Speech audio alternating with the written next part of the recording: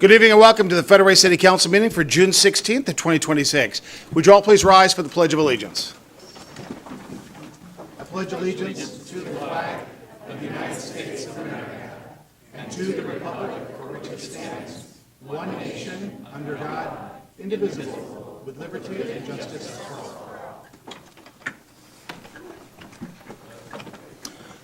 All right, welcome everyone. It's great to see this many people here on a beautiful early summer day. Okay, so let's start off here. So we have our, under item 3, the proclamations presentations. Item A, Juneteenth proclamation on June 19th of 2026. Councilmember Lydia Assefa-Dawson and Councilmember Les Sessoms.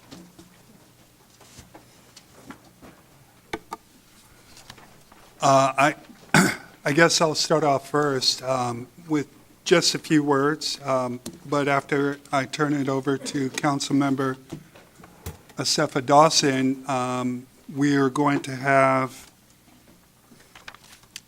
Ms. Tanisha Lyons and Mr. Craig Patrick come to the podium.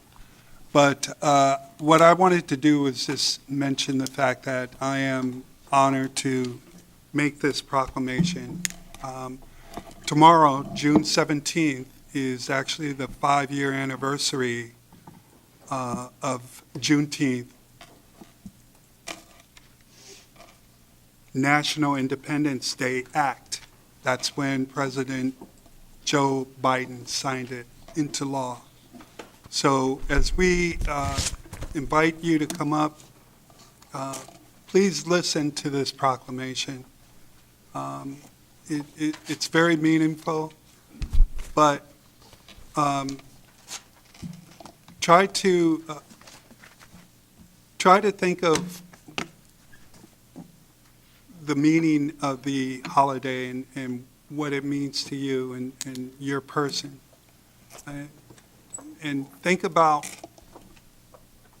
the people in Galveston, Texas, on that day, June 19th, 1865, and try to put yourself in their shoes and think of what freedom meant to them.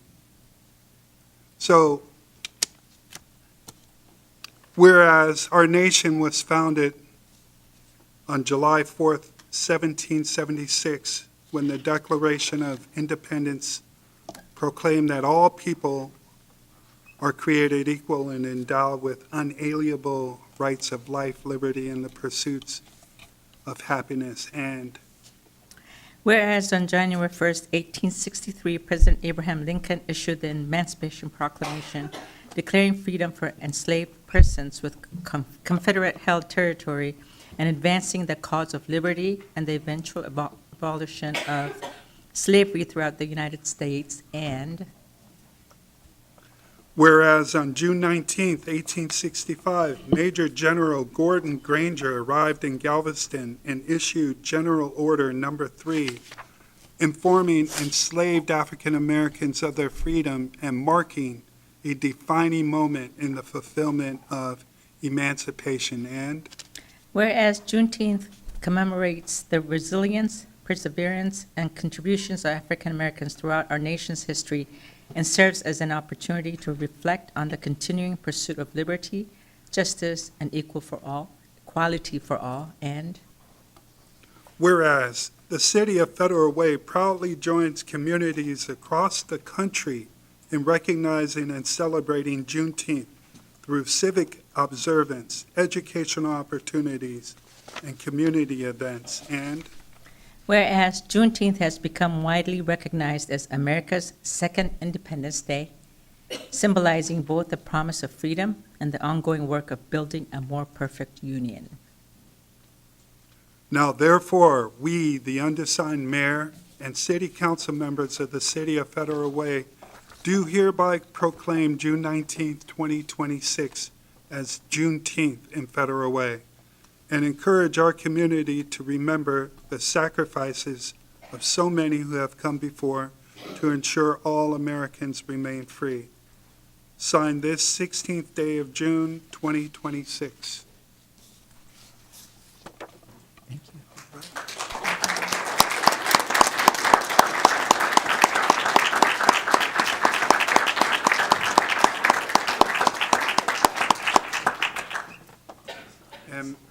Ms. Tanisha Lyons and Mr. Craig Patrick, each of you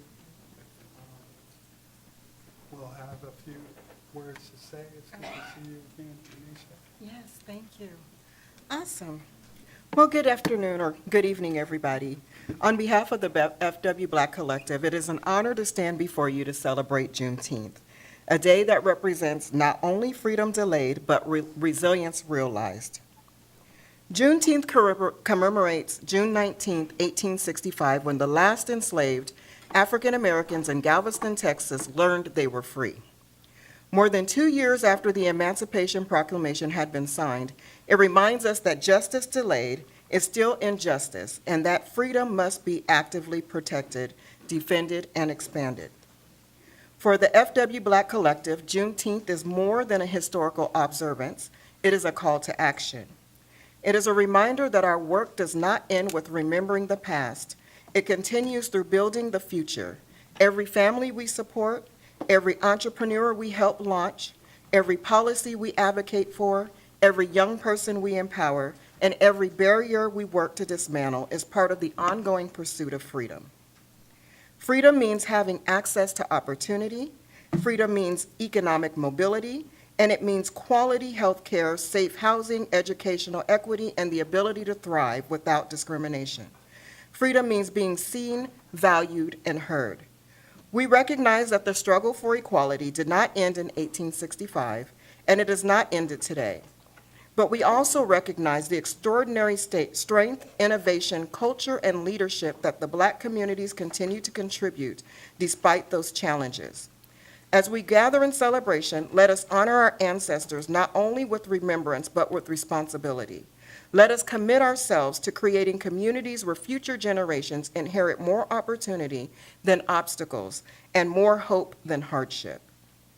FW Black Collective remains committed to that vision, a community where Black voices are amplified, Black businesses flourish, Black families are supported, and systemic barriers are replaced with pathways to success. Today we celebrate freedom, tomorrow we continue the work. Happy Juneteenth, and thank you.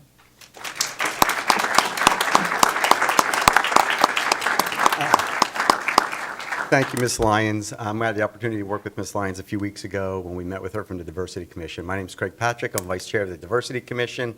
Shantae Lane, Commissioner Lane, Chair Lane, was unable to make it today, so I was asked to come up and speak. Juneteenth's been a long time coming. We know that. We are celebrating it. We are working together on the Diversity Commission. We're trying to put this more in the forefront for our community and to show that this is just as important as 4th of July. This has been a long time coming, and I want to thank the Black Collective for coming out, and I want to thank the Diversity Commission for working with the Black Collective on this holiday. So happy Juneteenth. Take some time, look at some history, see how this all came about, and have a great day celebrating Juneteenth. Thank you.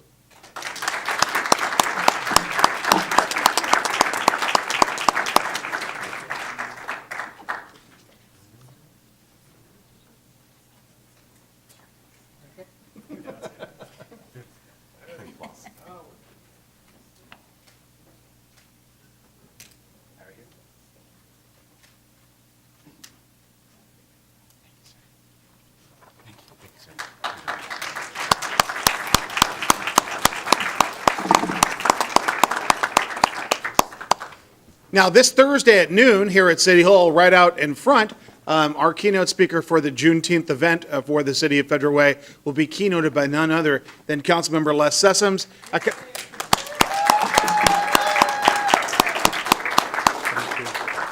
Councilmember, you want to tell the group a little bit about what we're planning on Thursday? Maybe just repeat the date, time, location, and what we're doing.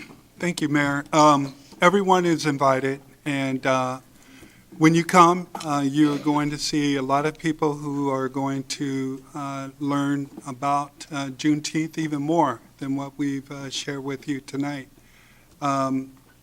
We are going to have speakers. I am one of the speakers, and our local representatives from the state, from Olympia will be here. Representative Jamila Taylor, Representative Christine Reeves, and State Senator Claire Wilson will be here.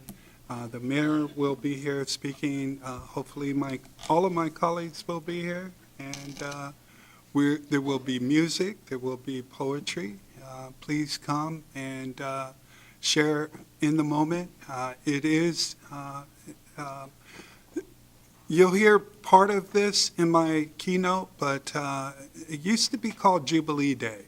And Jubilee Day was the original name of Juneteenth. People were excited and happy when they learned that their freedom was given to them. They experienced so much, and as Americans, they took that as an opportunity to make a new horizon. And you'll learn more about the meanings and the symbols of the flag. There's a Juneteenth flag. There's a lot of symbolism in that. So come on out and learn and appreciate the struggles of Black people here in America. So thank you. It's great. We're going Thank you, Councilmember. Well, we'll start kind of gathering around 11:30, but let's start right at noon. So if you're planning on coming, we're going to start right at noon. So thank you very much. Looking forward to that. And again, that's this Thursday right outside. Okay, now item B on the agenda: presentation municipal court student art contest winners. Cassie Swan, Arts and Events Recreation Coordinator, is going to be here doing the honors, and we also have our very own, the Honorable Danielle Havens, our municipal court judge. Good evening, Mayor Farrell, council, community members. My name is Cassie Swan, and I am the Arts and Events Coordinator here for the city. And I'm also here with Cindy Dusich and Tom Bristol from the Arts Commission, as well as Mayor Farrell mentioned, Judge Danielle Havens. On behalf of the Arts Commission, we want to thank you, Mayor Farrell, as well as council members for making the time to celebrate art in our community.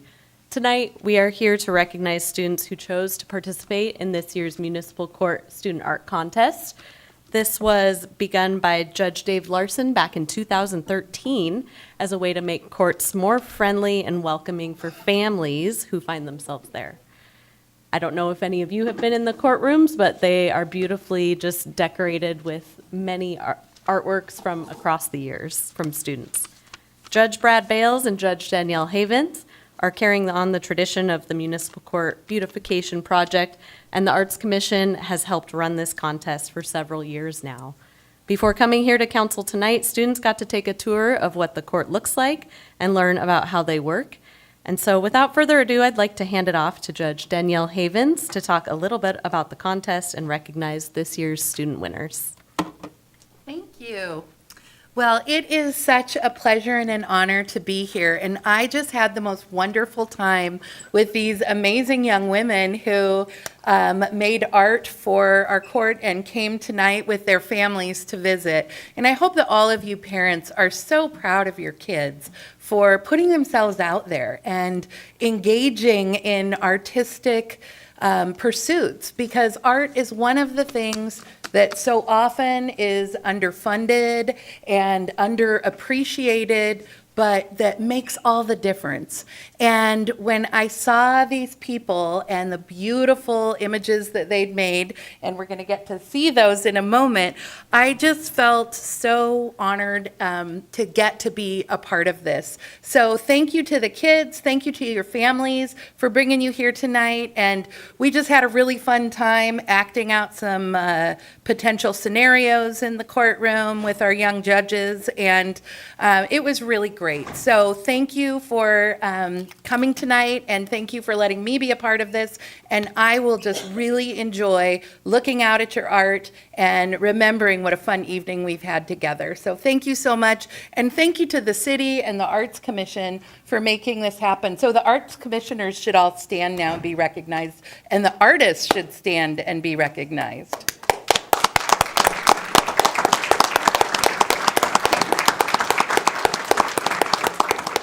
Thank you. We will have a moment to take a photo at the dais. I wanted to, oh, there we go. Okay, I wanted to quickly go through all the submissions.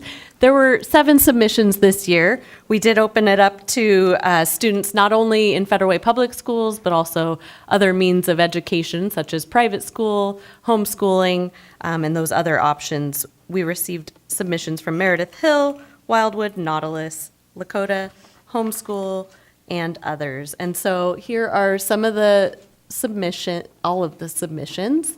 And then you will see here at the end who the winners were, and we can take a photo. I know, lots of really beautiful work here.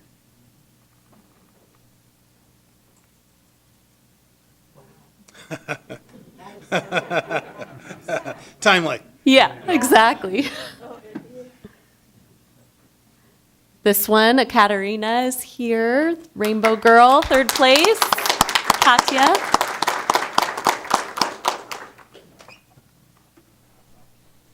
Miriam, 2nd place, right here.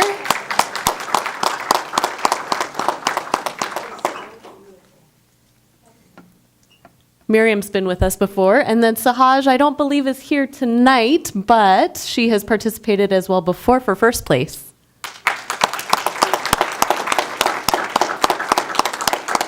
Okay, now I have certificates for you, and then if we could take a photo in front of the dais, that would be great. Thank you so much.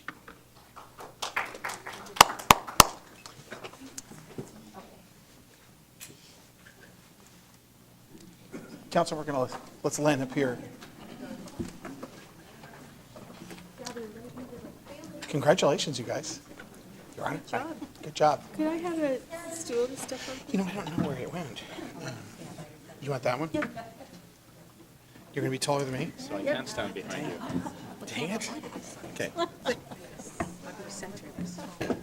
least I'm Oh, I'm a little too tall. You are. I'm seeing it a different way because There's no air up here.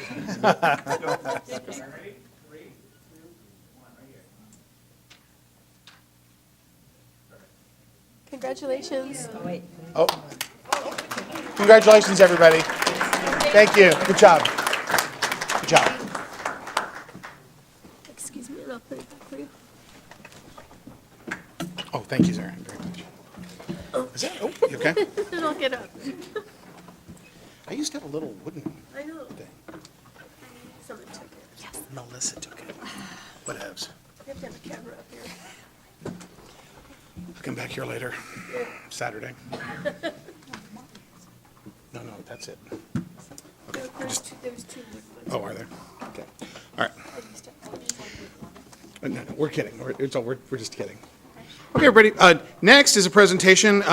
We've got the 4th of July coming up, and we've got fireworks prevention and enforcement from our very own Deputy Chief Kyle Sumter. Chief? Thank you, Mayor and Council, for inviting us to do this presentation again this year. The Federal Way City Council many years ago made it very easy to understand what the fireworks rules are in the city of Federal Way. And they are, very simply, that all personal use of fireworks are illegal all the time, everywhere in the city limits. And this is in contrast with some jurisdictions that have certain days where it's okay, or certain types of fireworks that are okay.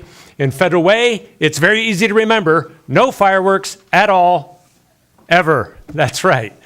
Now, we see that unfortunately, it doesn't play out quite that simply, does it? Here we are a couple of weeks ahead of the 4th, and we're already getting violations out there. We estimate that approximately 95% of our residents comply with this, but in a city of more than 100,000, that means there's more than 5,000 people setting off fireworks during the 4th of July season, and it doesn't take that many to make a lot of mess and a lot of confusion, a lot of noise.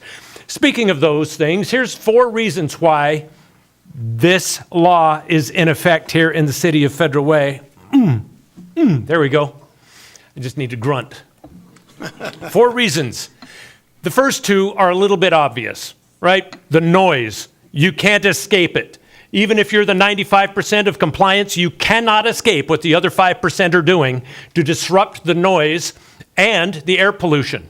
and the ground pollution. It's visible. You can take it in with your senses. The other two I'll give a little bit more attention to because unless your family experiences serious injury or fires, these two are off your radar. So let's look at these here just briefly. The sparkler, which is the thing that kids start with, an entry-level firework. Sparklers burn at 2,000 degrees, which is the same as a blowtorch. And we don't go putting blowtorches in little children's hands, do we, and tell them to run around in their sandals with blowtorches? Look at the trajectory that injuries and fires are going here. 1,700. Now the injuries, this is national stats, and it's running a year behind what I would like to show you. These are 2024 stats. 1,700 emergency room patients because of sparklers. The year before it was only 700. This is the source for these right here. Look at another couple here. In 2024, 14,700 people nationally went to the emergency room. Now, when you look at hundreds of millions of people, that's a small amount. But if it's your family, it matters a lot because 11 people died from it. That's up from 8 deaths the year before. Again, it's the wrong direction that we are trending. Now, if we look at fires, according to this source right here, the year before, fires nationally, the statistics are even a year farther behind. So this is 2022 numbers, then I'll show you 23. 31,300 fires, 6 deaths because of the fires. That's on top of the fireworks. $109 million in damage. The next year, which is 2023, 32,300 fires. So the number is increasing. 15 civilian deaths. That is more than doubling. And $142 million in property damage due to fireworks-related fires. So, they're illegal all the time, everywhere in Federal Way. We invite homeowners associations and multifamily housing properties to engage in the safety of their people for injury prevention and fire prevention, on top of the noise for the 95%ers, by enacting rules for the property that make fireworks against the property rules, not just against the city law, because there are things that homeowners associations and property management can do to enforce it as well. And then advertise those rules so that you can legitimately impose penalties for violations. That would be a big help for the whole city going in that direction. Now, the goal of law enforcement is voluntary compliance. We're trying to work ourselves out of a job, and we do that by enforcement, which I will get to here shortly. But first of all, we are here right now reminding everybody it's illegal. Please don't do it. We don't want you to get hurt. We don't want your child to get hurt. We don't want your neighbors to be disturbed. We don't want their pets to be disturbed. We'd prefer that there is compliance. So it's on our social media page right now, reminding everybody, please comply. We're here doing this publicly. It's being broadcast. It isn't a secret. We want compliance. If you will send an email to me, if you've got a chronic violating neighbor who every year or last year or the last couple of years set off a bunch of fireworks and we didn't catch them, you called us, we didn't get there in time to catch them, please email me. There's my email address, kyle.sumter@federalwaywa.gov. Send an email to me by July 1st and I will send Officer Friendly to knock on the door and give them a personal invitation to join the other 95% of compliant residents in Federal Way and abstain this season. When that isn't enough, we will have extra patrols out there. Police are out there right now. If they catch somebody with fireworks, they will enforce right now. As we get into the days around the 4th of July, we will have extra police officers out there doing nothing but fireworks enforcement. And we will be dropping $615 tickets on people in addition to taking their fireworks. Okay? So let's avoid all of that and not do it. If you observe fireworks in progress, would you please call this number right here? 911 works too, but we don't want to jam up the emergency system for that. This goes to the same dispatch center, 253-835-2121. It's our non-emergency police dispatch line. That's the number to call. And because we all love fireworks, and this is a 250-year anniversary, let's all come out and celebrate a fireworks show safely at Celebration Park. Be there well ahead of 10 o'clock so you can get parking and get situated in place for the show to start at about 10:15. Is that right? 10:15. That's it. Great job. Okay. Thank you, Chief. Really appreciate it. Thank you. My pleasure. All right, thank you. Okay, now on to the mayor's emerging issues and report. A lot of things happening this time of year. That was at the synchronized swimming event we'll talk about here in a few minutes. People from all over the region. So just this past Saturday, at the top picture there was at the King County Aquatic Center, where the Soroptimists put on they were celebrating their 50th anniversary in Federal Way, and they had a great Flag Day celebration, just absolutely fantastic. And we had, from left to right, the new president of the Soroptimist, Catherine Festa, Amanda Miller, who is the outgoing president and leads the South King Tool Library. What's that? She's not the outgoing president. Oh, I'm sorry, I thought she was. Who was the outgoing? Oh, Mimi Meeker, that's right. That's right, that's the next person on my list. So the next person next to her was Mimi Meeker, the outgoing president. Judge Danielle Havens. Is Judge Havens still here? She gave a great talk, you guys. It was really cute. Remember when for those older, remember the bicentennial back in 1776? She had a great story about her I think it was his grandmother and grandfather, both of whom were born on Flag Day, married each other, and her grandmother made a Betsy Ross costume for her back in 1976, and her brother got one of those tri-delt cornered hats as well. Really cute story and really a great celebration about Flag Day. There's myself, and then Bob Derrigan, who received several honors at that, and also gave us one of his great poems. It was a great event. And really a big thanks to the Soroptimists for all they do. And they also dedicated several new flagpoles. You know, we've got the Soroptimists are the individuals, the group that put in, and Lynn Scow back, 30 years ago now. What's that? 1990. 1990, 36 years ago, put in all those flagpoles along Campus Drive, one for each state in the union.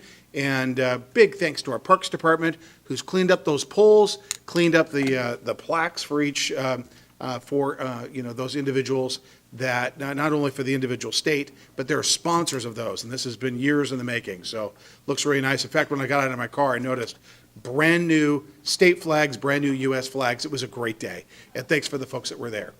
Next. Okay, then we had the Chamber of Commerce luncheon on June 3rd, and you can see the council president, Councilmember Hamilton, Councilmember Walsh, and Councilmember Kochmar.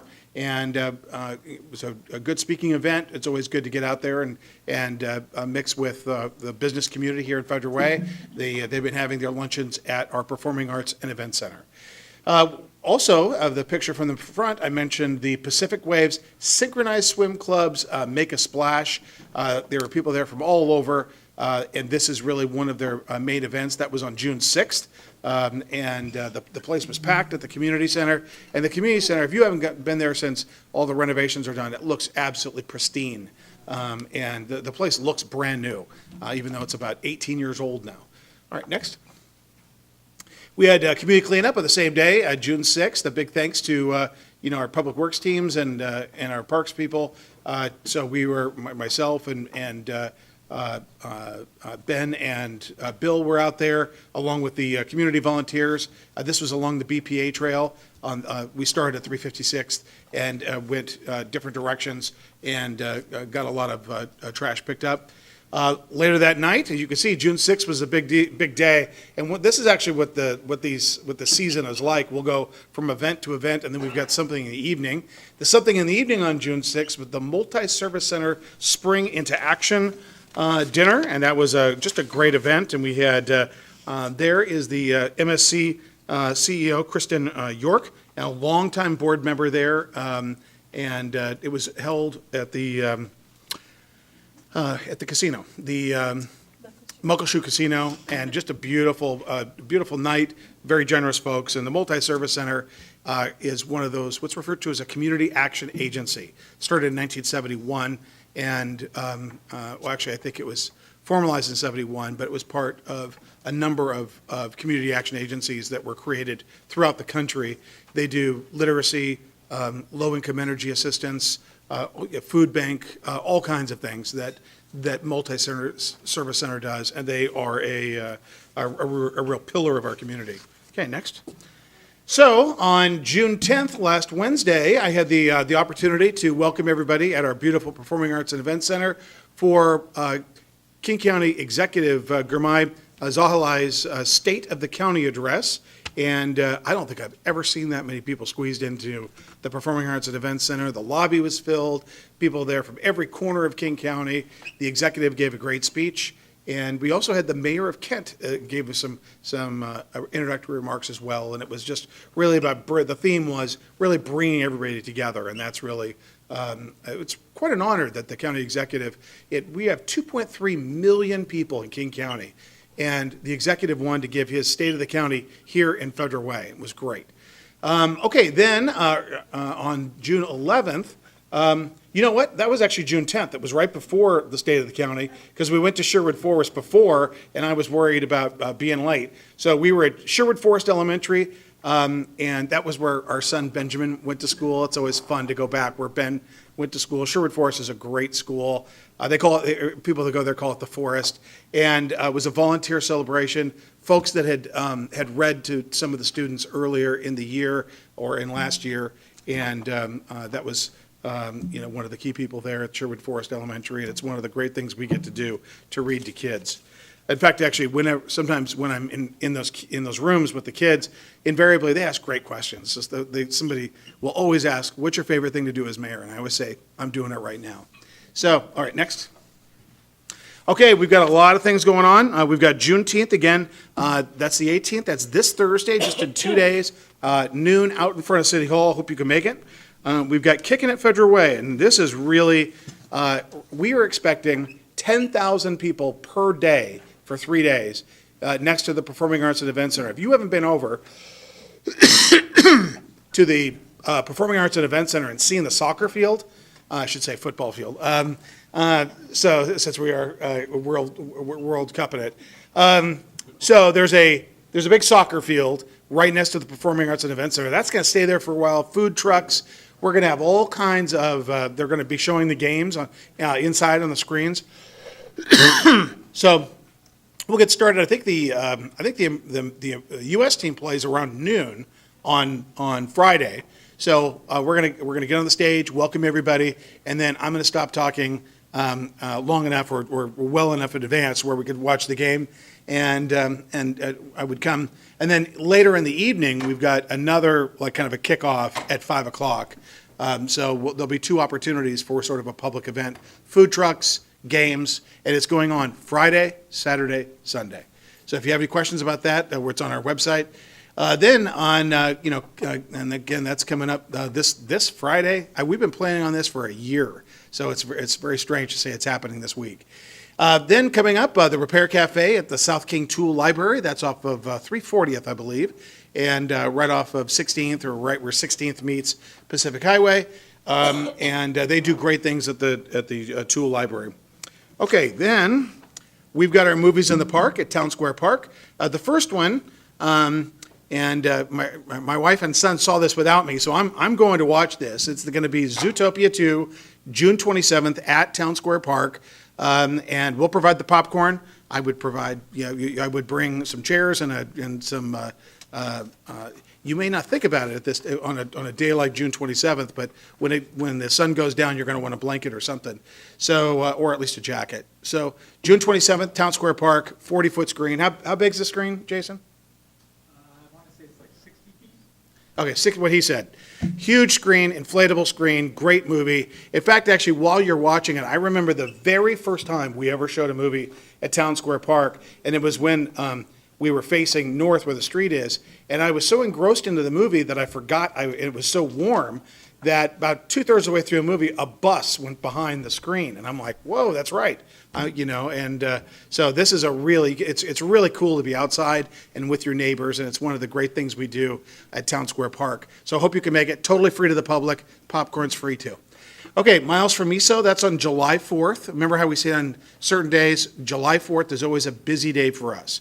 Our Parks Department people put in like 14-hour days at least. And we're going to start off, the Miles from Miso run has raised hundreds of thousands of dollars for mesothelioma. We'll start over at the community center. The race will start at 9, get there about 8:30. What is it? It's a 5K. Raises money for a very, very worthy cause, and hope you can make it. And then we've got the Red, White, and Blues Festival again at Town Square Park. Parking goes quickly, so the event starts at 4. There's all kinds of food trucks, and thanks to the Parks Department, we've got corn dogs secured. It's an inside joke, you guys. Sorry. And anyway, we'll have lots of food trucks at 10:15. The lights will go off, the bagpipes will start, and then right after that, the music starts. So it was one of the last things that John Hutton, our outgoing Parks Director, and I did is pick the music to that soundtrack. So I'd love your feedback. Okay, next. Okay, we've got the second movie in the park on July 25th. That one's the new Superman, DC Studios. Really good movie. If you haven't seen it, it's great. Kids Day at Steel Lake Park, August 5th. That's a really fun. What are the hours on that, Jason? Kids Day is 11 to 3. Yeah, you see. Sorry, 11 to 3. 11 to 3. So, Jason, this is how it goes. Being the parks director, I just sort of like Moneyball. I'll point to you periodically and ask for answers. Okay, then we've got the Community Festival on August 8th, and that'll be at Town Square Park. And as we get closer, more details on that. Let's see here. Now we're going to have an update from our friends at Sound Transit, and we'll have Kent Smith, the Sound Transit liaison here at the city, who will kick us off. Kent? Good evening, Mayor, Council President Honda, council members. Again, Kent Smith, Sound Transit liaison. So I'm here to introduce Katie Droll, who'll give an update on some Sound Transit projects that affect Federal Way. Here's Katie. All right, thank you.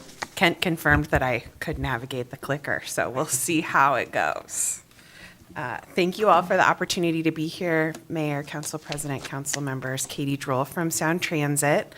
It's nice to see you all again, and I'm here specifically to talk about some of the activities that have happened at the board level, and this is all being lovingly called the Enterprise Initiative. Perhaps you're familiar or have seen some coverage. There has been we identified a $35 billion with the B dollar affordability gap in the life of the ST3 program. So that's the ballot measure that was approved in 2016, and that's going to continue to be delivered for about the next 25 years. So the way that the funding works for us in the out years, starting in about 10 years, there are pinch points with our debt capacity and our incoming revenues. And our enabling legislation requires that we tackle those when we get out of whack and bend things back towards affordability. So the board directed staff to take a close look across work streams. In the past, when we've done this kind of exercise, it's been very focused on the capital program and the things that we're building. This time around, we also looked at transit operations. We looked at the policy body of work and the finance body of work. So things like bonding and debt refinancing and activities like that in that bucket. Because we really needed to take that enterprise-wide, agency-wide look. I'm here today to provide an update on the action that the board took in May 2026 to approve an updated ST3 system plan. Our work is not done. There is also an update to the finance plan. There are new corridor transit studies that need to be done.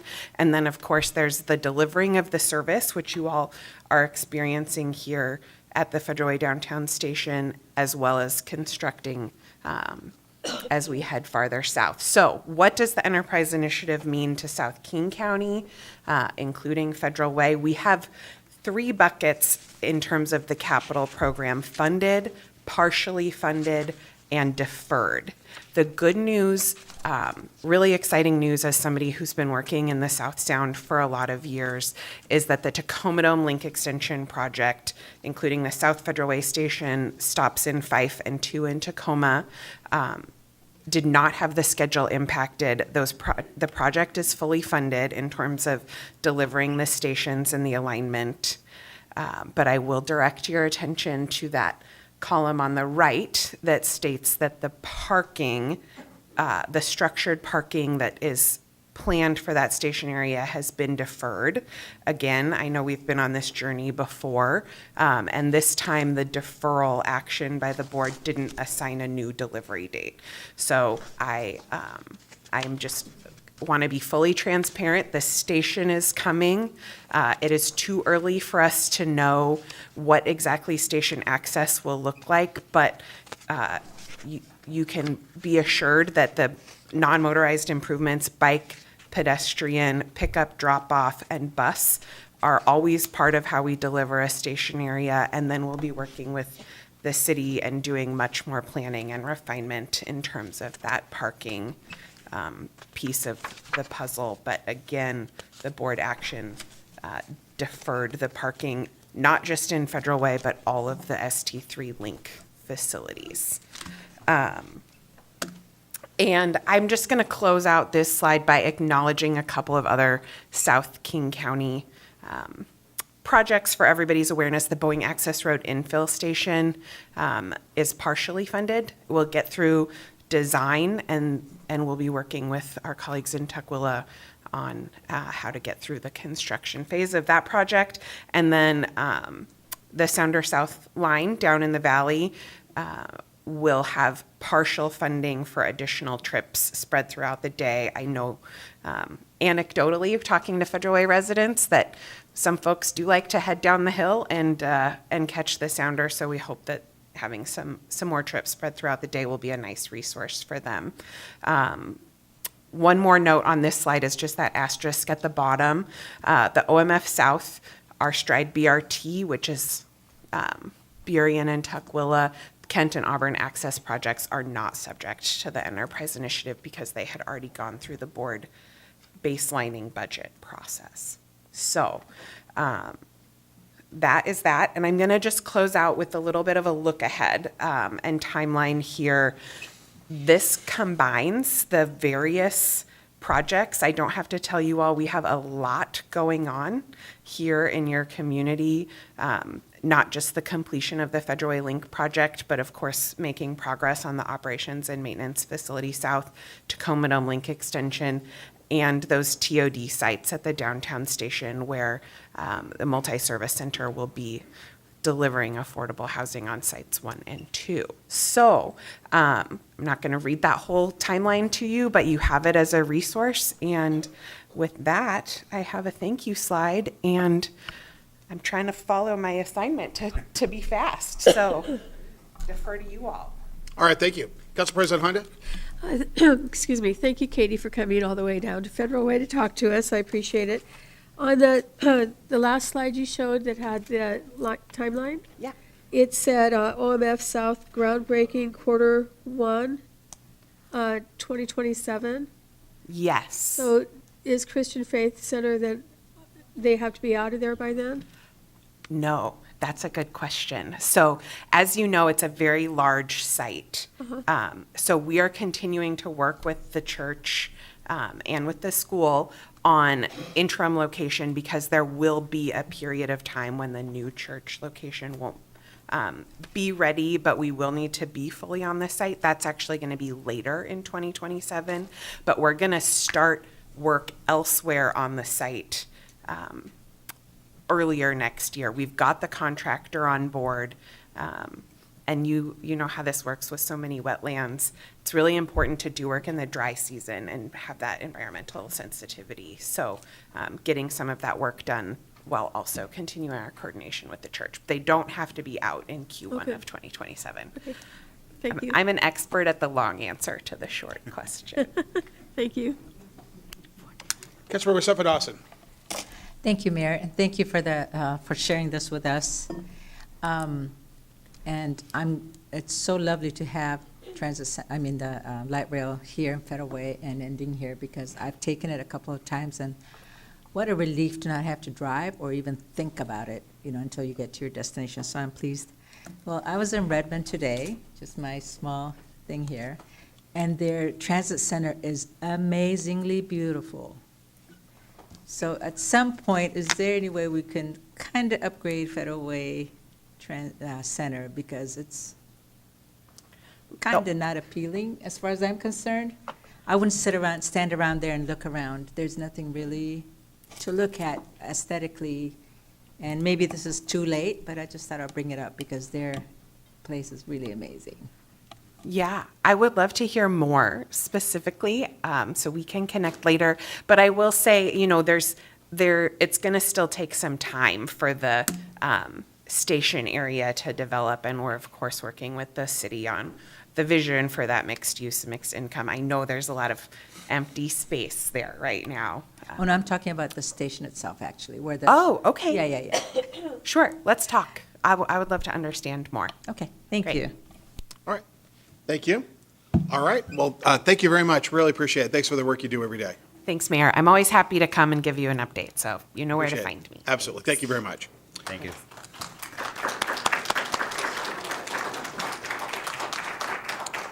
Okay, and now we're going to get a brief update from Keith Niven, our Community Development Director, of the request of the council regarding the Booker House and the Red Lion Hotel, with regard to just what the status is of both those properties.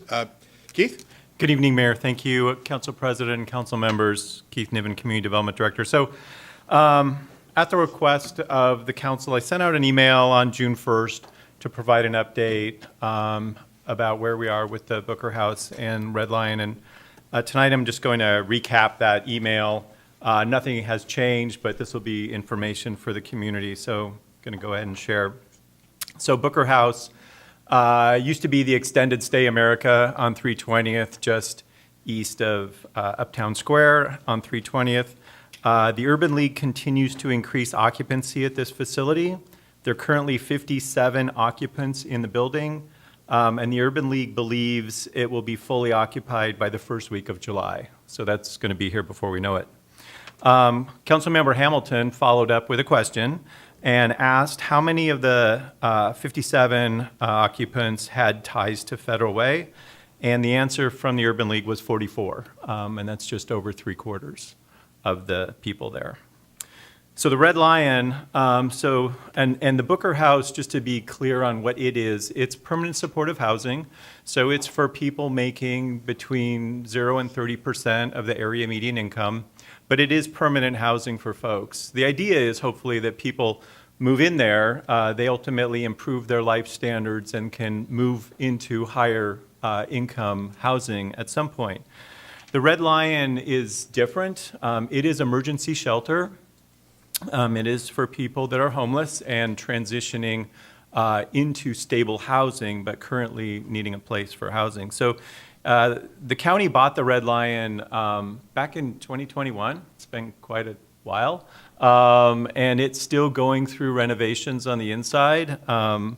They are hoping to have occupants in there by August, but based on my building inspectors, they think it's probably more likely going to be October realistically, to throw a realistic expectation out, which is positive in that it would be before we hit the cold weather at the end of the year, but it's still a lot longer than I think anybody expected. And just as a reminder, Catholic Community Services will be the operator of the Red Lion when it's up and running. So with that, that's all I have to share. Are there any additional questions from the City Council? All right, Councilmember Hamilton? Well, thank you so much, Keith, for reporting on this. I feel like I kind of started this conversation, and actually it started with meetings with constituents who are concerned about homelessness, which is a huge issue in our community. It's something I get asked a lot about as a council member, is what are we doing about homelessness? And so it was important for me to understand the capacity that we had in our city to bring people indoors. And when I had asked, when I had followed up on my research on what was going on at the Booker House, on May 8th, only 19 of the 86 beds had been filled. And so that concerned me, because we have 86 available units, and if only 19 are filled, then we've got a lot of empty beds. And then it sounds like on the very next month, all of a sudden 57 were filled. Do you know why the jump all of a sudden? I'm just curious. Sure. So part of it is the process that the Urban League is following to vet people for occupancy there. I mean, there's a lot of, besides the income qualifications, there's also expectations that they're, ready to move into permanent supportive housing. And so they assign caseworkers because there's social services that go with those residents that are living there. So I think it was all of that system had to get up and running, and the more people they got in, the more it became efficient, which allowed them to bring people in at a quicker rate. So I think it was just thinking about, like, a car going from 0 to 60, it starts off slow, but then eventually gets to a quicker speed. And I think that's what was happening in this facility, is it just took them a while to get staffed up and to kind of make sure that the vetting process was what the city was expecting as well. Thank you.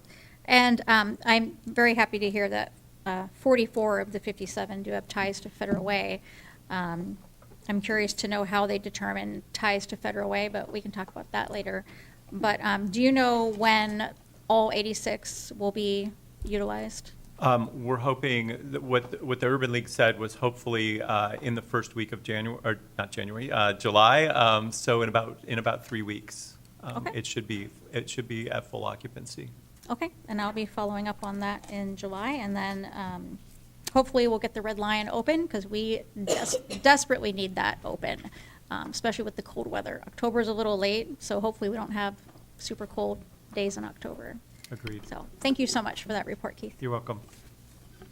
Councilmember Stephen Dawson.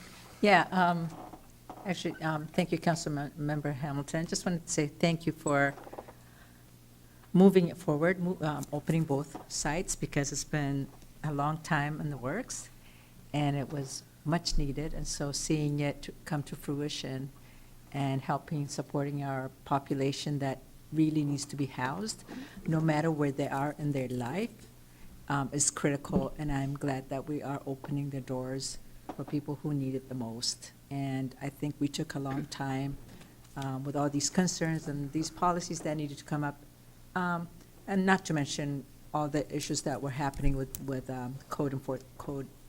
and with King County and whatnot. But still, the people who need it the most are the ones who are left behind. And so I'm glad that we are doing this, and I'm just happy to see it happen. And the sooner it happens, the better. So thank you so much. So I look forward to really being engaged in that, in both places. So thank you. Appreciate it. Thank you, Councilmember. All right, Councilmember Walsh. Yeah, thanks for your report, Keith. Some questions I don't think you'll be able to answer them. There are probably more but you can help us get the answers, I'm sure. As Councilmember Hamilton was saying, I'm very pleased that 44 of them do have ties to Federal Way. I would very much like to know what their definition of a tie to Federal Way is. Is it somebody that moved to Federal Way 4 days before to be able to go in, or what? I mean, I suspect that some of them have very strong ties and others maybe a little more tenuous. I don't know, but it would be great to know. And with that, does it mean that there's 44 fewer homeless people on the streets, here in Federal Way? That'd be great to know just what, are they actually moving off of the streets into it? I'd like to know that. And then back to the Red Lion. Red Lion, yeah. With it, has there been any more talk or progress about the day center being relocated there? So I'll give you my perspective, which represents my perspective only. So what happened when the county got a new executive, a lot of the county staff that were at leadership levels left and were replaced with new staff. So for example, if you remember, Kelly Ryder came and spoke to the council a number of times, and Kelly is no longer with the county. And so the people that we had conversations with about moving the day center into the pool house of the Red Lion, they're all gone, like every single one of them. And so we had to start all over with a conversation with new county staff to talk about that as an outcome. And those new county staff had to go have conversations with county electeds, and that's where that ball has been left at the moment, is they needed to go kind of vet that with the electeds to see what that felt like. So it's still a topic of conversation. It's just we somehow ended up back on square one when we thought we were more like on square five. All right, thank you. Yep. Thanks for all your work. Councilmember Sapadowson? Yeah, I just want to, and I hear this often, where we're talking about they must be residents of Federal Way. I don't know why that's, and I'm, I want to push back because I've heard it enough times. If someone who was originally from Federal Way was to go somewhere else and is not able to be housed because they're from Federal Way, I wouldn't appreciate that. And same with, because it should have no boundaries. If you're experiencing homelessness or not being housed, I would like to see that they are housed wherever they're at and wherever they feel comfortable being at. And so I think this fear of people would come if we build it, I think is what is driving this conversation.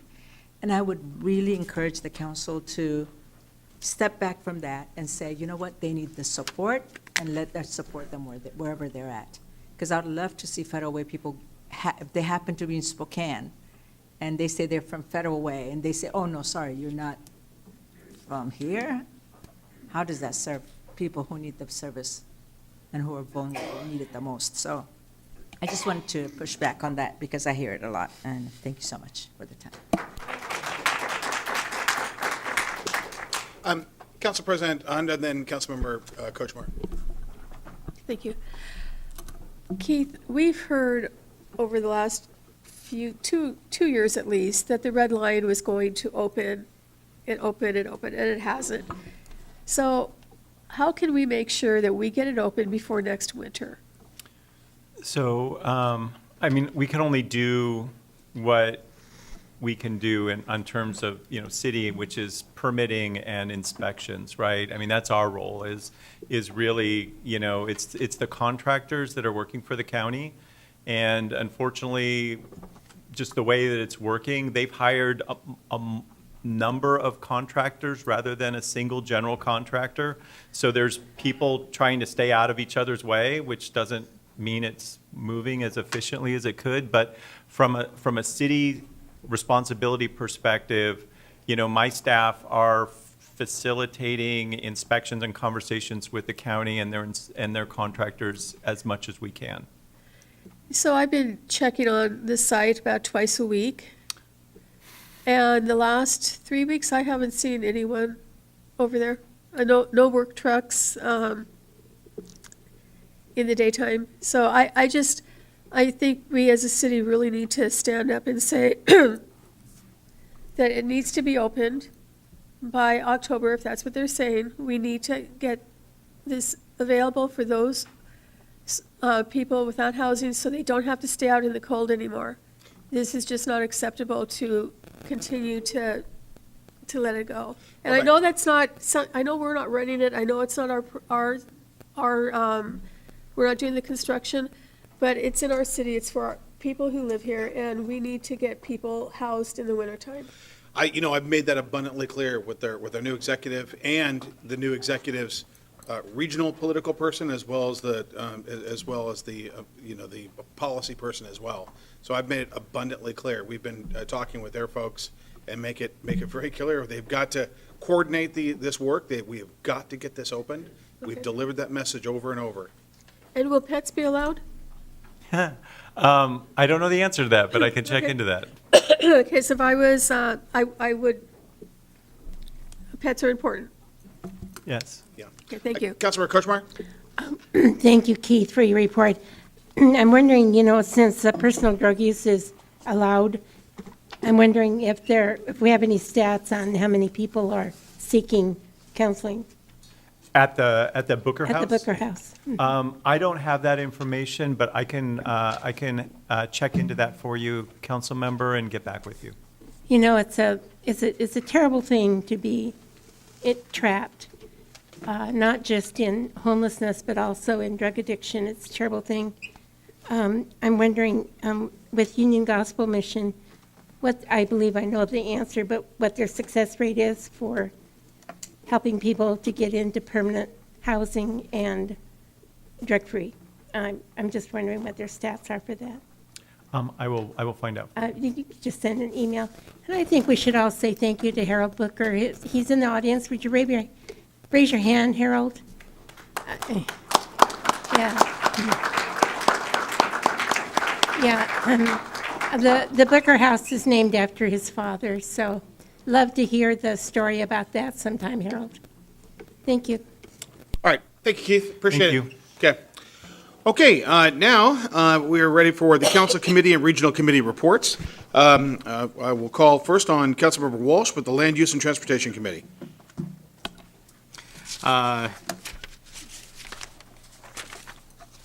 Yes. We met on June 1st, and there are two items on the consent agenda, item B and C, that came out of that meeting.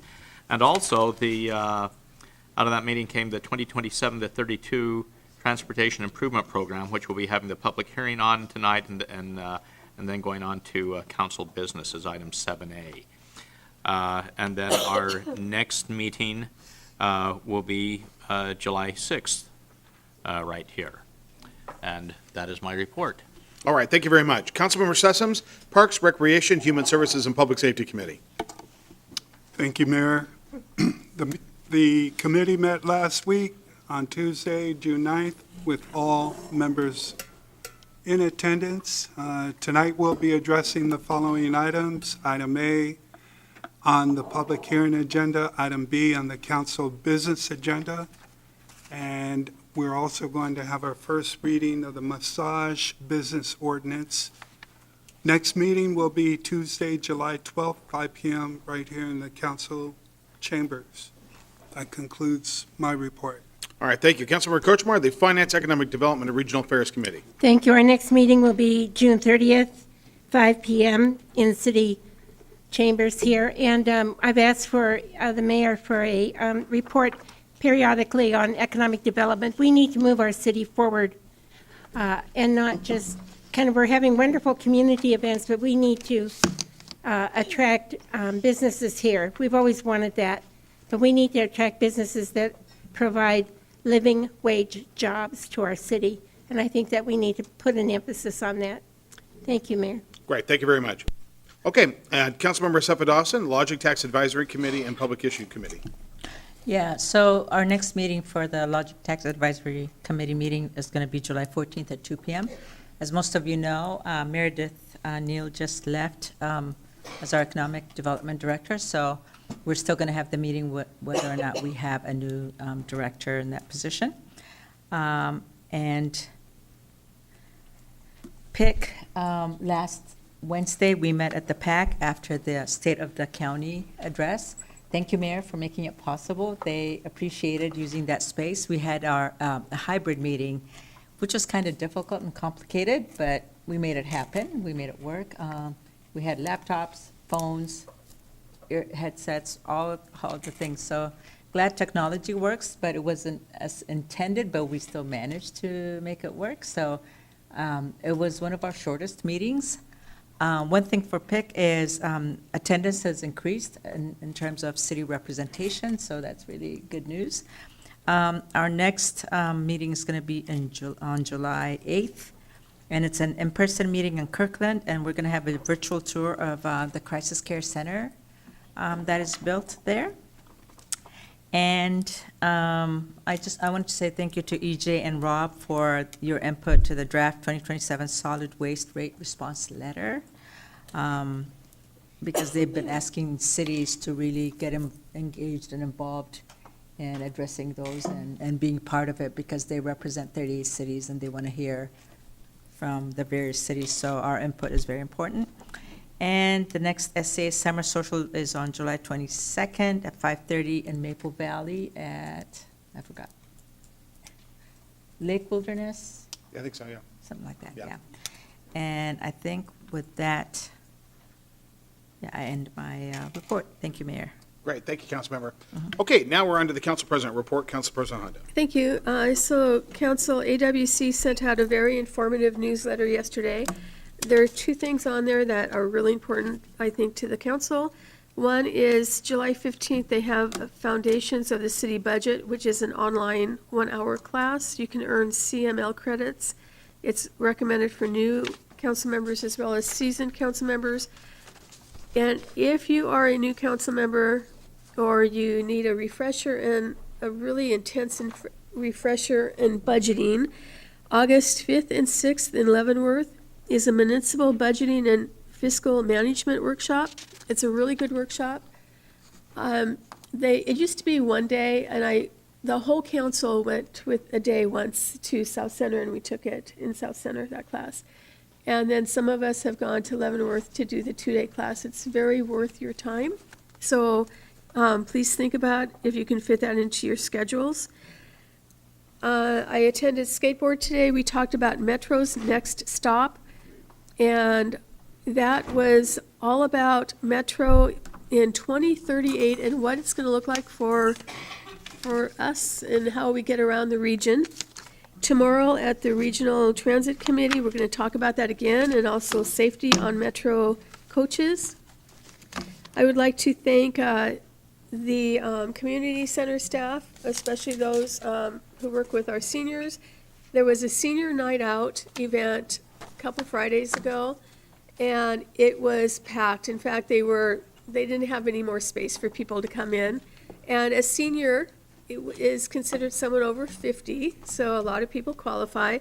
There was dinner sponsored by Village Green and dancing, and I have to say it was just a lot of fun for people, and I hope that Village Green does that again.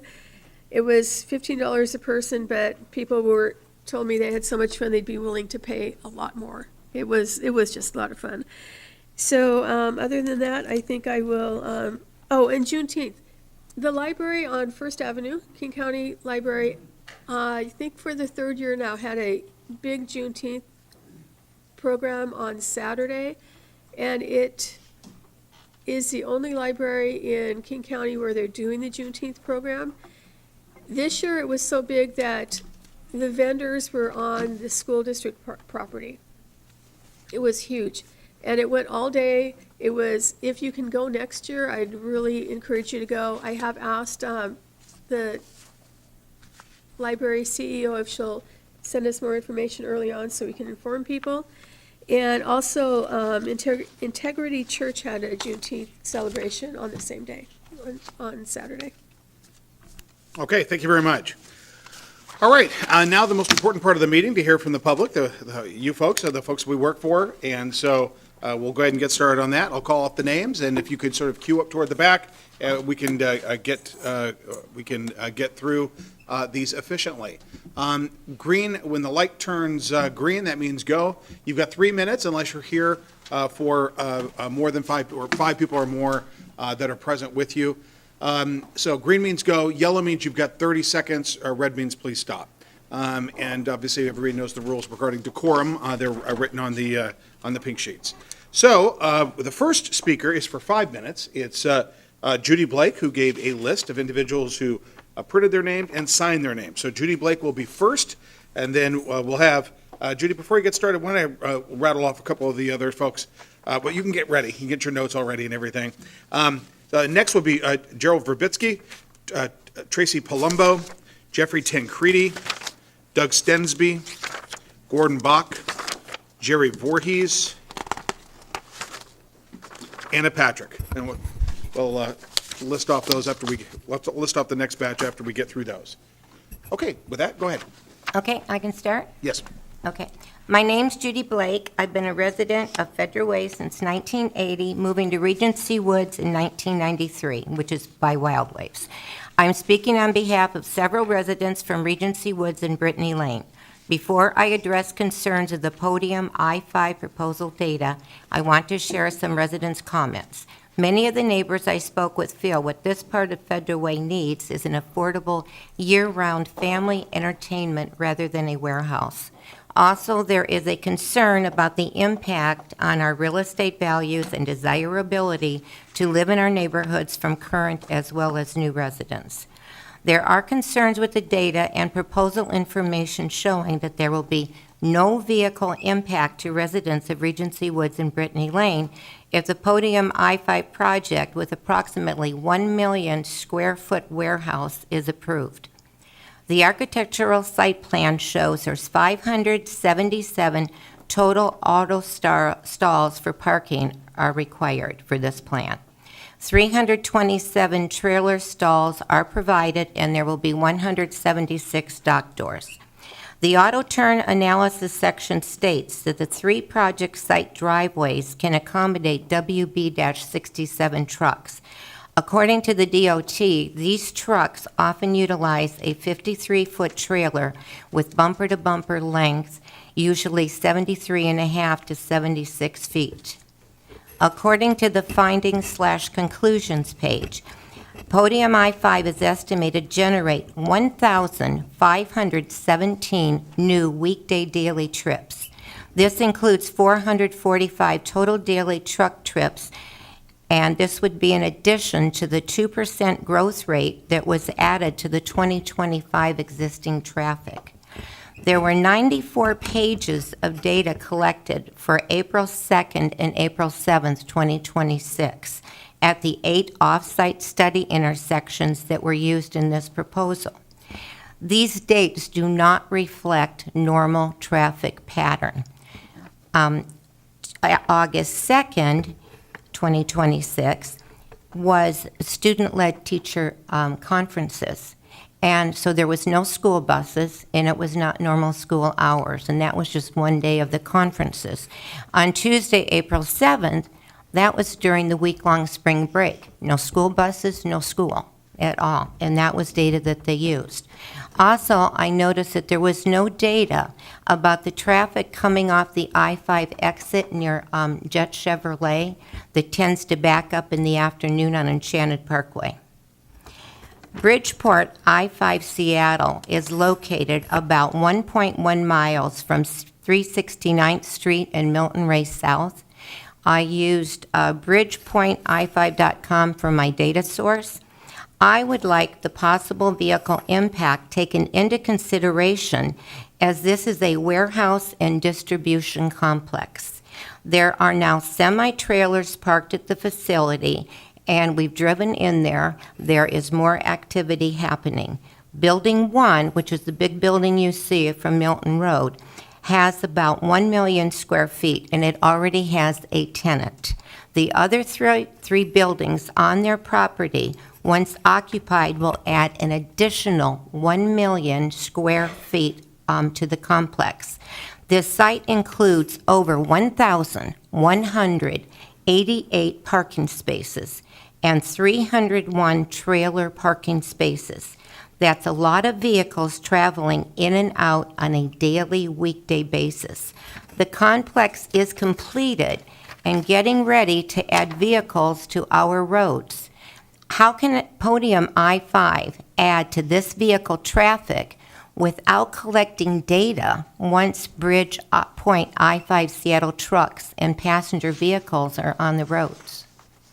According to Milton Road South Safety Assessment, Federal Way has a concern about the curve that's on Milton Road, and where 372nd transitions to it. It is only 1/4 mile from the site, and they consider it a potential concern. So it's proposing to put in a dynamic curve warning system to lower the speed of those people on it. The project's estimating to send 40 weekday morning peak hour and 45 weekday afternoon peak hour trips through this curve. But how many non-peak vehicles in addition from this project will also travel these curves?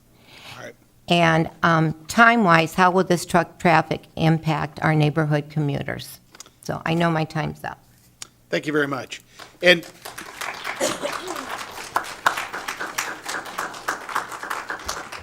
Judy, just so you know, we have the your written comments, and Keith will make sure, when this meeting is over, we need to make sure, from community development standpoint, they get a copy of your. Great, that's what I have. So, Keith, after this meeting, can you get a copy of this from Heather to make sure it's included in the record and also for your consideration? Yes. Very good. Thank you very much, Judy, and everybody else who signed in. Gerald Verbitsky. Mayor, President, City Council. Concerning flags being displayed, contrary to popular belief, unity is our strength, not diversity, which takes us all over the map. We don't want to follow every idea, just the ones that work, that keep us strong and our society intact. People can still be proud and celebrate who they are, where they came from, and what they believe, and that's fine, but it shouldn't be forced on everyone. On an official scale, celebrate the things that bring us together as Americans. If you honor everyone's flag, the really important ones get lost in the mix as just another flag and lose their meaning to people. If you honor only some flags, it's unfair to others, some being more equal than others. There are people who prefer their flag to respecting our nation's flag. When everything else seems to be watered down these days, we need to keep a reminder of who we are, to rally around the basic standards that bind us together, clear and simple. No need to complicate things. As for the gay rights flag in particular, I don't want to rain on anyone's parade, so to speak, as they have the right to celebrate whatever is legal and hopefully in good taste like everyone else. But is it really the job of government to officially honor someone's sexual preferences with a flag out front, gay or otherwise? If we're a democracy, maybe, but in a republic sort of way, cooler heads need to think out the legality of it. Rather than getting swept up by the mass hysteria that seems to be like a popular thing to do because we want to be compassionate to the loudest voices, let's not remake the rules. Let's keep the playing field fair for every citizen of Federal Way and also not waste our money on unnecessary expenses. Thank you, Mayor, President, City Council. All right, thank you. All right, Tracy Palumbo.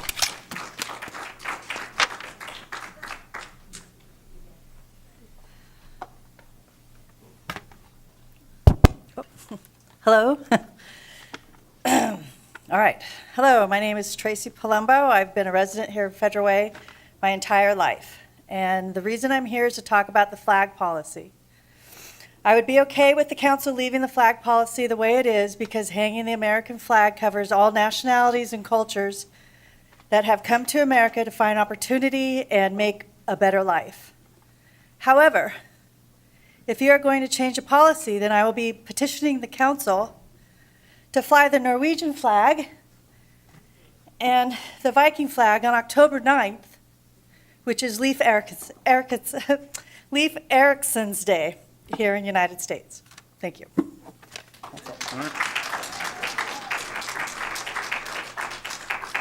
Jeffrey Tancredi.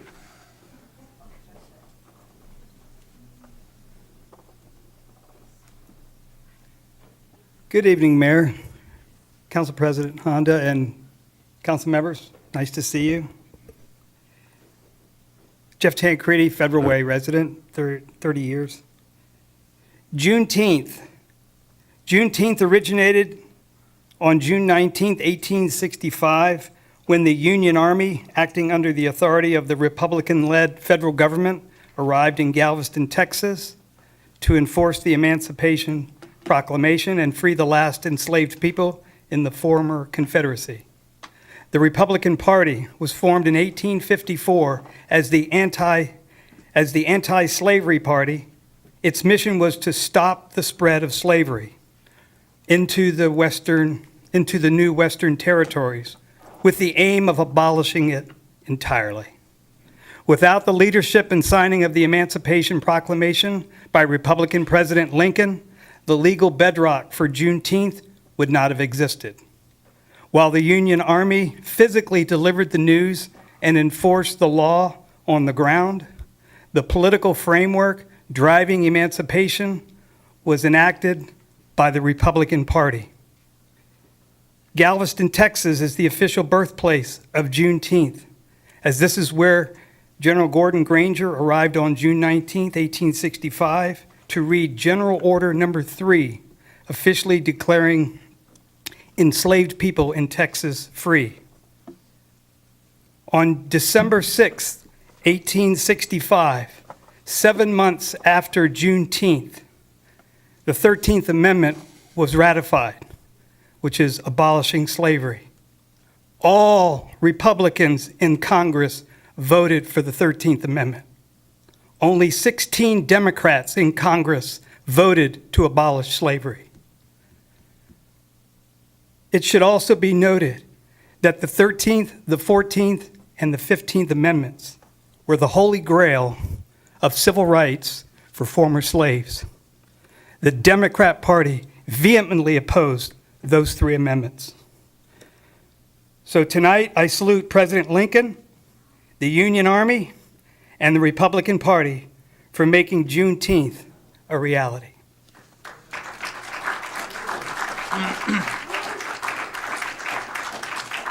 Doug Stensby. Then Gordon Bach. Good evening, Mayor and Council President and Council members. I'm Doug Stensby. I've been a resident in Federal Way for 22 years and a resident of the council chambers in the back there for many, many nights, but you know that. I am it seems that the wisdom of the council in drafting the current flag policy has proved its wisdom, in that you are avoiding the kinds of things that would lead to endless discussion, instead keeping with the 3 flags that we are all obligated to allegiance. But I realize that that's not sufficient. So I would suggest that a distinction be made between what we identify as, is as residents and citizens of Federal Way and the state of Washington and the United States of America. And everybody else gets to celebrate together things that are important to them.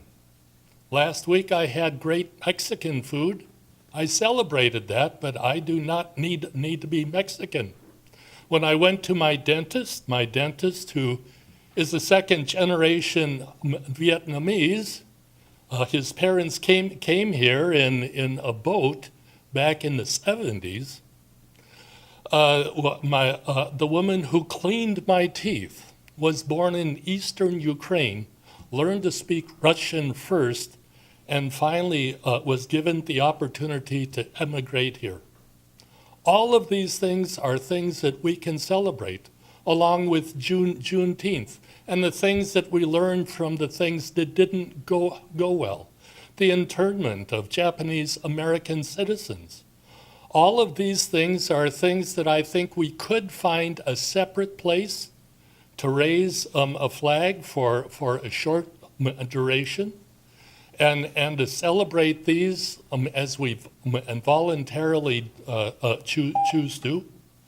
But the 3 flags that are currently on the platform outside must remain. Thank you. Thank you. As Gordon Bach makes his way up here, I do want to come on up, Gordon. I want to recognize we have Joan Murphy, one of our school board directors, present. Welcome, Director Murphy. Let's give her a big. What's that? Sorry. Oh yeah. And of course, our Lake Haven Commissioner Juan Juarez Ramos. All right, Gordon Bach. Great. Thank you, Mayor Farrell, and thank you, Federal Way City Council. My name is Gordon Bach. I've lived in Federal Way 25 years. I, like many citizens in Federal Way, run a business, work hours to support families, raise kids, sometimes find it difficult to attend these meetings, but I did last meeting. And I want to thank the City Council for reaffirming that our flagpoles should represent the seat of government and nothing else. Not long ago, this was the norm. But as our country has grown more divided, pressure has increased to use government flagpoles for private causes. This issue brings strong feelings between those who want to maintain neutrality and those who want their banners flown. There are three key reasons why your decision to maintain neutrality is valuable for all the citizens of Federal Way. One, inclusivity. In our society, everyone has the ability to express their views, fly their banners, petition their government, but when a government flagpole becomes a platform for private messaging, it stops being a neutral landmark. Allowing one group's flag invites others to expect the same, as we've seen, or forces the government to decide which causes are worthy and which ones are not. This path divides us. Keeping government flagpoles for government flags ensures no citizen feels alienated by the symbols of their own government. Two, preserves the weight of the institution. And this is pretty important. The moral symbol is used for shifting causes or trends, the less meaning it carries. A flagpole meant to represent the enduring functions of government should not be diluted by constant repurposing. Government flagpoles should represent the seat of government, not private ideologies. A path towards unity. Let our government flagpoles, paid for by all citizens of our community, remain what they were intended to be, consistent, unifying symbols of our shared civic identity. Individuals and groups can and should express their viewpoints through their own property, events, and advocacy. But the structures of government must remain neutral. They belong to all of us. Thank you for ensuring that the government-owned flagpoles represent all of the citizens of Federal Way. Thank you.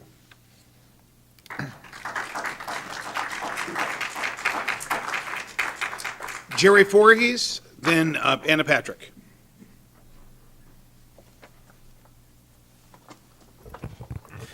Good evening, Mayor and council members and members of the community. My name is Jerry Voorhees, and I have been a resident, we've been residents of Federal Way for over a decade.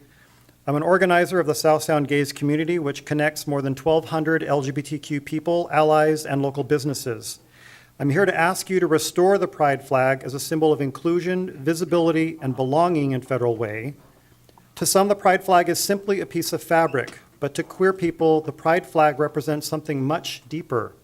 It sends a message that we are seen, that we matter, and that we belong in the community we call home. My husband and I have been together over 25 years. When Washington was debating marriage equality, many of us stood up and advocated for our relationships, families, and equal treatment under the law. We were told that we were a threat to society and that we did not belong. Some of us were harassed and even spit on. Many of us learned that we felt like we were treated as outsiders in our own communities. We've learned that when communities choose inclusion, everyone benefits and that visibility matters. When people are seen and welcomed, they are more likely to participate, contribute, and invest in where they live. That is why the pride flag matters. For a young person, it can be a sign that they are not alone. For same-sex couples raising a family or families with a queer son or daughter, it's reassurance that their community still welcomes them. For adults who have spent their lives hiding who they are, it's a reminder that they are valued members of this city. It communicates that queer residents are part of the fabric of Federal Way and deserve the same dignity, respect, and recognition as everyone else. The question tonight is larger than a flag. We are still here, living in a time that we're told we do not belong, our relationships do not count, and that our families aren't worthy of recognition. While we have made progress, those messages have not disappeared. Queer people still face hostility, discrimination, and efforts to erase our voices. That is why visibility still matters. That is why the symbol of inclusion and that pride flag matter. When a city chooses to fly the pride flag, it sends a powerful message that you belong here. You do not have to hide who you are. When people feel uncertain about whether they are accepted, that message can change the difference. I believe Federal Way is a community that values all of its residents, and I want the next generation of LGBTQ+ people growing up here to know that the city values them too. I respectfully ask that you restore the pride flag and reaffirm that our LGBTQ community is seen, welcomed, and valued here. Thank you.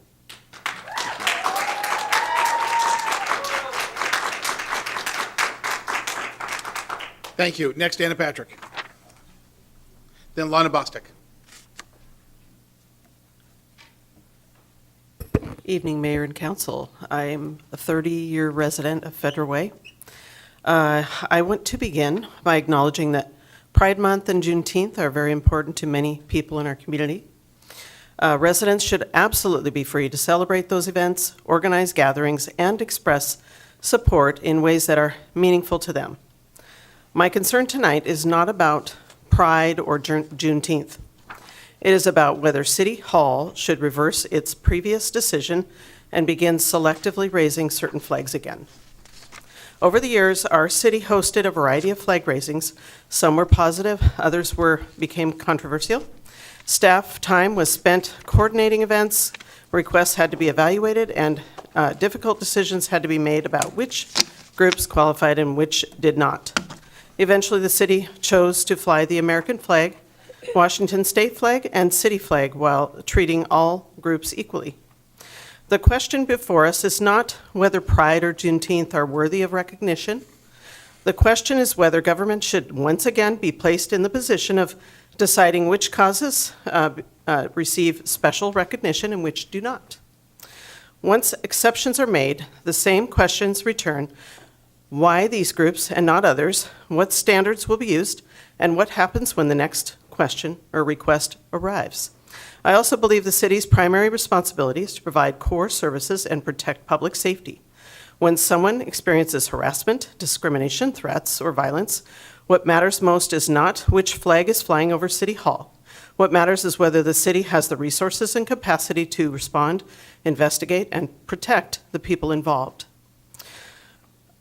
I also believe participation should remain voluntary. People should be free to celebrate causes they support and free to respectfully decline participation without being labeled hateful or intolerant. A healthy community makes room for people with different beliefs and perspectives. Real inclusion means recognizing that people are not required to share the same political beliefs in order to be treated with dignity and respect. Finally, I would ask that we remember the difference between symbolism and participation. The most important thing a city can offer is not a place on a flagpole, it is a place at the table. Every resident still has the same opportunity to walk into the chamber, stand at this podium, and be heard. Equal access to the democratic process belongs to everyone, and it remains one of the strongest expressions of inclusion local government can provide. Thank you.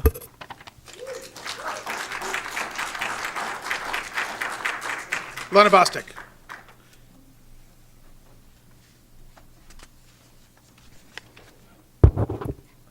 I'm looking up something real quick. Hi, my name is Lana Bostic, and I have lived in Federal Way for 45 years.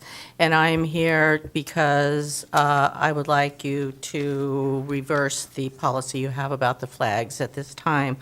And when I was thinking about this, I thought how this has just been really a big mistake. And I want to read something that says, "Mistakes are a part of being human. Appreciate your mistakes for what they are, precious life lessons that can only be learned the hard way, unless it's a fatal mistake, which at least others can learn from." So my feeling about this is that somebody came here and brought up the flag policy, although it had not been problematic in the past, as far as I know, that we had the flag, the pride flag, the Juneteenth flag. And then you voted to take that away, to change that. I think you made a mistake, and maybe you thought no one would care, or no one would notice, or it's not really a big deal, and people aren't going to get upset about it. But that's not what I feel is happening. There's a lot of people here that are speaking out against this, but there's a lot of people who are not comfortable coming here for many reasons, and and a lot of people here are wanting to speak for them, for the people who just aren't comfortable to be here and talk about this. So I feel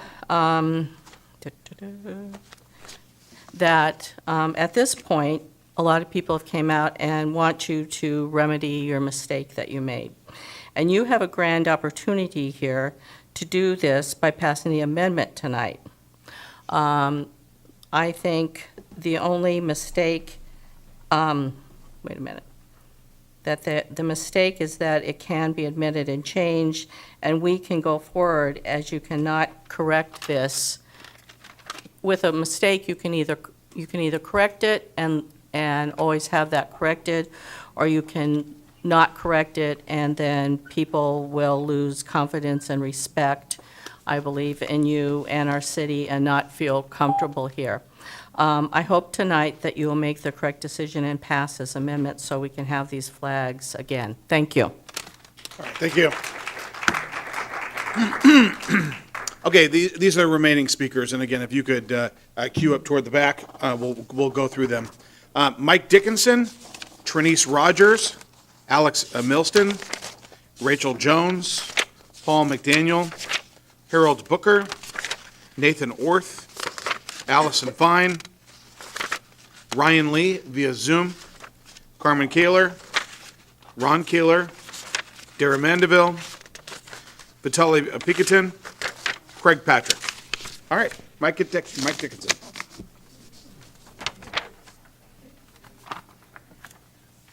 Okay, Mr. Mayor, council members, Council Chairman Honda. I'm a Federal Way resident. I've lived here since 1985. Okay, I was going to say something about a flag and why it could be important to have it displayed, but I'm going to change all that and just say that, make it short, that says that the more you section things off, you section off this flag for this, or this flag for that, or this day for that, it divides us. And when people are, I thought we were supposed to be coming together. This is our city, all of us. It's not just me, it's not just you, it's everybody. This is our city. We can vote on things. If we have a problem with the flag, why don't we put it on a ballot or something? I mean, let's fix it. Let the majority rule. I mean, you think, oh, there's such a short minority that might not be able to pass the vote. Well, what is the city? We got to come together and do this as a unit, not just a single person. And that's it. All right, thank you. Trinice Rogers. Then Alex Milston. I just wanted to first say I appreciate the previous comment about people not wanting to be here because they feel very uncomfortable. They've lost trust in city government. They've been lied on, and lies have been allowed to linger without being corrected. So I stand here extremely uncomfortable, but what I have to say is very much needed.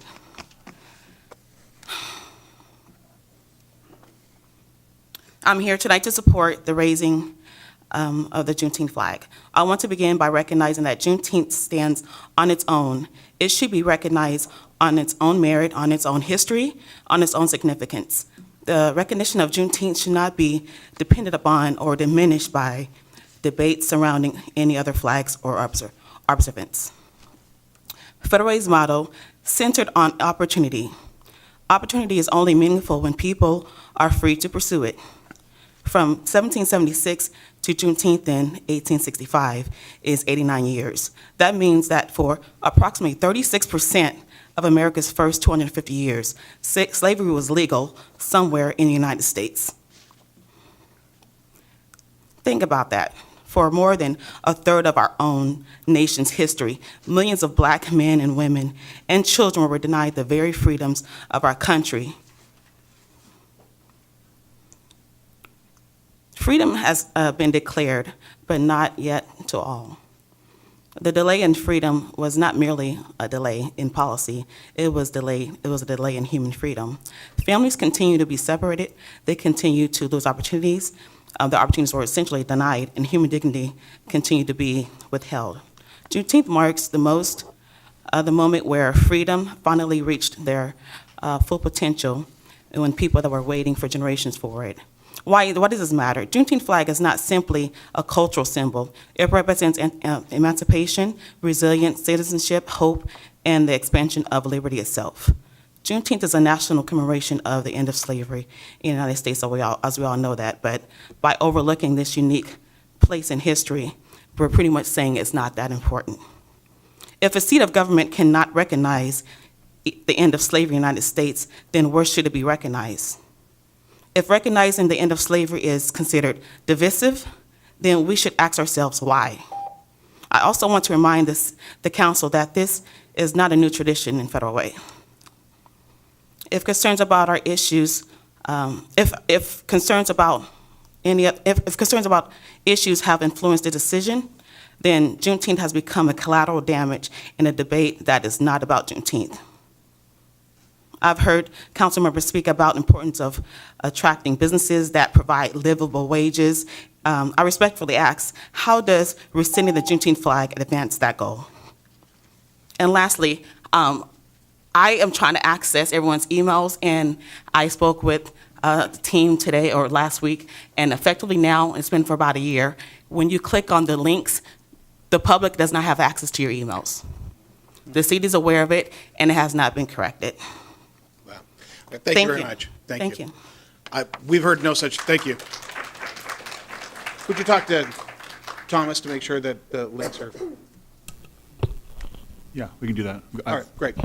We've never been told that the links to our council members are not active. Rachel Jones. Then Paul McDaniel. Wasn't Alex before me? Oh, I'm sorry. Yes, I'm sorry. Yes. I was holding Alex. Alex Milston. Yeah.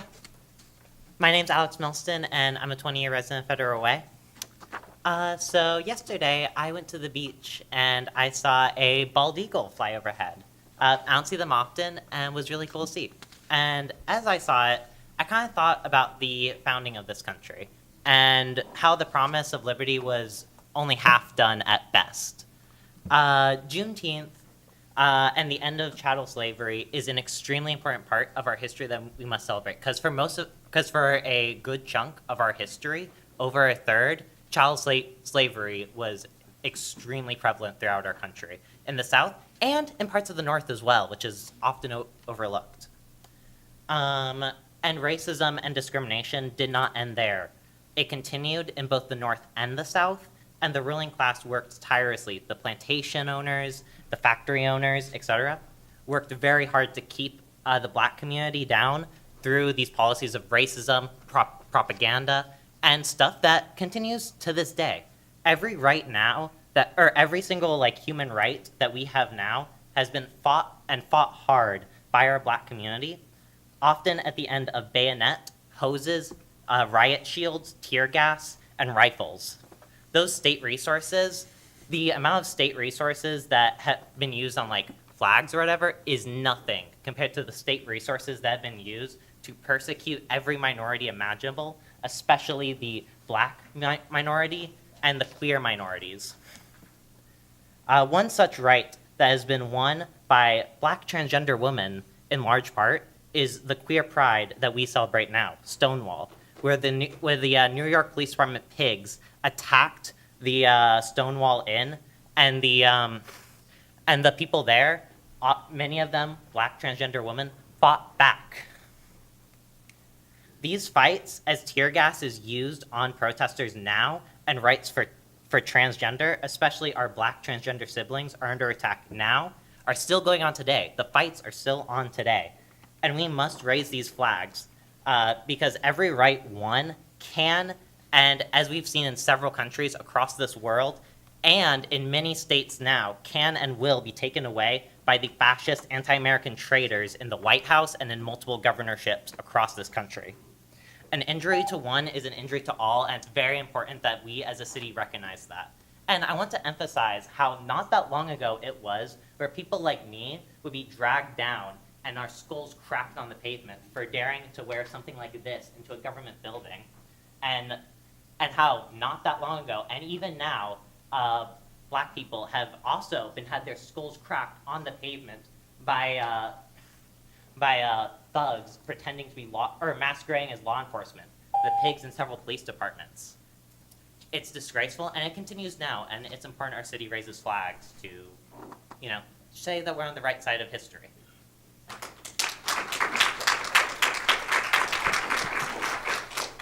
Rachel Jones.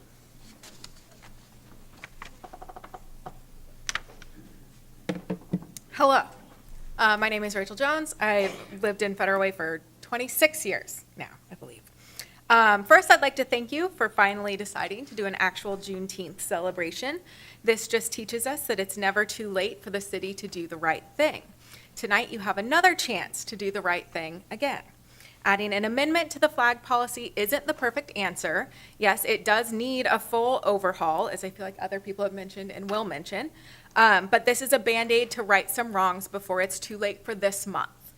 I've seen some concerning rhetoric in local discussions, especially on social media, regarding both Juneteenth and Pride that just prove why raising flags and acknowledging these communities is so important. I think it's time for our city to actively work against the ignorance that thrives here. Please start with passing this amendment. And since other people are recommending flags, I also would recommend the disability flag, which is fairly new to the world of flags. I believe it's from 2021 is the current design. But so I would look into that for the city as well. Thank you. Paul McDaniel. Then Harold Booker. Good evening, Paul McDaniel. Been a resident since the 1990s. First of all, I'll answer the comment about the mistake. The mistake was to allow this to happen in the first place when the mayor decided to fly a flag. That opened the door, and it's not shut yet. I don't know if it's ever going to shut, but we'll see sooner or later. My issue is not with flags. It's with politicians. It's with the government. It's with people in power who never have to be accountable for anything. And I'll go over some ideas on that one and why. I'm going to thank the council for proving me right.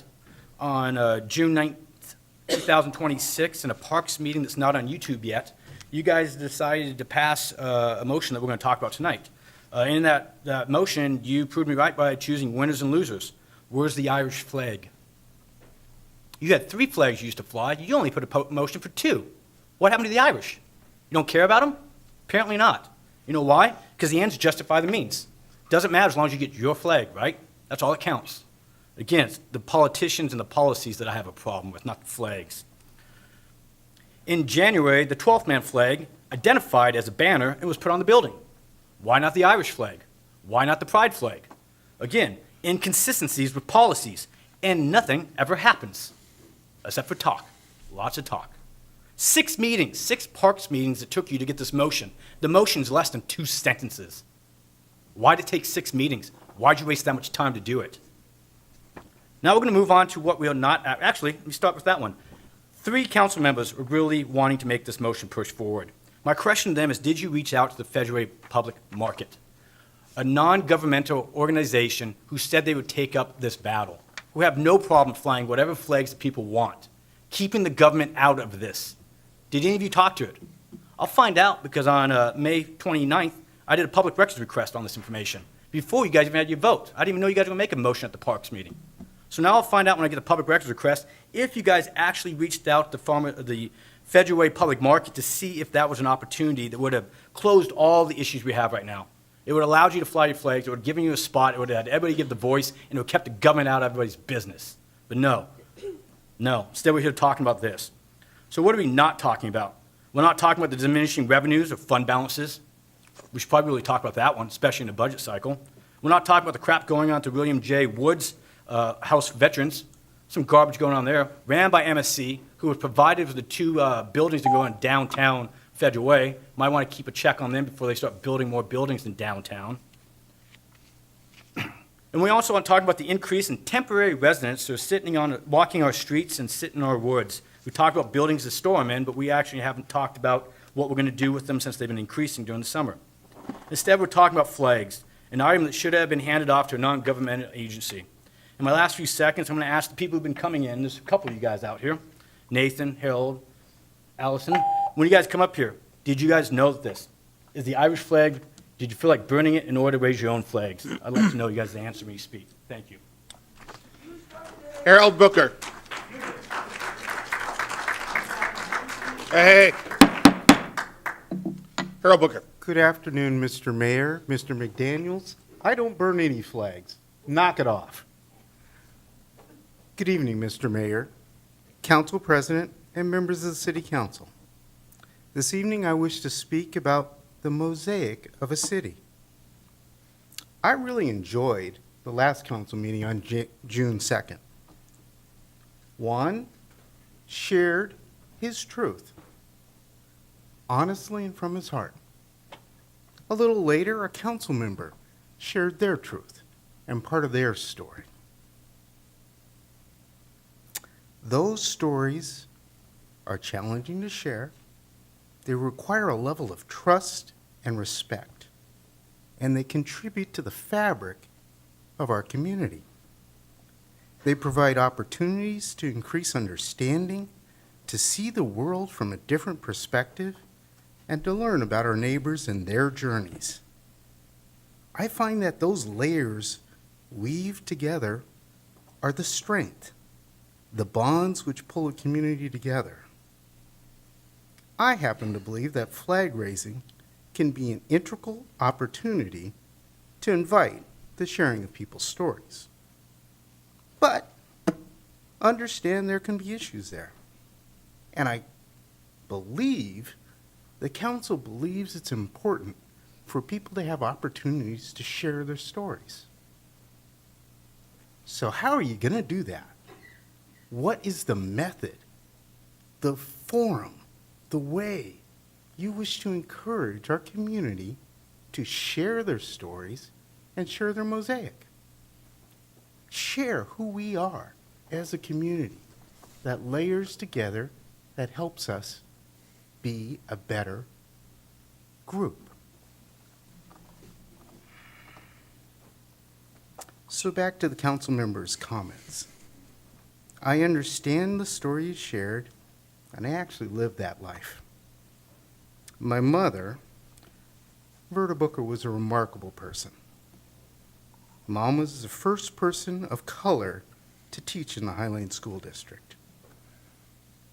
She was a first grade teacher, active locally, statewide. She was the treasurer for the WEA, and yet for 3 years, she was a single mother without a bank account, raising 2 teenage sons. We would go to the bank, cash her check, and put it in a blue lockbox. And that's how we lived. Couch surfing. We lived with our cleaning lady, and then the McMichaels and the Lalandroods for almost 3 years. Because she didn't have a male relative to sign for her bank account. All that time, she was the treasurer for the WEA. Always seemed just bizarre to a teenager. But yes, I lived that life. I understand the challenge. And she was the third woman in this state to have a bank account without a male signing for that account. Now, I'm out of time, and I someday will share why Don Alexander, the bank manager, the first colored black bank manager not within a red line, did that here in Federal Way. Some days, Federal Way was special. 30 seconds. So how do we build Sorry, we the do have. mosaic sorry, of our we- city? I'm sorry. Okay. We're, Good night. thank you.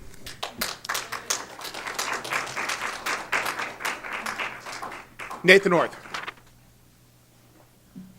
Then Allison Fine. Harold, that pained me to cut you off, I'm sorry.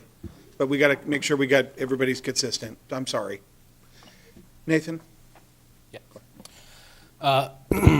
Good evening, Mayor and Council. My name is Nathan North. I have been a resident of Federal Way for 9 years. Firstly, I didn't see it in the upcoming events, so there is a community resource event being put on by King County's Scope team at the Performing Arts and Events Center June 30th from 4 p.m. to 7 p.m. Their description is, come hang out and discover local resources to help you and your community thrive. Second, so flags are back on the agenda. I thought I would bring this one down and talk about it some more. I know we've talked about this one a bunch, and I'll probably repeat some dates you've heard. Following the Civil War, President Abraham Lincoln announced that the Emancipation Proclamation would go into effect on January 1st, 1863. Juneteenth refers to June 19th, 1865, 900 days after the Emancipation Proclamation, when Major General Granger arrived in Texas to spread news of and enforce the new law freeing the last African American slaves here in the United States. The first day here in America that all Americans were free. Freedom. That feels important to me. It doesn't feel divisive or political. Noticing that there was no iconography to represent our shared history, Ben Haith designed this flag in 1997. The five-pointed star refers both to Texas and to the freedom of African Americans in all 50 states. The surrounding 12-ray nova represents a new beginning for all and a fresh start for African Americans. The arc, which is hard to see on this vertical flag, represents a new horizon signifying a new era of opportunity and promise for African Americans. The colors, if they look familiar, red, white, and blue, mirror our national flag colors to remind us that African Americans are American. The final declaration of freedom for all Americans could not be more inclusive. Let freedom ring. Fly the flags.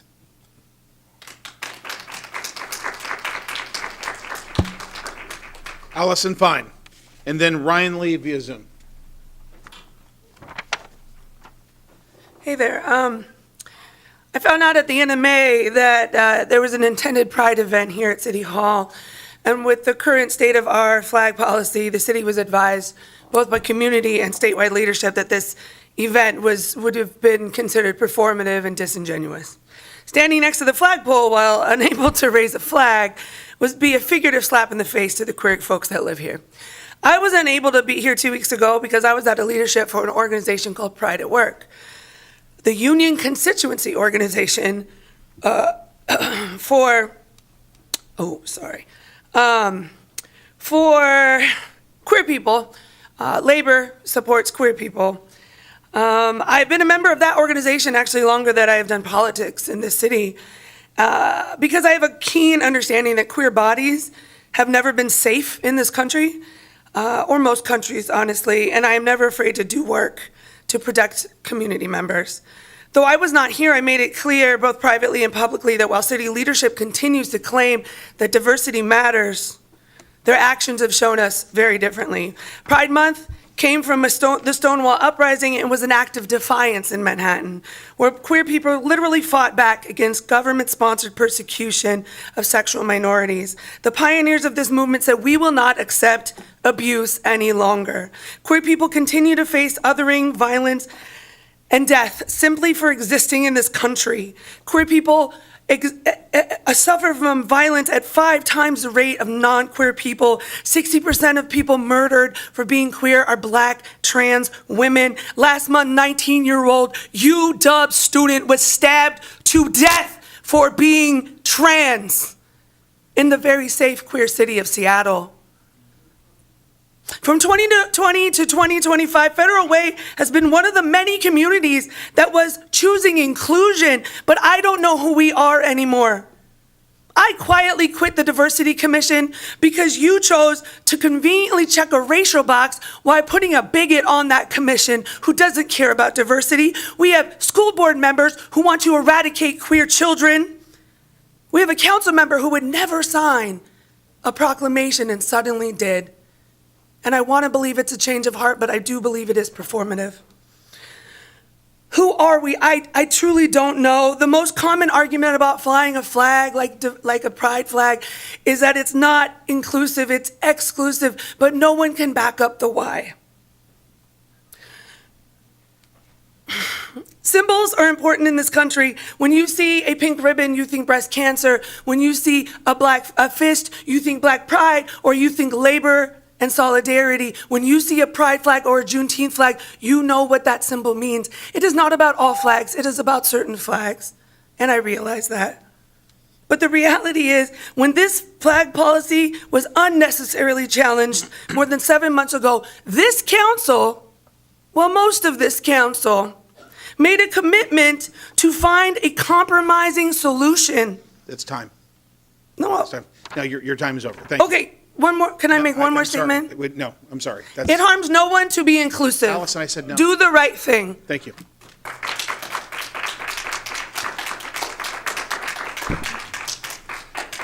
Okay, everybody, so yellow means you've got 30 seconds, okay? So I really hate interrupting people. I really, really hate that. So let's really, when the red goes off, if you got a sentence, if you got a word, but not 5 sentences.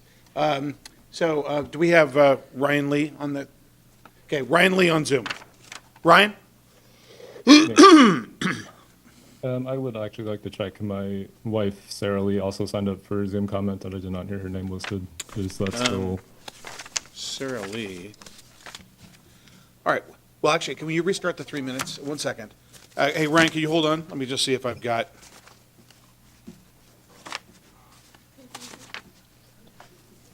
No? Those are for public hearing. Hold on, Ryan.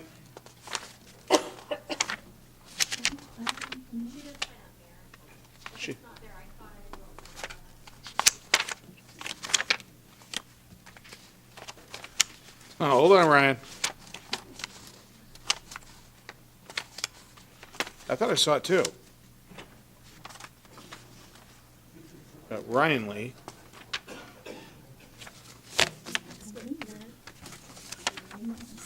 One sec. Hold on, everybody. Every voice matters. Hey, Ryan. Let's take your testimony, and then we'll take. It's Sarah Lee. Is that right? That's right. Okay, we'll do that right after you. Okay, Ryan, this 3 minutes starts now. Good evening. Thank you for the time. My name is Ryan Lee. I have been a resident of Federal Way for about 4 years now, and I just wanted to speak in support of the flag amendment tonight. The weight of government can be oppressive, and we've seen that it completely kept an entire people group down for centuries, decades, to use the weight of that government to lift people up instead of pushing them down in as simple a matter as flying a flag seems like it's barely even enough to counter what came before. But we have to start somewhere, don't we? So I am urging the council to consider passing the flag amendment tonight. Thank you for your time. Thank you, Ryan. My life. And then is Sarah there? Yeah. Okay, let's do 3 minutes. All right, Sarah, the floor is yours.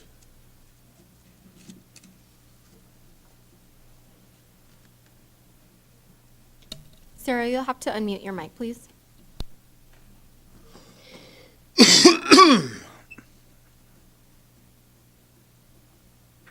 Oh, sorry. I thought you were having me go through Ryan's account instead of mine. Yeah, we can hear you now. Okay. My name is Sarah, and I'm a homeowner in Federal Way. I want to thank council for bringing an amendment to the current flag policy up for a vote. It takes courage to admit when mistakes may have occurred and changes may need to be made. Listening to the majority in Federal Way who are asking for more inclusivity and recognizing changes need to be made to get it isn't just about performing change, it's about embracing it, just as so many of our neighboring cities have done. I hope you'll pass the amendment to allow Pride and Juneteenth flags on city property as a step in the right direction to celebrate our differences, remember our shared history, and make sure that we're known as a welcoming city to all. One reason this is important to me is because marginalized people are scared and looking for reassurance that council sees them.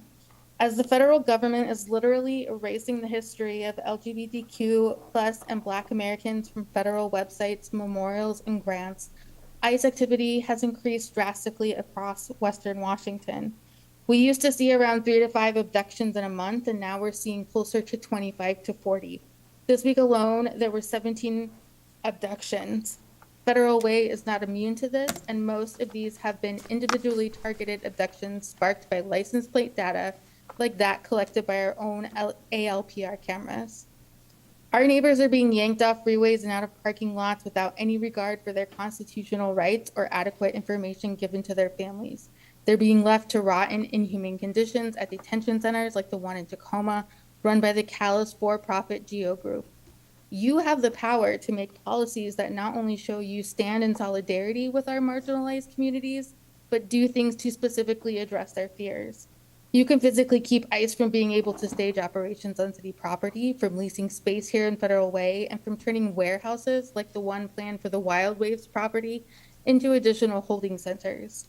Updating the Flag Amendment is a good step to showing we respect and protect diversity in Federal Way, but there is still more work to be done. I trust that you will do it. Thank you. All right, thank you both. All right. All right, next we've got Carmen Kaler, Ron Kaler, Dara Mandeville, Vitaly Piketin, Craig Patrick. Carmen?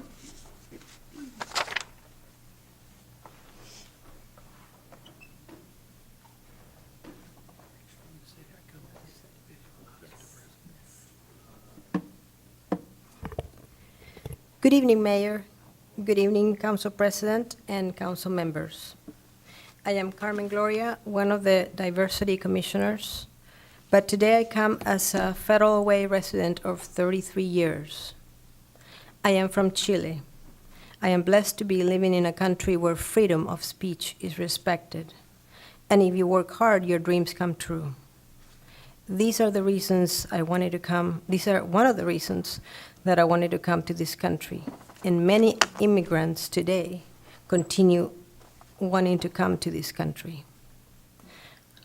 I would like to keep the flag policy as it is, but if you would like to change it, I will be petitioning that my Chilean flag is raised in the City Hall as well to represent our Chilean community.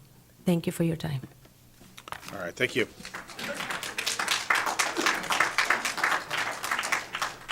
Ron Kaler.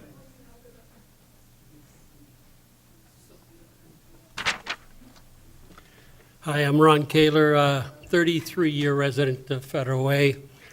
I love my wonderful wife. She's such a great immigrant and a great influence in our community here. I have been speaking this multiple times about the flag policy, and it's like, here we are again, here we are again, here we are again, and here we are again. And what was revised, I think, needs to stand. This body here, of all you council members and mayor, is to be a neutral party. You're to represent the community as a whole and not to input your specific ethnicity and particular point of view into the city like this and put it out front. This is a body that needs to be neutral in all areas. And one of the issues of hosting alternative flags, it just gets into the chaos, and it's been chaos ever since this policy started. A point of it is personally that affected me as I was at last year's pride flag raising, and I was at the end of the raising, I was approached by an individual who stated themselves was a queer person. I didn't know this person was a queer person. That person's in the room right now. But this person approached me and started to query me. And as this person queried me, I gave him responses. They were responses from a biblical perspective. Well, as I responded, I was told my responses were offensive. And it became offensive that I was responding in a very respectful manner. Not hate speech, but respectful. And it's that kind of perspective that we don't need to have flags of that kind of mindset anywhere in our city, as far as I'm concerned, unless it's on your personal property or grounds or something like that. But anyways, so let's keep this policy as it is and be a neutral body. Thank you very much. All right, thank you. Dara Mandeville. I wasn't sure. Good evening, Mayor, Council President, Council. The amended proposal is to add only the pride flag and the Juneteenth flag back to the city flag policy. No others, just those two. Congratulations. You've managed to create a policy that decides who is included and who is left out, who is seen and who is not. That's exactly why many of us in this room want the policy to stay as it is, neutral and equal to everyone. Once government starts choosing which groups get representative with flags and which don't, where do we draw the line? Who decides which communities make the cut and which are left out? There's no fair answer to that question. The American flag, the Washington state flag, and the City of Federal Way flag represent every person in this room. Other flags represent specific groups, causes, or viewpoints. Government should belong equally to all of us. I've heard a few people mention that the reason behind the new proposal is to shine the light on certain council members. If this proposal is really about putting council members on record, that's disappointing. We elected you to work together and to solve problems, not create more division over something that benefits you as politician, but doesn't benefit us, like public safety, affordability, and keeping our city clean. Every day, people exercise their First Amendment rights carrying whatever flags they choose. That's their right. But the one flag that protects that freedom for all of us is the American flag. In my last few seconds, I talked really fast. I want to point out, not paying attention now either, but there's one council member that's willing to die on this flag policy hill. This person didn't bother to pay attention, let alone clap, 2 weeks ago at this exact place when a Mexican young man was given the Pride Proclamation at the last council meeting. It's a joke. You can't say you support something and then not acknowledge or clap it like today. Thank you.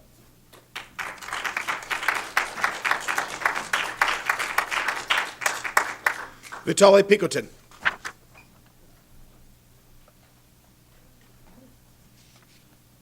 Good evening, everyone. I have an honor to represent our Ukrainian community, and we just returned from battlefield from Ukraine with my wife from the 12th trip during full scale of Russian war against Ukraine. And I would like to remind about what's going on in Ukraine, who's fighting for their freedom, independence. I'm holding the flag, and which is signed by representative of Ukrainian nation. It's politicians, pastors, bishops, musicians, just regular people. And they sending the message through this flag for all council members who standing next with Ukrainians for last 4.5 years supporting Ukraine. And I'm so grateful for mayor and for all council members who supporting Ukrainian in their fight for survival. I'm not even calling it independence, just survival, because it's a genocidal war. And I am, as a resident of Federal Way for last 25 years, father of 5 kids and 2 in-laws. We are standing for life, for protection, for vulnerable. I would like to inform that on June 25th, group of 20 orphans whose father been killed in action arriving in Federal Way. And we coming to visit our facility, our council members, mayor, police station, and South King Fire, where I'm honorably serving as a chaplain for the last 2 years with our members of our community. And I'm accepting everyone and supporting everyone's idea and their ministry for our community, for our city. But I'm thinking, what beauty will be if those orphans will come to our city and they will see the flag which was earlier there on the flagpole. And our mayor, which is coming, which we're going to invite from city of Rivne, which is a sister city of Federal Way, he's coming to Federal Way, and we have a sister city. And it will be nice to have international relationship. So if you guys consider building international relationship and supporting your community as Ukrainian community of our city of Federal Way, I will be really grateful if we'll honor international delegation arriving on premises of our city hall and see their flag in support of their fight for survival, for freedom. Thank you very much.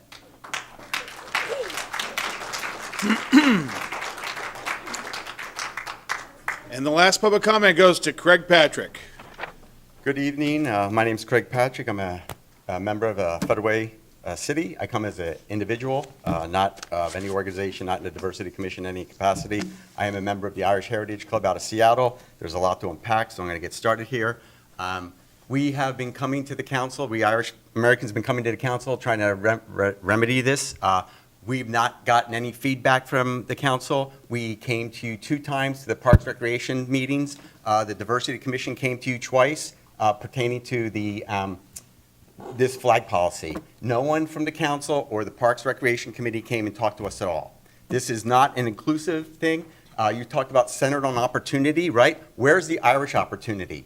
Where's the Irish flag in this? That's what I want to know. What happened to that? Why was not that on the place? This is systemic discrimination. That's what this is. And this won't be tolerated. You have to understand this. This motion, if you move this motion forward, your votes will count. We'll see who wants to discriminate against the Irish by voting for this revised policy where we're excluding people, okay? So this is what we're going to get into here now.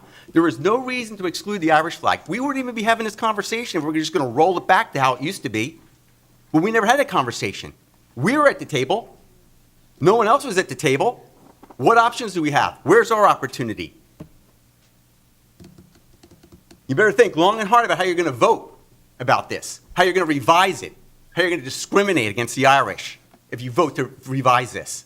Think long and hard about that. The Juneteenth flag's important, the Pride flag's important, the Ukrainian flag's important, the Irish flag's important, every flag's important. You either come up with a policy to please everybody or you truncate it. That's the bottom line. And your votes will count. And those votes will either help you or haunt you. Because this is systemic discrimination that's playing out. When you vote to have some and not what we used to have, seriously, think about this. Think about how we have black-owned Irish businesses. How do you think they feel about this? We're supposed to tell our kids, oh, you're not welcome here in the city anymore. You know, we don't do the bagpipes anymore, you know, because we're not valued. That's the message you're sending. Think about this. Systemic discrimination, and are you going to be a part of it? How are you going to vote on that? Inclusive or exclusive with 2 flags? Irish need not apply for the city of Federal Way to fly a flag. Thank you.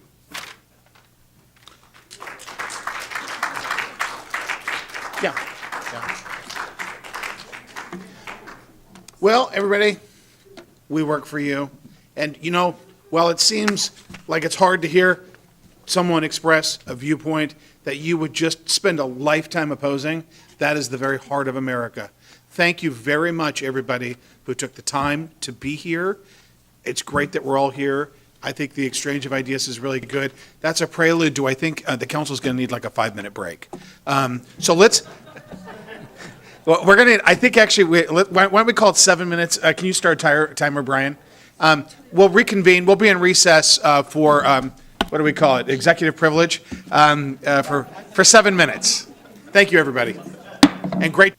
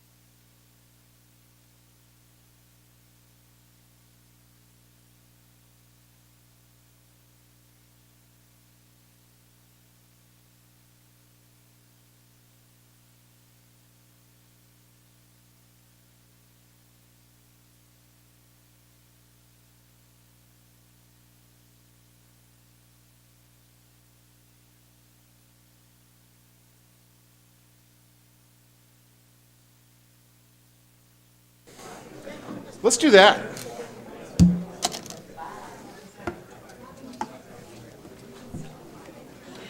Okay, Sharon, you have to be better the support animal tonight. Oh, don't you love Sharon, the support dog?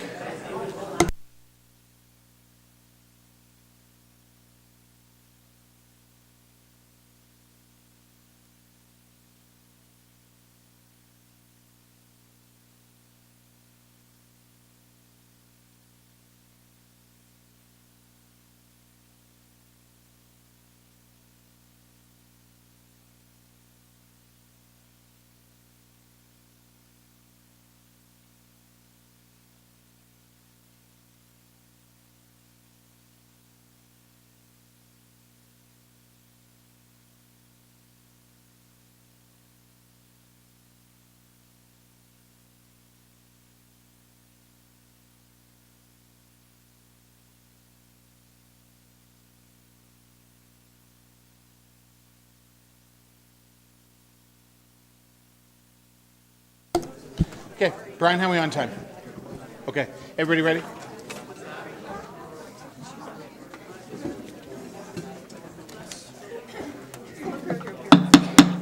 Okay, I'll call the meeting back to order. Thank you, everybody. Okay, I think that allows us all to just take a deep breath. And once again, I want to say thank you. You guys, hold on. Once again, speaking for everybody up here, thank you so much for your heartfelt comments. I think it's really important that the council hears from you, especially all the different voices. All right, let's move on. Now we are on to the consent agenda. These items have been through committee, can be passed all at once. I'll read them off, and then I'll ask if a council member wants to pull an individual item off the agenda. We only have 3 items. That's ABC. Item A, approve the minutes for the June 2nd, 2026 City Council special and regular meetings. Item B, authorize bid City Hall main entrance ADA improvements. And item C, authorize bid for the 2026 major asphalt patching contract. Council, any items you'd like to pull off the agenda? Councilmember Hamilton. Yes, I'd like to pull agenda item A, approve the minutes. Okay, item is pulled. Item A is pulled. Council, any other items? Okay, Council President Honda. I move approval of items B and C. Second. Been a motion, a second to approve items B and C. Is there any discussion? All those in favor? Aye. Opposed? All right, now on to item A, Councilmember Hamilton. Yes, on the minutes, section 3B,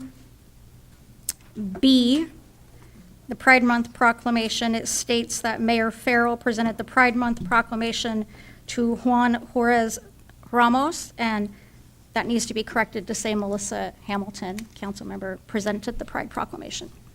That's right. So would everybody accept that as a friendly amendment? Okay, and Heather, you can make that correction? All right, I think, for the record, I think when we had to make the agenda, so it's been accepted as a friendly amendment. Why don't we take care of this business and I'll explain what happened. All right. Oh, go ahead, Council. Would we move approval? Yes, would you move approval now? I move approval of item A. Second. It's been a motion, a second. All those in favor? Aye. Aye. Opposed? All right, thank you.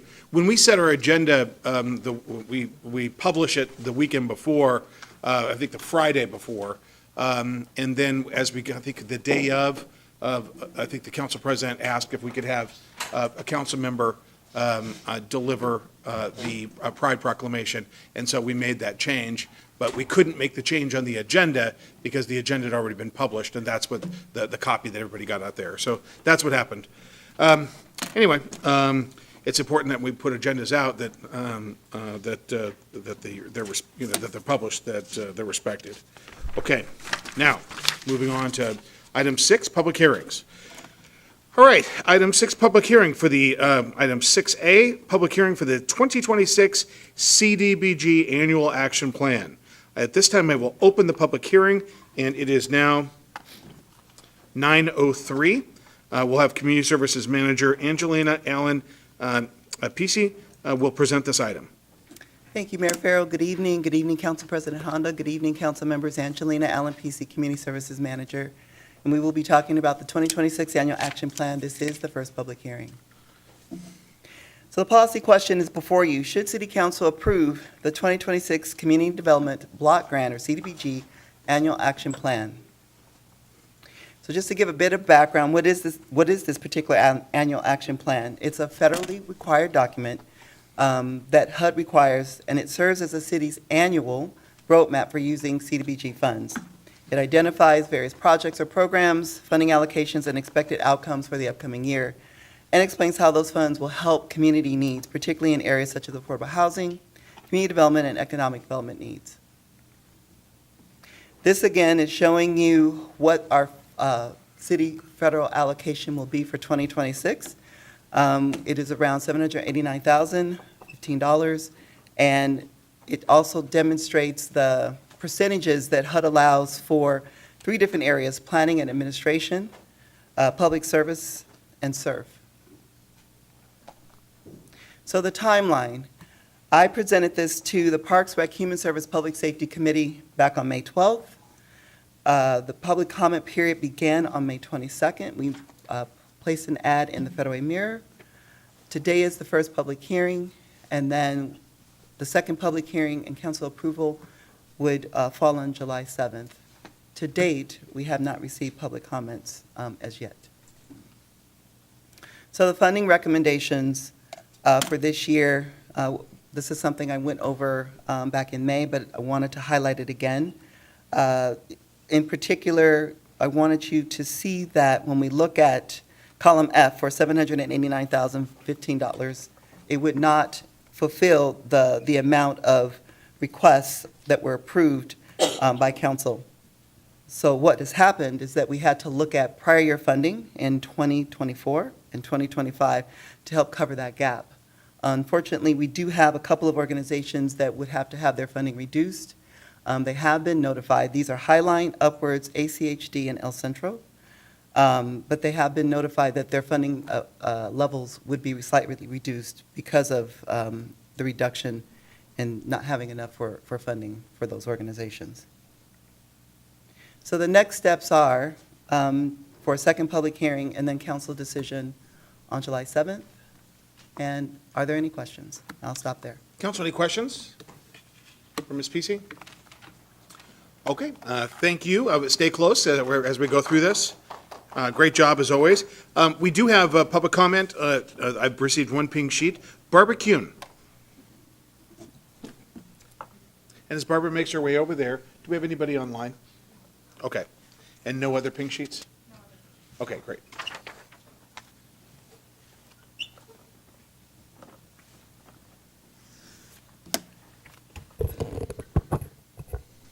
Good evening, Mayor and City Council. I've lived here in Federal Way for 10 years, and I'm changing the subject from the flag thing. That has to do with this Community Development Block Grant.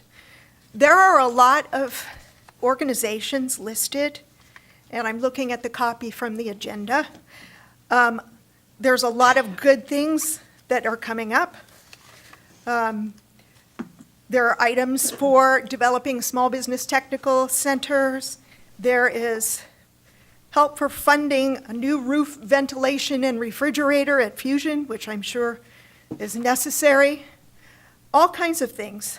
But one thing I have a question on, and that is that some of these items, for instance, go for childcare, business development, small business support.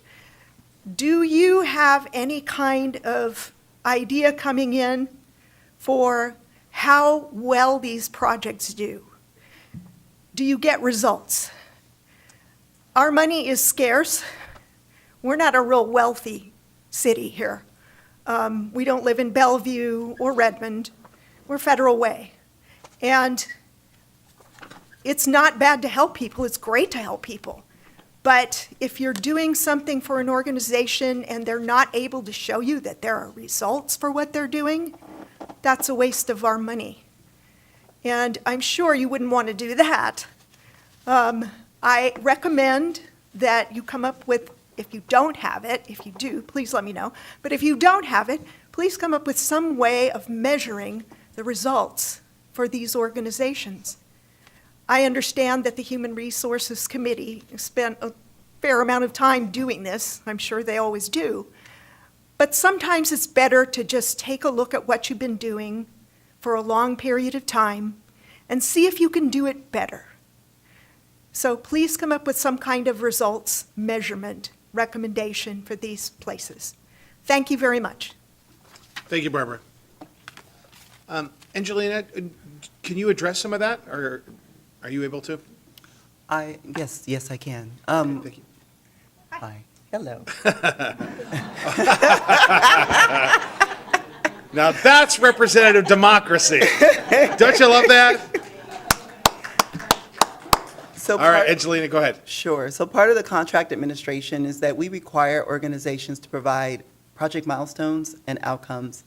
And based on the information and when the contract has been signed, staff will go out and monitor these organizations to ensure that they are meeting specific outcomes and specific milestones based on what they have shared with us.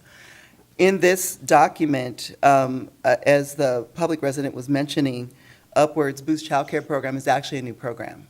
So we've not worked with them before.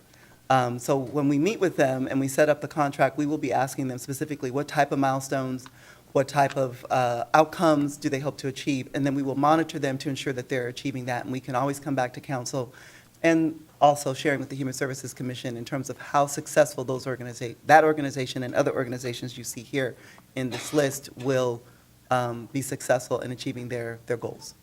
Very good. Thank you very much.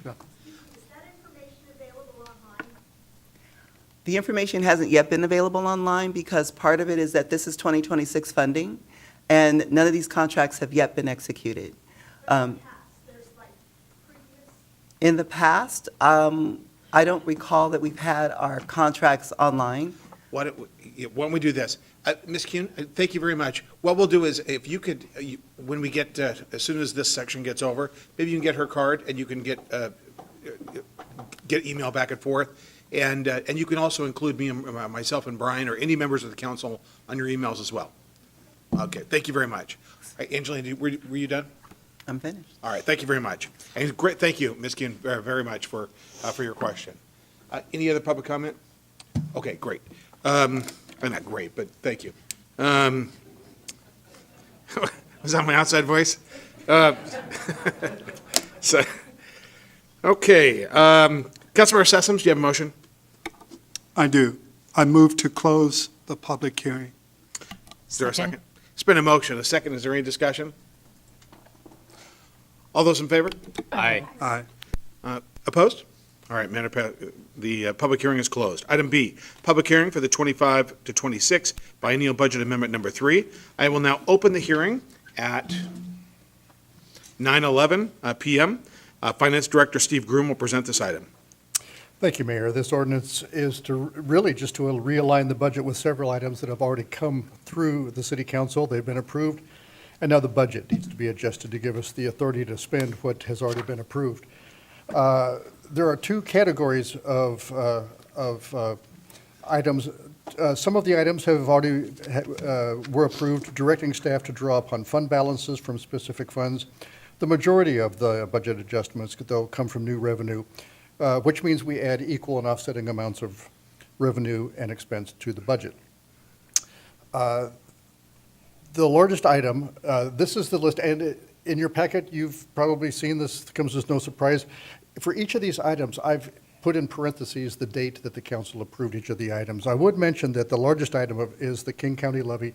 That's a 5-year agreement for $6 million. And every project that is proposed to be spent using these funds will come to council for approval. You'll approve the spending as it goes. We will roll forward for the next 4 years the unspent amounts. They also remit to us semi-annually, so we'll be able to keep track whether and how much money we have actually received. And then each of these grants comes with new revenue that allows us to spend. However, our adopted or amended budget is our legal authorization to spend. The second category was from fund balances, and these are authorized to be spent out of fund balance. In each case, there were things that were not known at the time that the original adoption of the budget or as subsequent amendments. Again, each of these have already been approved by City Council on the dates shown, and this budget amendment just gets the budget back in sync. Each of these dollar amounts is included in Exhibit D behind the ordinance, so as council approves things routinely, we in finance keep track of those things, and then we collect them, and at each budget amendment, we bring the ordinance with the new dollar amounts. Exhibit A behind the ordinance shows the original adopted budgets. B and C were the two previous amendments, and then the Exhibit D is the current one. So when you get to the first reading on the agenda later, your action item is to forward to the July 7th for second reading. But this is a public hearing, so I hope that I've made clear and that I've summarized and explained the ordinance in your packet. Council, there's no action on your part to be taken tonight except to move to July 7th for the second reading. And that's where we're at. Mayor, back to you. Thank you. Council President Hunt, do you have a question? Yes, I do. The parks levy funding, does that come, you said it comes twice a year? They remit amounts semi-annually. That's what So- it said in their ordinance that they would do, or, yeah. We don't get this total amount at one Correct. time? It's $6 million, the $6 million is an estimate, and it's also a levy, because they're going to remit what they receive as they receive it, the amount that's allocated to us. So why would we have this amount, wouldn't we have the amount that they've given to us? The amount that you approved on January 20th said $6 million, so I'm Okay. thinking I'm getting ahead of you, putting it in the budget. So that way it's in the budget, I'll never have to come back and get budgetary approval. You'll approve the actuals as they come by. Okay. All right, thank you. Certainly. All right. Did we receive any pink sheets? And no one's online? Okay. For this issue. Okay. Councilmember Coachmart, do you have a motion? Is Thank you, Mayor. I move to close the public hearing. there a second? Second. There's been a motion, a second to close the public hearing. Is there any discussion? All those in favor? Aye. Aye. Opposed? The public hearing is now closed, and that's at 9:15 PM. All right, item C, public hearing, 2027 to 2032, Transportation Improvement Program. I'll now open the public hearing at 9:15 PM, and City Traffic Engineer Rick Perez will present this item. Thank you, and good evening. So, the policy question is, should the council authorize staff to proceed with the adoption of the 2027 to 2032 City of Federal Way Transportation Improvement Program tonight on June 16th, 2026? So, the TIP outlines a 6-year plan for transportation-related capital projects that is updated annually. It is a requirement for grant eligibility. It must be financially constrained, meaning at least for the first 3 years, we have to have a reasonable chance of funding all these projects, and must conform to air quality requirements adopted by the region, and the TIP needs to be adopted after this public hearing. So we have several prioritization criteria, some of which are related to levels of congestion, and we have 3 measures that are related to roadway safety, whether it's supportive of high occupancy vehicles and non-motorized transportation, level of community support, ease of implementation, benefit cost ratio, and social equity. So this is just a map showing where all the different types of projects are. Green is non-motorized projects. The blue is overlays. We have one color just for city center access, and the red dots are intersection improvements. So projects that have been completed include Adaptive Traffic Control System Phases 1, 2, and 3. That went live at the first of the year. And we have a streetlight infill project that was the, doggone it, I'm blanking on the term. Pardon? ARPA? Yes, the ARPA funds, thank you. And 288th Street road diet from Military Road to 34th. And we're just waiting for some signal poles to be delivered at 288th and Military, and we can close out that project. We are not proposing any new projects this year for a couple different reasons. One is we had no forecast concurrency failures, meaning we are managing the growth in traffic well enough that we didn't need to add any to address congestion issues. And secondly, we've got a pretty full plate already and need to make sure we focus on delivery of what we already have.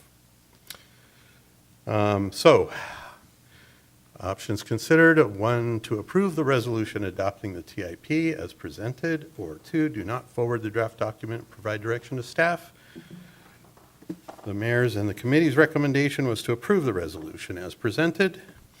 And with that, I'm happy to answer any questions. Council, any questions of Rick? Okay. Thank you, Rick. Thank you. Do we receive any public comment? All right, thank you. Councilmember Walsh, do you have a motion? Yeah, I think this first part is just the public hearing, so I move to close the public hearing. Is there a second? Second. It's a motion and a second. Is there any discussion? All those in favor of closing the public hearing? Aye. Aye. Opposed? Matter passed unanimously. Public hearing is closed, 9:19 PM. Item 7, council business. Item A, approve the resolution adoption of the 2027-2032 Transportation Improvement Program. Rick Perez is, who just gave the presentation, is available if there are any questions. Councilmember Walsh, do you have a motion? I move to approve the proposed resolution. Second. It's been a motion and a second. Is there any discussion? All those in favor? Aye. Opposed? That matter passes unanimously. Thank you. Item B, proposed amendment to flag policy. Assistant City Attorney Adam Gadberry will present this item.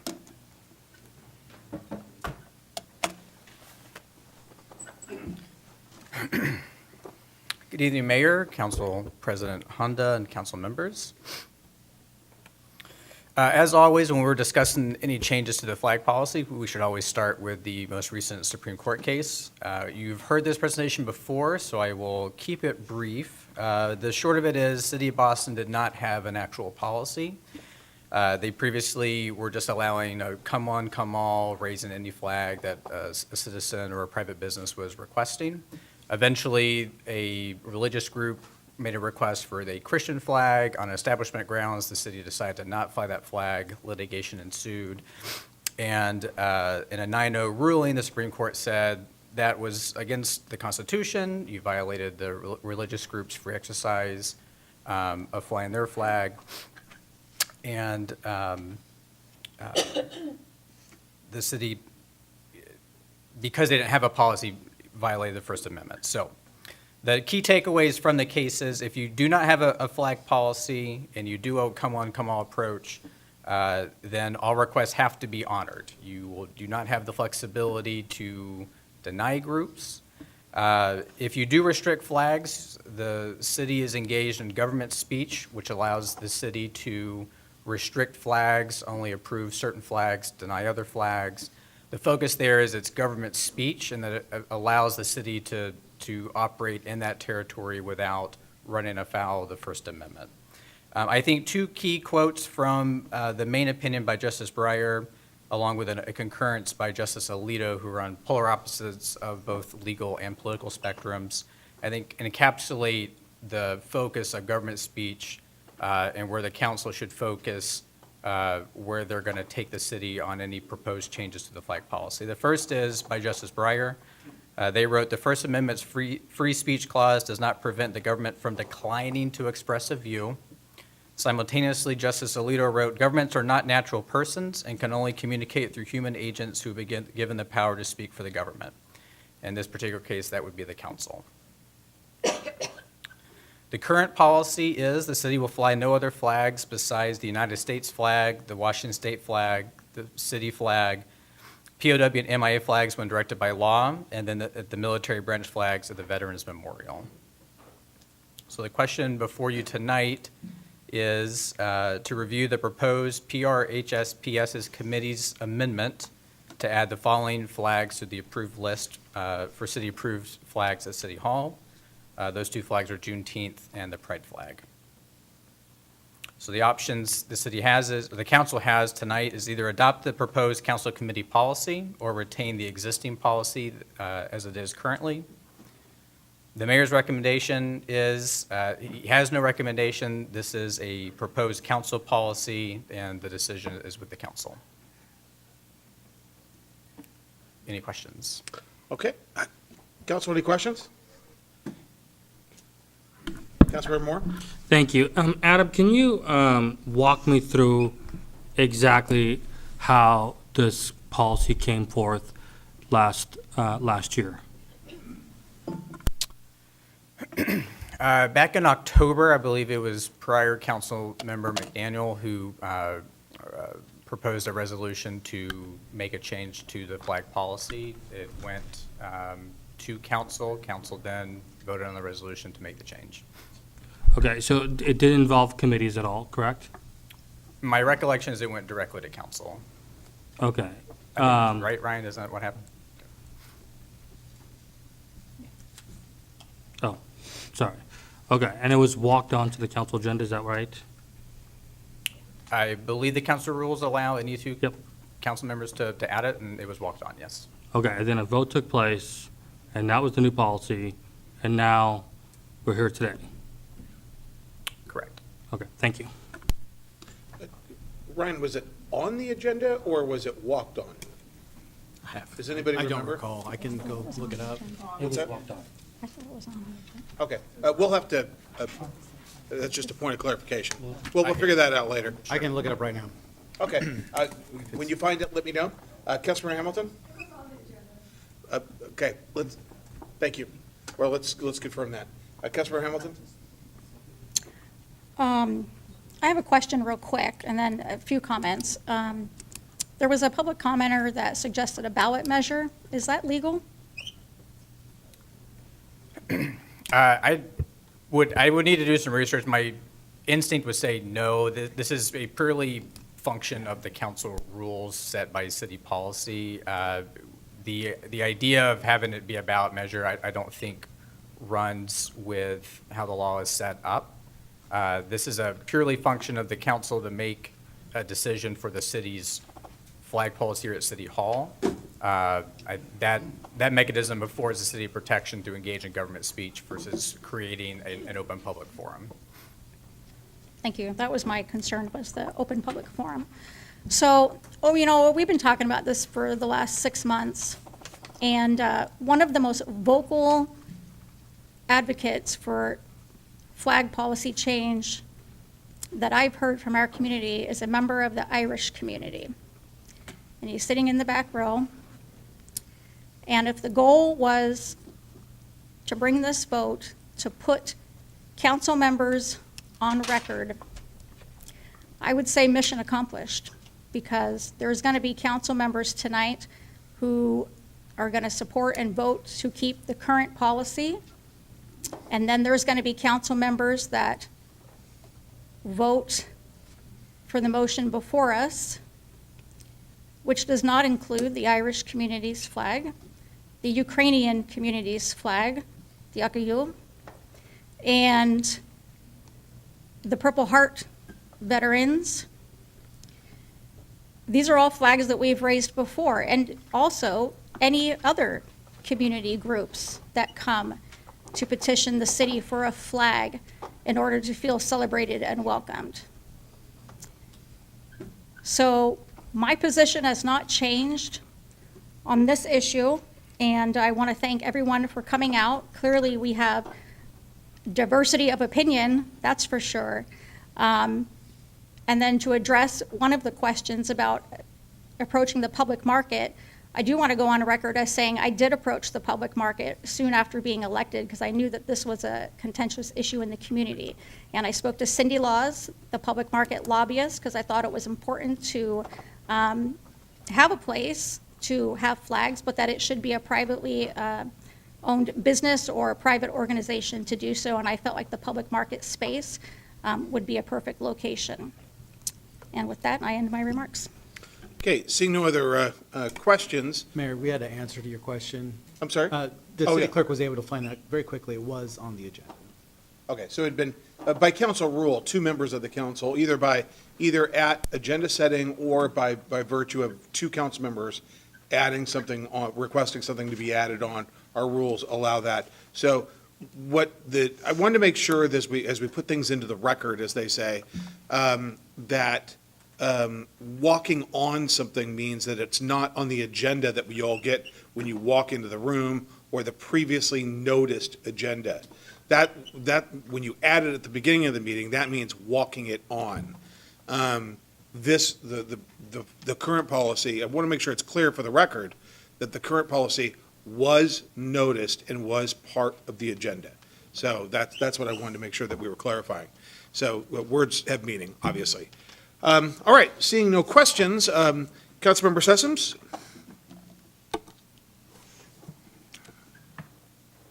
I move to direct staff to draft a resolution amending the flag policy to authorize the flying of the Juneteenth flag and pride flag.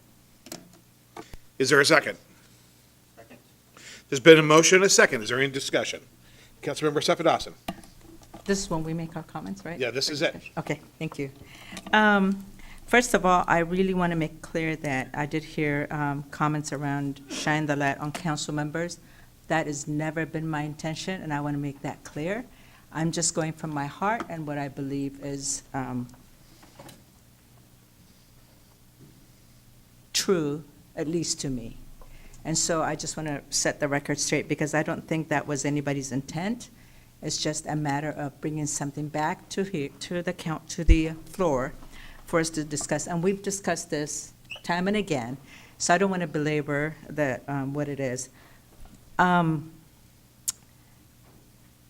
flag policy, the way I see it, should be something that we celebrate people in history. The two flags, the Juneteenth and Pride flags, to me represent populations that have been discriminated against, that have been marginalized, and that have been overlooked. And so they were highlighted, but I don't think the intent here was to ever say just those two flags. I support flags that are celebratory, that represent the population of Federal Way and its diversity, and acknowledge and recognize those. I, as an immigrant, I remember when I first saw the Ethiopian Airlines flying over Boeing, and it had the flag. I remember how much I cried because I had never seen my flag in the United States of America. That was emotional for me. It was real. It was my story. That's what it just represented me. And I was shocked because I didn't expect to see it, and all of a sudden there's this plane flying past me around Boeing. I was on the bus, and I remember how emotional I got. The people who these flags represent, be it Pride flag, be it Juneteenth, or any other flag, it is personal and emotional to all of us. So when you're not part of that group, you may not see it as such because you've never been marginalized. You've never been overlooked. You have never had to worry about who you are. I didn't choose to be Ethiopian. I didn't choose to be black. I did not choose to be I did not choose any of these, but this is how I'm created. This is who I am, and this is my essence. Therefore, seeing something that represents me and reminds me that Federal Way is my city, I belong here, that's what I want for all of us. But when we come up with a policy, I also don't support things that are politically motivated, things that are, again, divisive. And so I do struggle with political flags that represent that level of divisiveness. And again, that's part of what our language and our policy should be. Otherwise, things that uplift people, things that bring people together and say, whoa, that is me. That's what I'm looking for. And so it has nothing to do with me wanting to be seen or something. No, that is not my intent. My intent really is, if you have never been marginalized, you would not understand. And I've asked this question before, what are we afraid of? Who are we afraid of? Who are we leaving behind? And so I really want people who do not support to think internally and say, okay, when I talk about this or when I'm saying I'm against this, what exactly am I saying? Who am I against? And who am I not against seeing? Because what those flags show me is, I see you. Otherwise, I'm saying, I do not care about you. You don't exist as far as who you are. Just look like me. Come approach me as the way I want to see you. We can't do that. This is a city that should represent everyone. So it's not, for me, again, it's not just about Juneteenth. This is not just about Juneteenth and, I'm sorry, pride flags. It's about flags that bring the community together. And I'm not talking about ideology. I'm talking about saying to people, I see you, you belong here, and you mean a lot, and we are part of this. Mayor, you just said every voice matters. That's what I want to see happen here. Thank you. All right, thank you. All right, anyone else like to weigh in? Councilmember Moore? Thank you so much. You know, I know that this is a difficult issue for a lot of folks. You know, when I was first, my second term on the council, some of you guys will know that I introduced the Pride Month proclamation for the first time ever, because I believe that it is imperatively important that we build a community for all. And I feel like as a government official, it is important that we build a city for all. And my goal has always been to ensure that, as my colleague has said, that you know, folks are seen, they are valued, and that we send the signal that you matter and that you belong here. And that's always been my goal for as long as I've been a council member. And when this proposal came forth, at that moment I knew that I was going to work on this issue. And it's always been my intent to not only work on this issue, but to ensure that we develop a policy that includes all flags. That has always been the intention. Because the people that came up, they're right. Their flags should be raised. We should develop, like other cities have developed, policies for that. And the committee meeting that I attended, that I'm not a member of, but that I attended, we had ample time to discuss that. Ample time to discuss it. And ideas weren't brought forward. And so specific ideas came forth, and so here we are today. And it's, you know, I can only speak for myself. It is my intent to continue to work on this policy to ensure that the Diversity Commission is involved, because in my personal opinion, their job is to advise council. And the council will take that advisement, will consider it and vote on it. I voted no on advice by commissions. And I have voted many times in support of the advice that various commissions have given. But I do want to make sure that the Diversity Commission gets a role to develop further a flag policy. And I believe that the Chilean flags, the Irish flag should be raised. Absolutely, because we are a beautiful community where we are rich in culture and diversity. And a city and a government needs to celebrate that so that everybody feels welcomed. And so I will vote on this. But I also intend to continue to work on this, because the work is not done. Other cities have good ideas with their policies, and I urge my colleagues to work on this, to ensure that everybody has a space here in Federal Way.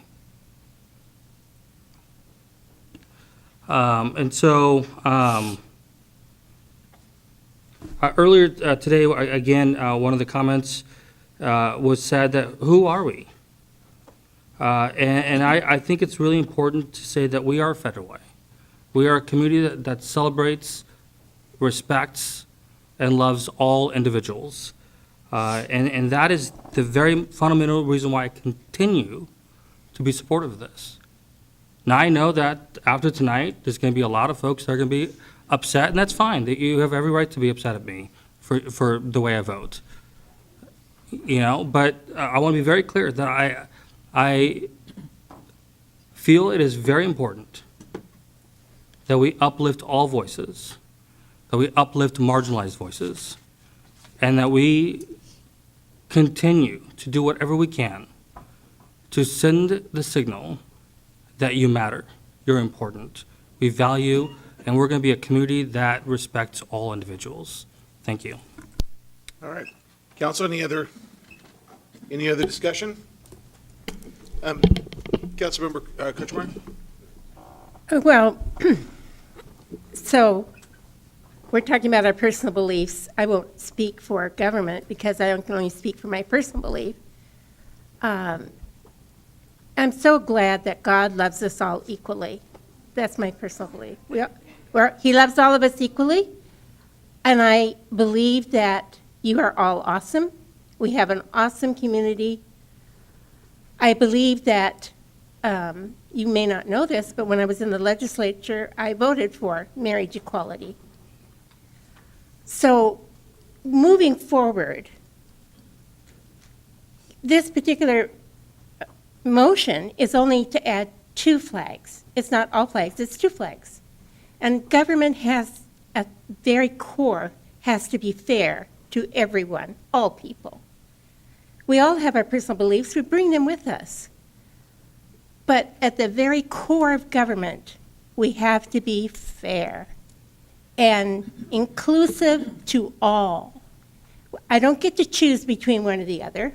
I have to include everybody in this position.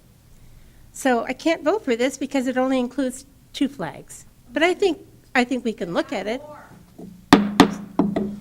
Do not shout from the back. Anybody shouting from the back is going to be removed. At the moment, we're only talking about 2. And so, my goodness, we've been talking about this for well over 2 years, maybe more. I need to talk about homelessness. I need to talk about our budget. I need to talk about economic development. I personally need to move our city forward as much as I can so that we have a community that we can live in and that we can afford. And so that's what I need to work on personally. Thank you. All right, Councilmember Hamilton? Yes, I think we should take the vote, but I will say that we did work on this for 6 months, and this is the motion that was brought to us. And so I don't think that the Irish are going to feel welcome. I don't think the Ukrainians are going to feel welcome. I don't think that a lot of people are going to feel welcome, and clearly they don't. They told us that today. So let's take the vote. All right, Councilmember Sessoms? So this vote that we're about to take doesn't necessarily mean that it is going to have to end here. The implication that because the Irish flag is not on here, or the Chilean flag, or even the Mexican flag is not on here, doesn't mean that we're excluding them.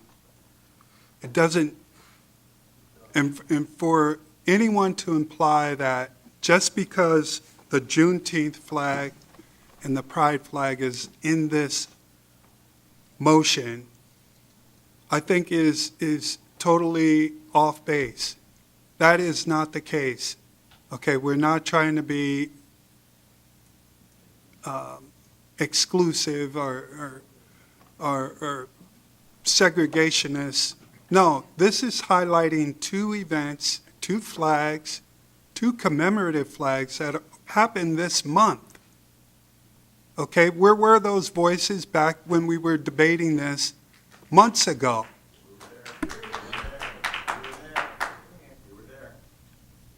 Okay, so to my colleagues, however you decide to vote, it probably won't be the end.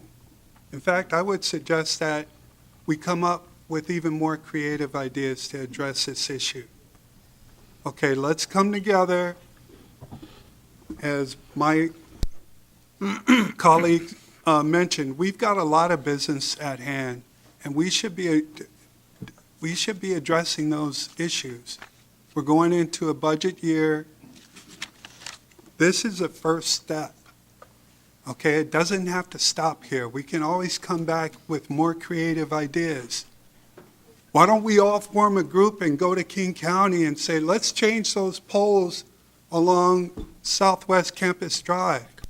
Let's have the American flag on top and then whatever commemorative flag we have on the bottom. We can come up with all sorts of ideas. Okay, so let's cut out the animosity that I'm detecting. We're your leaders. We're doing the best job that we are capable of doing. So I'm ready to take a vote. Okay, thank you, Councilmember, and I don't see any, actually, I see Councilmember Assefa Dawson. Do you have, I see your lights on? Yes, I would like to make a friendly amendment. It's just that I can't think of the language. Oh, sorry, Council President. Because, The floor is yours, Councilmember. Yeah. no, I just saw your face. No, so but that's why. Councilmember, you've been recognized. but Yes, so,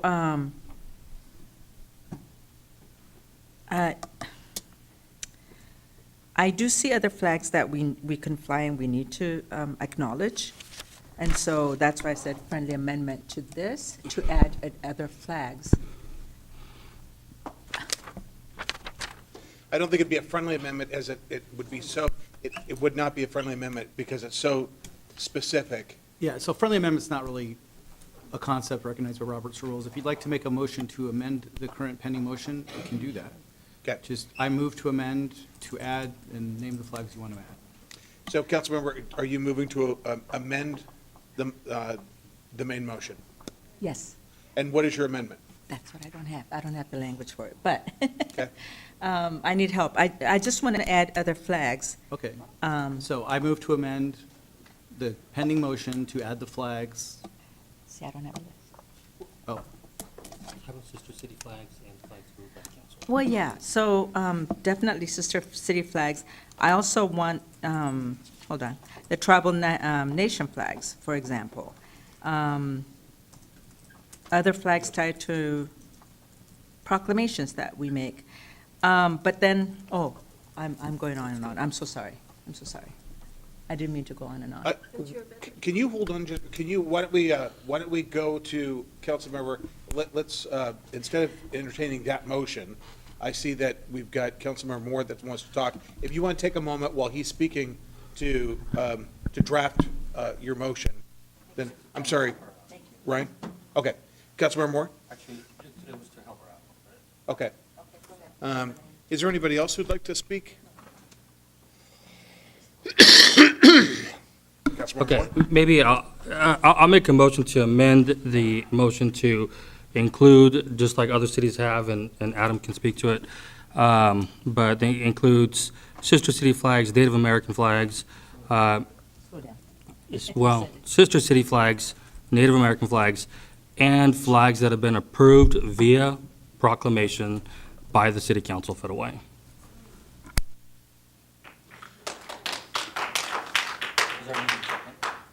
Heather, did you capture that? I have, the motion is to amend to add sister cities flag, Native American flag, and other flags tied to proclamations approved by the city council. That'd be correct. Lydia, Councilmember Assefa Dawson, does that capture the spirit of what you're trying to capture? Yes. Okay. All right. There has been a motion, it has set forth, that our city clerk has set forth, to amend, to add those additional flags.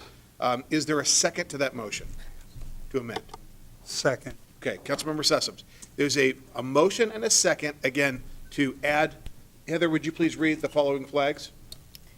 Sister cities flag, Native American flags, other flags tied to proclamations approved by the city council. Okay. All right. Is there, there's been a motion, there's been a second. As to the amendment, is, and not the main motion, but as to the amendment to include that, is there any discussion? Councilmember Assefa Dawson? No. Councilmember Moore? Thank you, and Mayor, thank you for your operation of this portion of the meeting. This is a beautiful thing, because we're working through something, and we're doing it because we're hearing you, and now we're trying to work it in, and this amendment is simply includes what was shared in the comments. A way where we can celebrate other flags that's tied to proclamations, so council has the vote of that, and that Native American flags and/or sister city flags. This is one option I brought forth during a committee meeting, and it got no attention. And so I thank Councilmember Assefa Dawson for entertaining this effort to be done, and I would encourage my colleagues to support this, because this isn't, you're arguing that we need to be fair. What my amendment represents fairness. My amendment represents what we've heard from the public. Now, if it's not a perfect policy, we can always go back and review it and work on it. But this amendment really should be supported by more folks on the dais, because it's important for our community. Thank you. All right. And I see, Councilmember Walsh. Yeah, I think the amendment improves what the original thing was, but still, it is all the more picking winners and losers. And so, I think that that's one of the challenges, is that I think that we should maintain neutrality rather than picking winners and losers. And every cause that comes up, they'll come, you're saying that it's for other things that we have proclamations for. Every cause that wants their own flag flown will come and ask us to do a proclamation, and we'll be, once again, picking winners and losers. And so we'll just be getting in water all the more muddy. And I think that really the only answer is, there's some of those flags that I think are very non-controversial, but there's others that if they're coming to us and we're picking winners and losers, could be very controversial and very decisive. And so I don't think that that's solving the problem. It's just muddying the waters all the more. Councilmember Sepa Dawson, is your light on? Yeah. Okay. So if we do proclamation, it means we really are recognizing whatever that issue is or whatever that topic is. Not every proclamation has flags. And so we're saying, yes, we acknowledge that this thing is being celebrated, acknowledged in our city. So if there's a proclamation and if there's a flag attached to that proclamation, like the Irish flag, why not, right? So that's how I see it, because proclamation to me, once, something we all sign, means that we're in agreement. So that seems fair and inclusive to me. All right. Councilmember Kochmar, Councilmember Hamilton, Councilmember Walsh again. Councilmember Kochmar? Well, I can certainly appreciate your sincerity. I do. And I'm always worried about when we legislate from the dais. We're trying to solve a problem, and we really need to discuss it more. What I would like to hear from Adam, please, again, about the city of Boston legally.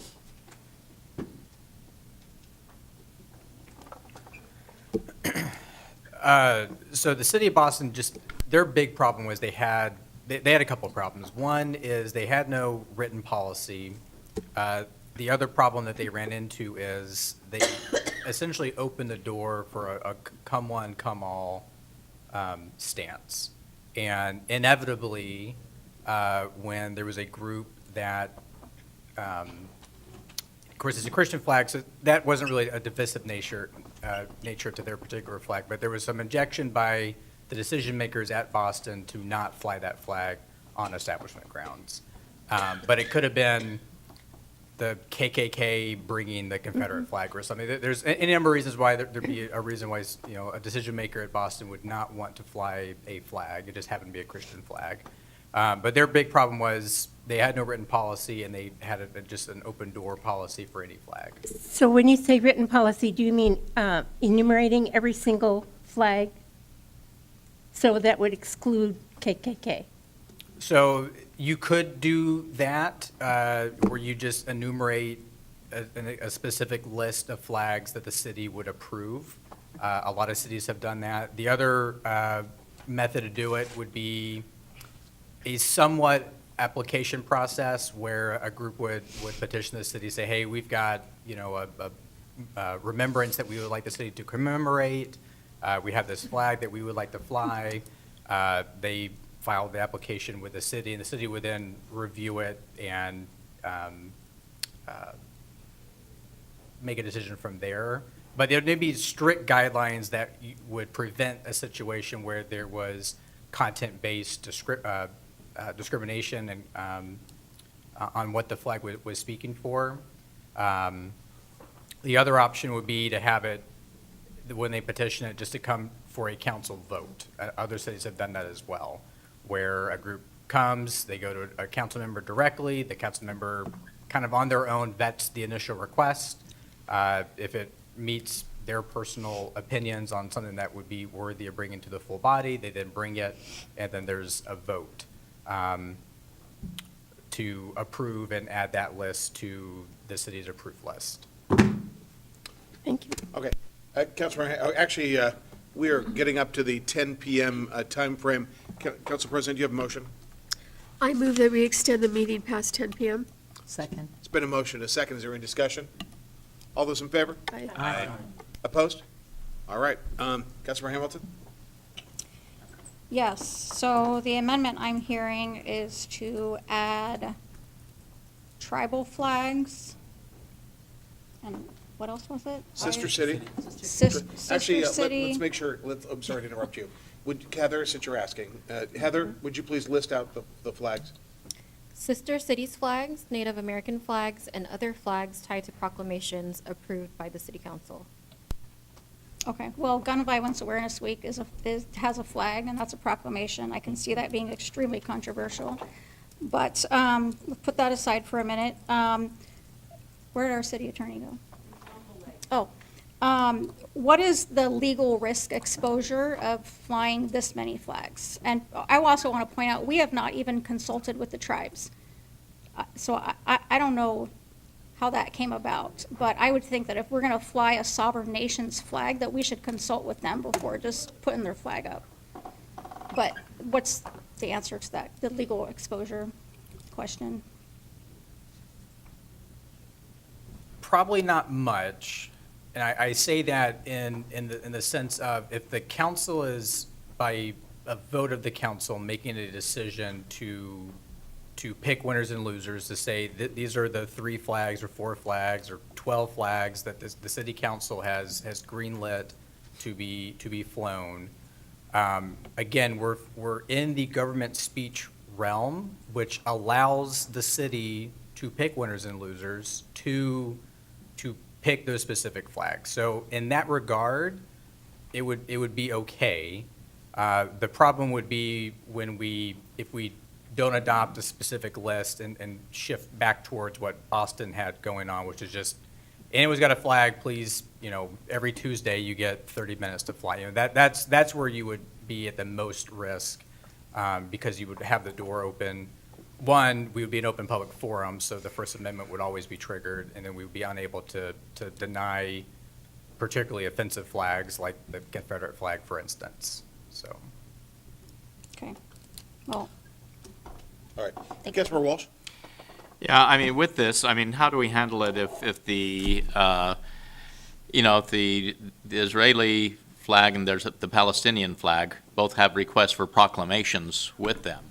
I mean, and once again, we're ending up, whether we may be avoiding lawsuits, but still, we're picking winners and losers, which I don't think that we should be. I don't think that we should be doing, and I think that it's stirring the pot, and this type of. I mean, here we've been discussing this for months now, and if every time that some other cause wants to bring out their flag, we're going to end up continuing the discussion, where really there's, as Councilmember Kochmar pointed out, there's other issues that really should be occupying our time. Mayor. All right, Councilmember Moore? Thank you. Councilmember Walsh, I appreciate the candor. Here's just a reminder, and you already know this, but I'll just say it for the public. And that's, proclamations usually don't move forward without full consent of the council. So if it doesn't have full consent of the council, like the Israeli and Palestinian, then it doesn't move forward. Therefore, it doesn't get a vote. And I think it's really important to point out that, just like Adam said, other cities are doing this. So and I appreciate Adam saying that this is legally safe. I think anything we do, there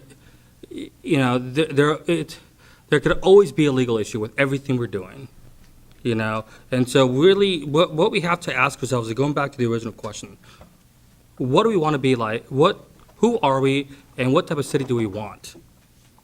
We have had a whole bunch of South King County cities and all over the state of Washington that are celebrating Juneteenth, federally recognized holiday, and Pride Flag, and here's Federal Way. Here's Federal Way.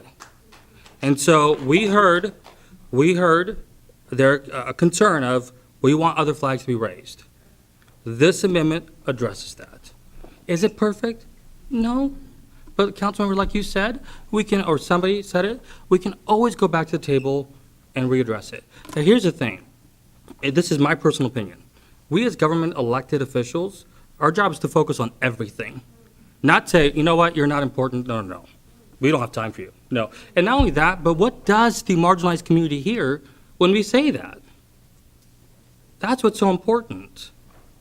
And so I urge my colleagues to, everything that we do is important. Everything that we do is valuable. And it doesn't mean one is more important than the other. Everything is important in government. And so this is just an issue that's come forth, and we're trying to address it. And I think today's amendment truly represents the concerns that we heard and a way to move forward. And I urge my colleagues to put the votes in. And if we need to work on it again, sure, let's do it. But this is a good solution for right now. Thank you. Council President Honda? Yes, so the mayor can also make proclamations just from the mayor, so where would that fall? It would not fall into this. It would be, what's that? My understanding is it would be the council's proclamation. Okay. Okay, there's been a motion, a second, a discussion as to the motion to amend the main motion to allow sister city flags, Native American flags, and and flags that were part of a city council recognized proclamation. Point of clarification. And just to confirm, that Pride Flag and Juneteenth is still part of that. Well, that's the main motion. This would be amended Amended, back. and then we'll go back to the main motion. Yes. Thank you, Mayor. As to the, okay, everybody got it? As to the amendment that has been raised, all those in favor? Aye. Aye. Opposed? Nay. Nay. All right, would the city clerk please run the roll call? Councilmember Estefa Dawson. Aye. Councilmember Moore. Aye. Councilmember Hamilton. Nay. Councilmember Walsh. Nay. Councilmember Sessoms. Aye. Councilmember Kochmar. Nay. And Council President Honda. Nay. The amendment fails. Okay, the amendment has failed, and on to the main motion. There's been a... You're out of order. I'm leaving on my own, thank you. No, that's insane. You people are insane. Yes. Okay, all right, as to the main motion, to add the Juneteenth flag and the Pride flag, there's been a motion, there's been a second, there's been a discussion. All those in favor? Aye. Aye. Aye. Okay. Heather? I'm sorry. All those opposed? Nay. Nay. Nay. Okay, roll call, please. Councilmember Estefa Dawson. Aye. Councilmember Moore. Aye. Councilmember Hamilton. Nay. Councilmember Walsh. Nay. Councilmember Sessoms. Aye. Councilmember Kochmar. Nay. And Council President Honda. Nay. The motion fails. Okay, the motion fails. We move on to the next item. Okay, this is item 6A, excuse me, 8A. This is the first reading, Council Bill 936, ordinance, approve the massage business ordinance. Would the Assistant City Attorney, Adam Gadbury, will present this item. Good evening, good evening, Mayor Farrell, Council President Honda, and council members. Before you tonight is the policy question of should the council enact a new massage business ordinance?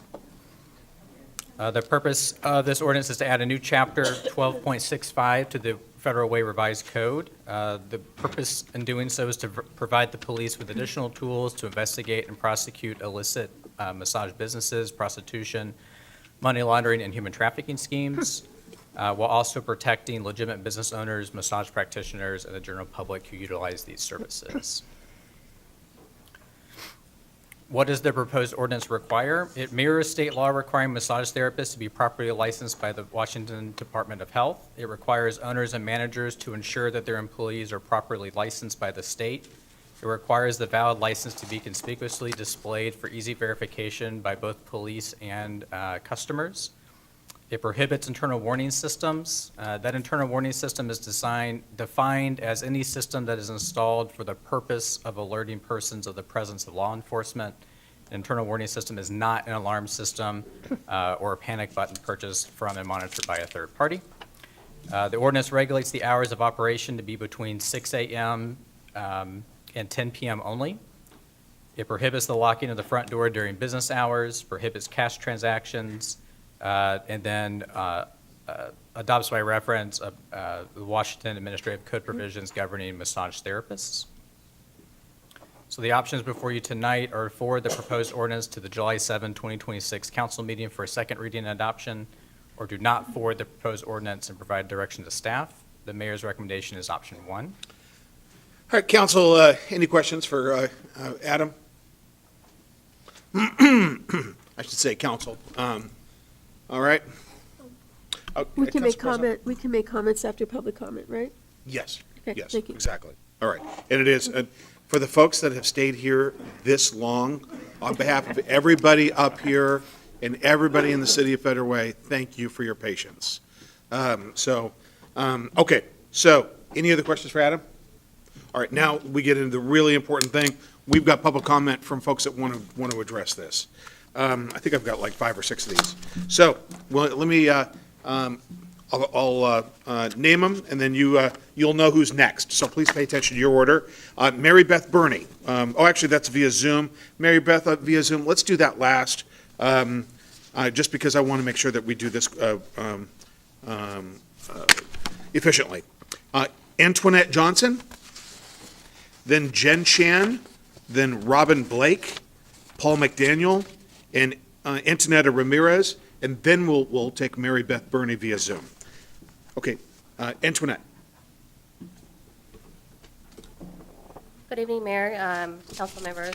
My name's Antoinette Johnson. I have been a massage therapist for almost 20 years. I have owned and operated my business in Federal Way for 12 years.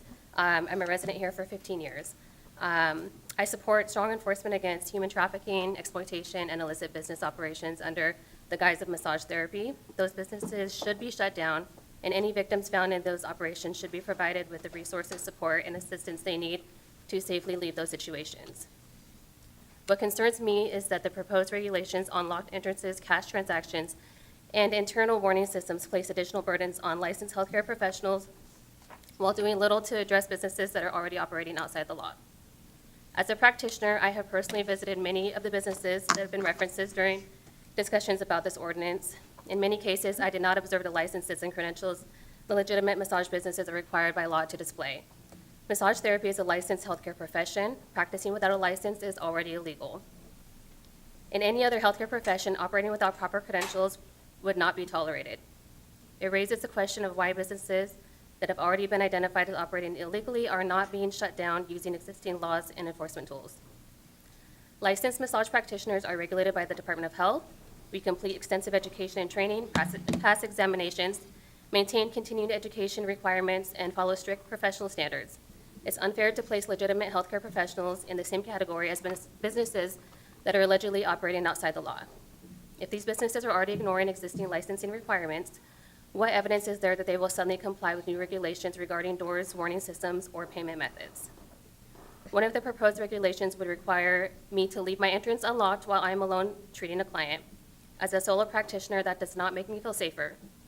I have personally experienced theft, vandalism, drug use on my property, and unauthorized individuals entering treatment areas, barricading themselves in the bathrooms, and being hostile towards me and my clients when doors were left unlocked. Locking my door is not about concealing activity, it's about protecting myself and my clients. I'm also concerned about the prohibition of cash transactions. Many of my clients, including seniors, pay with cash. Eliminating that option increases costs for legitimate businesses, creates additional financial burdens, and may force practitioners to raise prices, reducing access to care in our community. These regulations risk pushing lawful businesses out of Federal Way while doing little to stop businesses that are already operating illegally. I respectfully ask the council to focus on enforcing existing laws and holding illicit operators accountable rather than imposing new restrictions on licensed healthcare professionals who have followed the law and served this community responsibly for years. Thank you for your time and consideration. All right, thank you very much. Jen Chen. Good evening, Mayor, Council President, Council members. My name is Jen Chan, licensed massage therapist. I've been a licensed massage therapist for 18 and a half years, a Federal Way resident for 14 years, and a Federal Way business owner for 13 years. My work focuses on body work, geriatric care, and mental health support. I'm also a member of the Washington State Massage Therapy Association. You've already heard from me and from several of my clients, and I want to say again that I strongly support Federal Way Police in their efforts to eliminate illegal businesses and human trafficking, especially because in my past, I get weekly solicitors who had always threatened I'd give their information to the police, but unfortunately, the police don't do anything. Lastly, I want to thank the committee for sending the ordinance back to the committee for more research.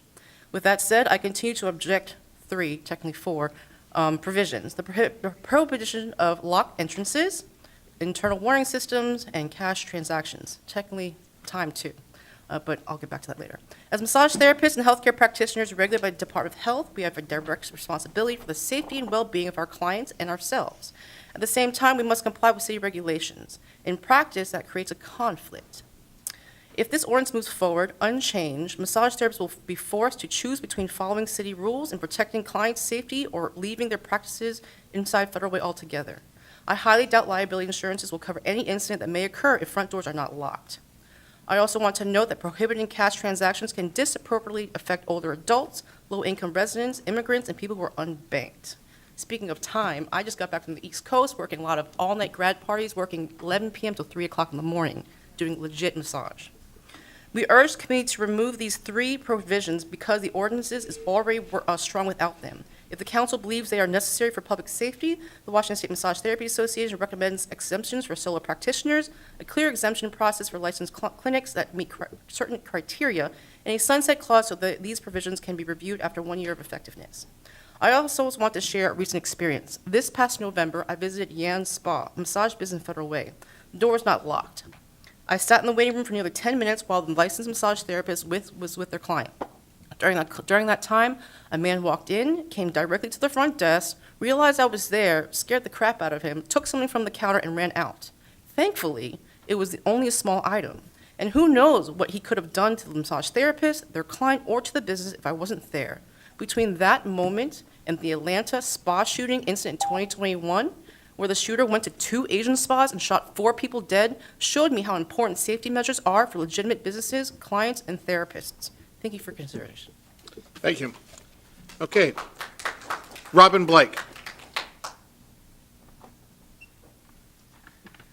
Good evening, council members and mayor. My name is Robin Blake, and I am the Government Relations Director for the Washington State Massage Therapy Association. WSMTA supports Federal Way's efforts to combat prostitution, human trafficking, organized criminal activity, and unlicensed businesses operating under the disguise of massage therapy. The 3 regulations we continue discussing, prohibited locked doors, cash payments, and internal warning systems, will primarily burden lawful healthcare providers, not illicit businesses. Many massage therapists work alone, often evenings and weekends, in small offices or home practices. With these 3 regulations, many therapists are effectively being told, for the greater good, your safety, privacy, and ability to safely operate your business may have to be sacrificed. That should concern every member of this council.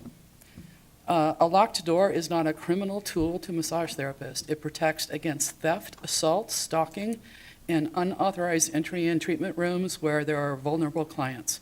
No healthcare professional should be placed in the position of having to choose between following city code and maintaining basic safety and privacy for themselves and their clients. The same concern exists with cash payments, which especially impact older adults and lower income residents. They are not criminals. They are residents of your city trying to access lawful healthcare services. Meanwhile, illicit operators already adapt around financial restrictions through false identities, shell companies, prepaid cards, and off-the-book transactions. So the practical effect of these regulations is that legitimate massage therapists and lawful clients absorb the burden while criminal operators continue adapting around the rules. Council members, This ordinance is enough without these three regulations. WSMTA has also made additional recommendations to clarify and strengthen your ordinance, which we hope you also consider. We are available to answer any questions about these recommendations. What concerns massage therapists is most is the feeling that lawful professionals are being treated as acceptable collateral damage in an attempt to regulate an entirely different industry. Government works best when regulations are fair, narrowly tailored, and do not necessarily sacrifice the safety of lawful citizens in pursuit of broader enforcement goals. Can you imagine what life would be like if every single city adopted these regulations in the state? We respectfully ask the council to remove the restrictions on locked doors and cash transactions, and to clearly exempt ordinary door chimes from the warning system provision. If you feel that you are unable to do all these, we respectfully ask that you consider the compromise option that we presented earlier in previous meetings. Federal Way can protect public safety without making legitimate massage therapists less safe and disrupting massage therapy services to cash-only citizens. Thank you for your time and consideration. Thank you. Paul McDaniel.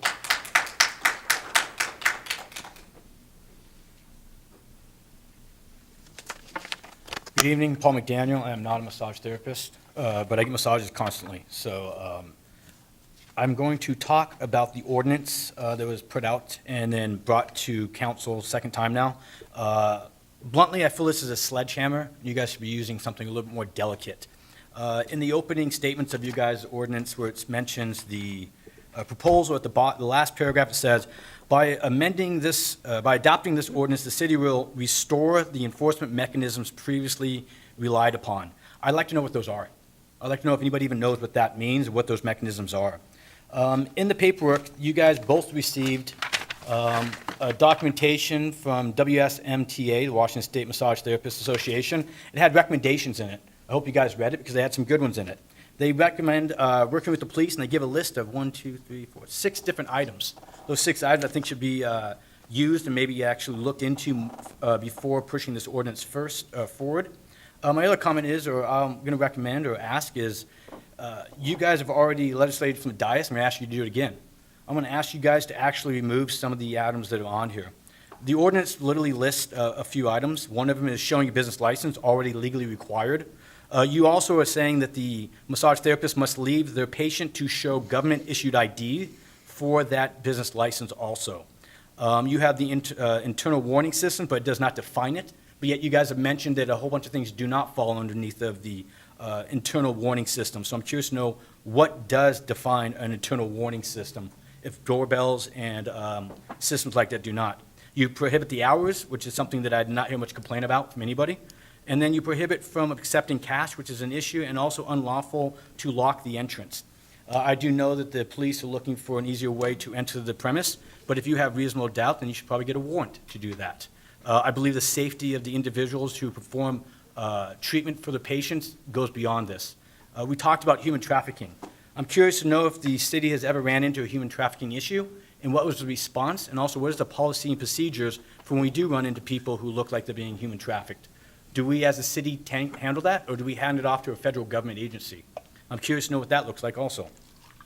And then my ask is going to be that you guys, when you make this motion to pass, is to remove section 1265.090, locking the entrance, prohibiting locking of the entrance door, removing section 1265.070, the internal warning systems, and also section 1265.100, cash transactions prohibited.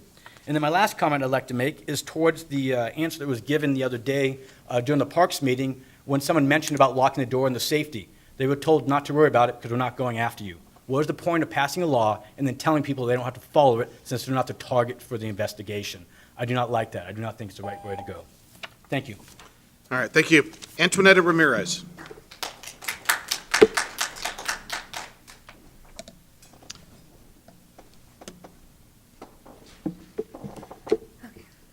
Hello, Federal Way City Council members and Mayor. I'm a licensed massage therapist with a solo practice in Tacoma. I'm here today because I have watched these ordinances spread rapidly across Washington cities, and I am concerned that this version will reach my city next. I am a survivor of sexual assault inside and outside of my massage practice. No matter what I wear or which precaution I use to screen new clients before they ever walk through the door, creeps will continue to be creeps. As someone who carries hypervigilance from trauma, knowing I can operate in a space with a locked entrance takes an enormous amount of pressure off my mind and keeps me, my clients, and anyone working in the building safer. I rent a studio inside a commercial building with other healthcare professionals. We have no receptionist. Only trusted clients get the access code for the entrance. There are many evenings where I work alone, but I still feel safe because of this. During the day, I've had other encounters where providers accidentally let men into the building claiming they wanted a massage from me. One banged on my treatment door while I was with the client, demanding an appointment. Others have stood outside the entrance, knocking and calling my phone repeatedly. My voicemail website and posted signs clearly explain how to schedule. It's clear they were seeking something else. The Atlanta Spa Massacre from March 2021 and this local news story in particular have been on my mind since the Unlocked Door Ordinance was introduced. In September 2025, a man forced his way into a spa in Edmonds, Washington. He locked the door behind him and violently attacked 2 female employees. He used a metal coat rack to beat both women, who suffered broken bones and were hospitalized. He was charged with 2 counts of attempted murder. While he did lock the door behind him, I think massage therapists not having the option to lock the door leaves us exposed to more danger and any items or decor left in common areas open to theft or damage. I agree with the Washington State Massage Therapy Association that solo practitioners should be exempt from the unlocked door requirement, and legitimate massage therapy clinics should be eligible for that same exemption after passing a successful inspection. Again, I also don't agree with the cash ban as it reduces care for clients and increases business fees for the therapists. I'm also confused by the internal alarm verbiage. I'm hoping exemptions apply to hiring companies like ADT and Simply Safe, so providers have the option to install a panic button, and for landlords wanting to keep their property safer. Thank you for your time, and I hope you will work with us to keep licensed massage therapists, our clients, victims of human trafficking, and the overall community safer. Thank you. Thank you. Do you have a question right now? Just a comment. Okay, Council President? Oh. Well, actually, done? well, no, we're not done. We have one more. Yeah, and then I'm going to have the chief get up after we get done. Okay. All right, we've got the Zoom? Okay, so Mary Beth Burney, sorry to her. I mean, we're almost 4 hours into this, so, and for those who've stuck around, thank you very much. Chief, did you have, Chief Wong or Deputy Chief Jones, did you have anything to add in response to the public comment? Yeah, if I may, I would like to read a prepared statement and then answer any questions the policy group might have. The police department is asking the city council for the passage of this ordinance to send a strong message that illicit massage businesses of prostitution and human trafficking will no longer be tolerated in the Federal Way community.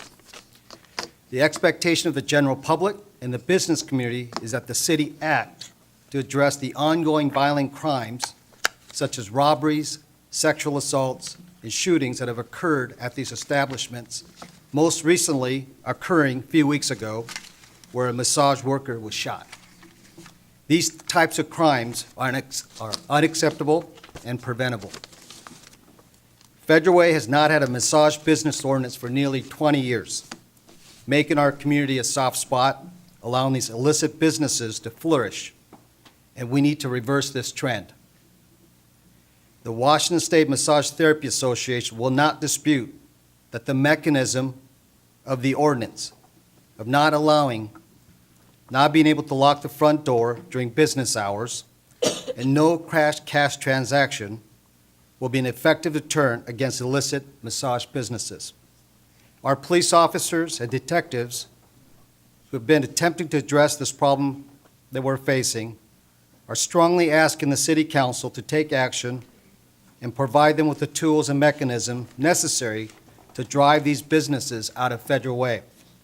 For example, Federal Way has a tough pawn shop ordinance requiring photo ID and thumbprint for every transaction. This practice, over time, has contributed to bringing commercial burglaries, residential burglaries numbers to the historic low numbers that we're having today. This massage business ordinance before you will create a belief among criminal actors that no longer have a free pass in our community and will be held accountable. The police department strongly urges the council to pass this ordinance for public safety without further delay to address the harm that these illicit businesses are causing to our residents and to our business community, including the legitimate massage businesses. What I can tell you is we have ordinances in which the city staff and police department are asked to use good judgment. For example, sandwich board signs that local business put out to drum up more business. Sometimes not placed properly. That's a code violation. We don't go out actively looking for it, and we don't enforce A-frame sign violations to support our local businesses. That's in the books. Grass can be overgrown. Code enforcement is not out there. Now, that's in the books, but code enforcement isn't out there actively looking for people with overgrown lawn, over 6 inches, and writing them citations. We're not doing that either, unless there's a complaint or basis for us to look into it. It is illegal to drive 1 mile over the speed limit. We don't issue tickets for that. Maybe even over 5 miles over the speed limit. It's against the law, but we don't enforce that. We use good, sound judgment and discretion. What I'm going to tell you is every speaker that spoke this evening does not have to worry about police department taking action or following the letter of the law.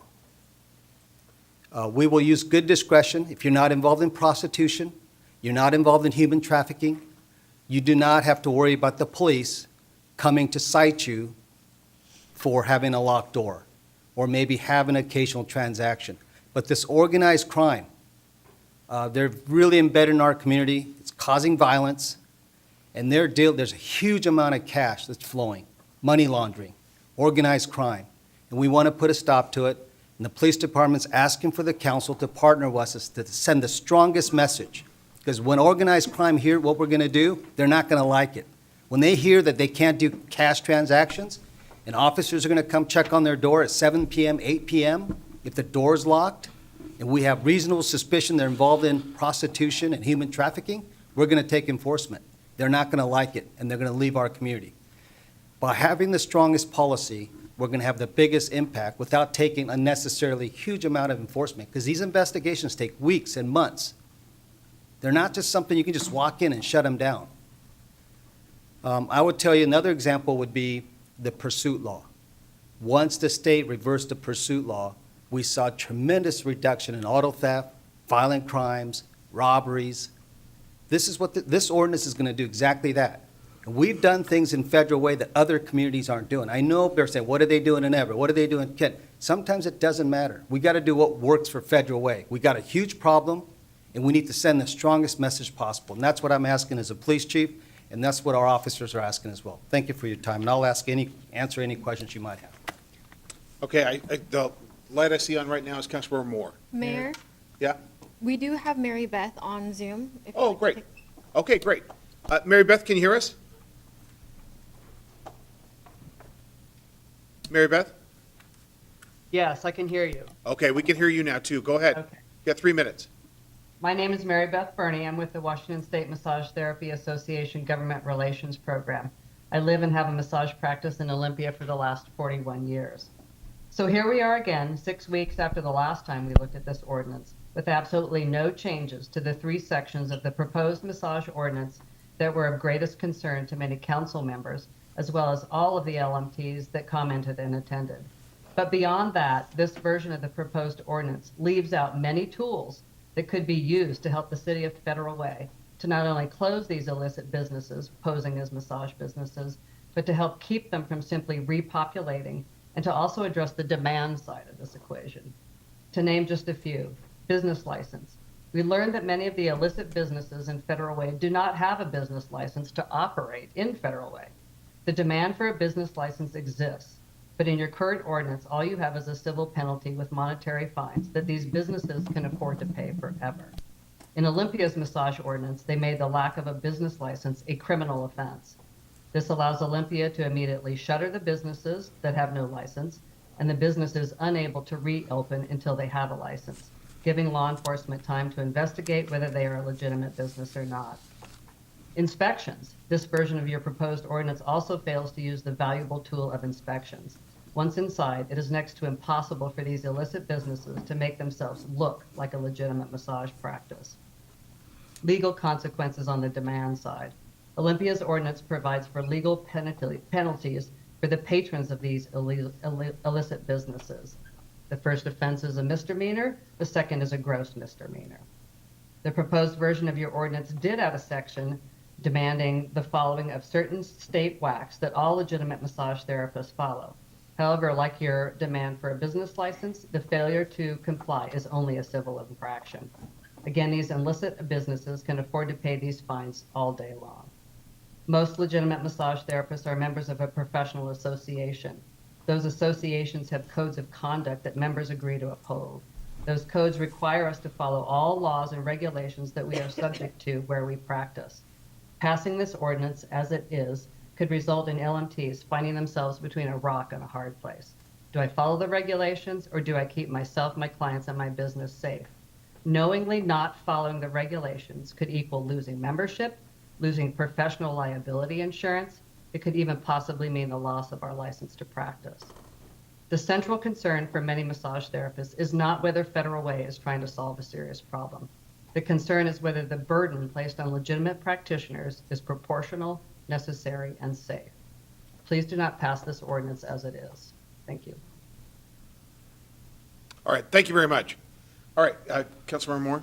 Thank you. Chief and Deputy Chief Jones, just a couple of questions. It's my understanding that Olympia and the association did work together, did come up with a compromise or something like that, and where are they at with in terms of illicit parlors?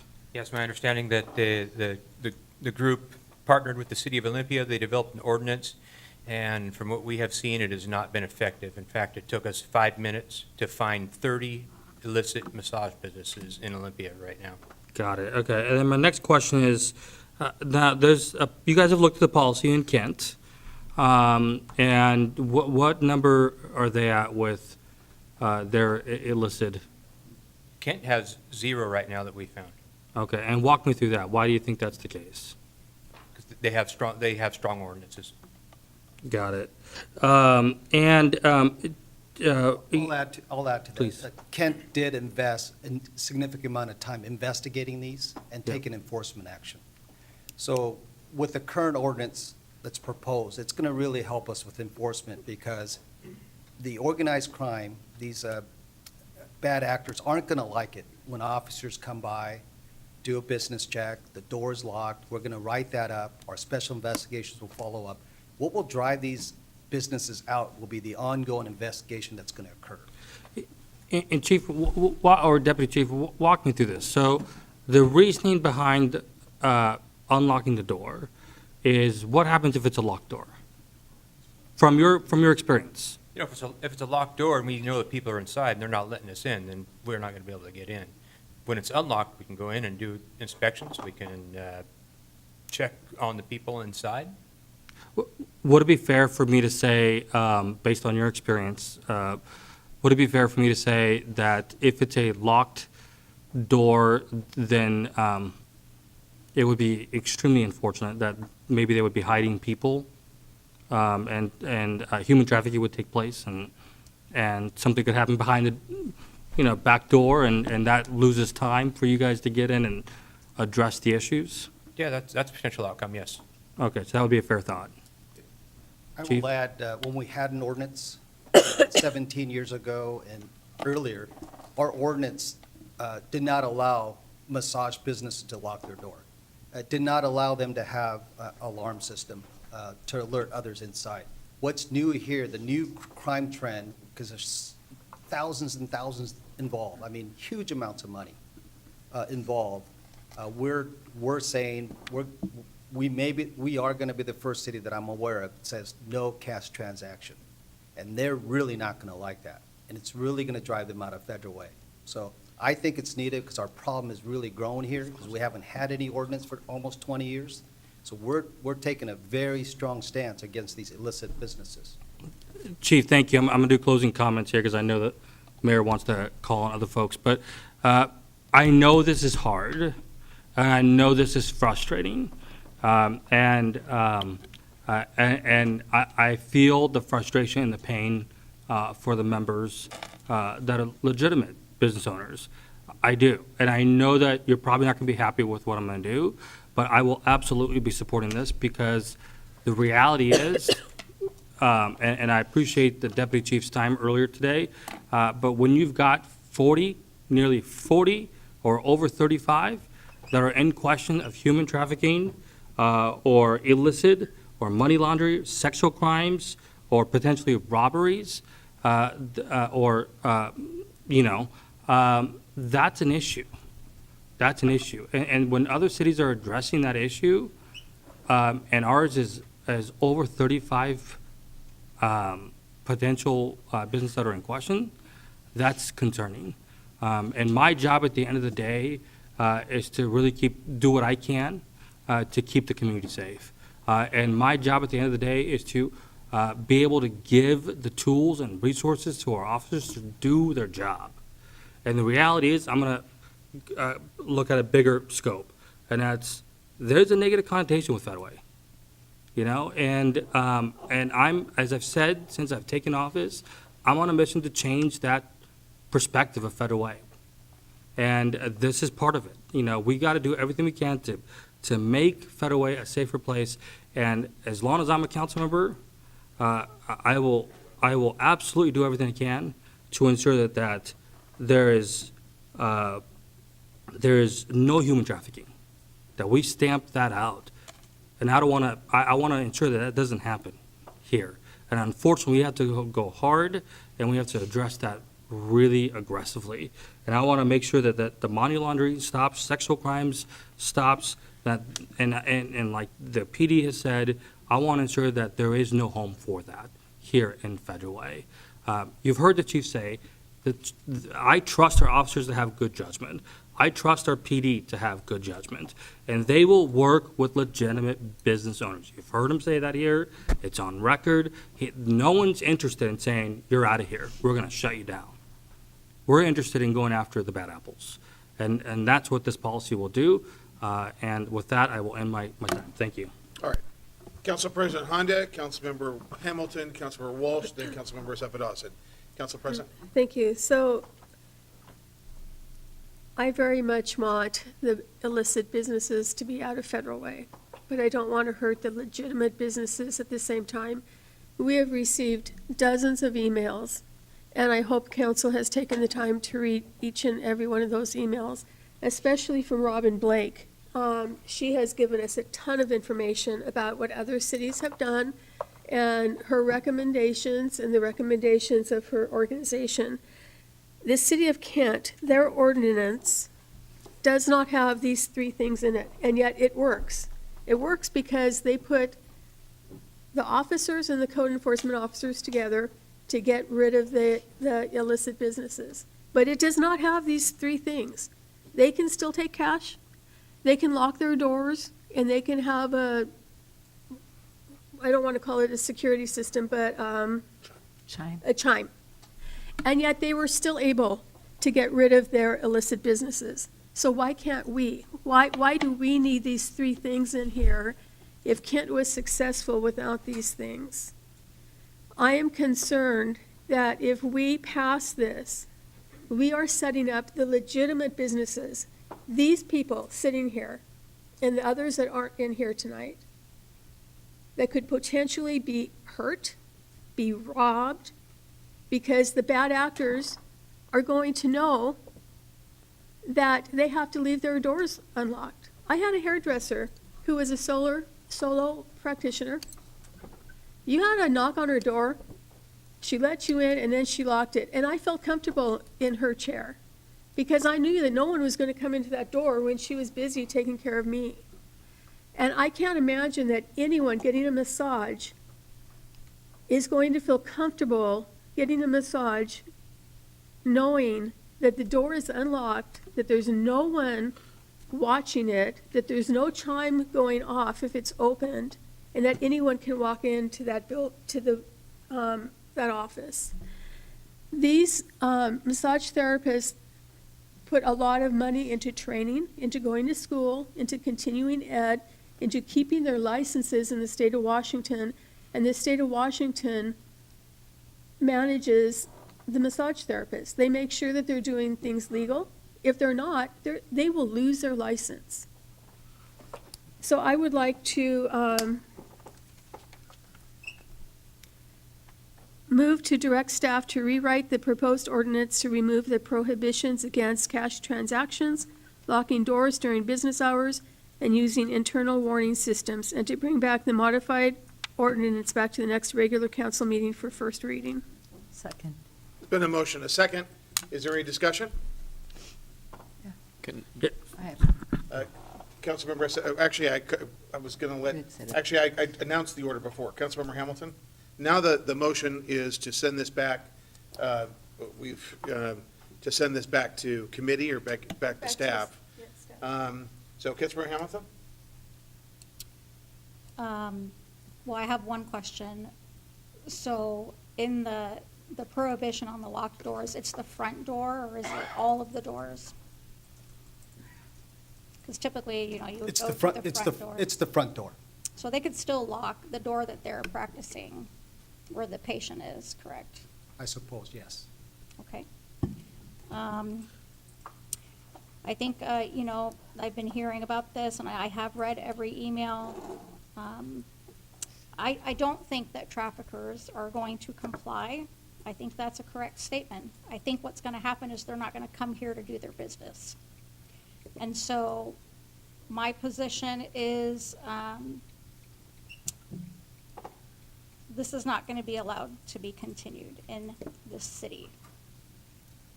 And my message to human traffickers would be Federal Way is not going to be a comfortable place to commit your crimes. And I'm going to be a strong yes on this, and it might not be a perfect solution, but we have a problem. And to address one of the questions that was asked earlier, Federal Way does have a history of human trafficking.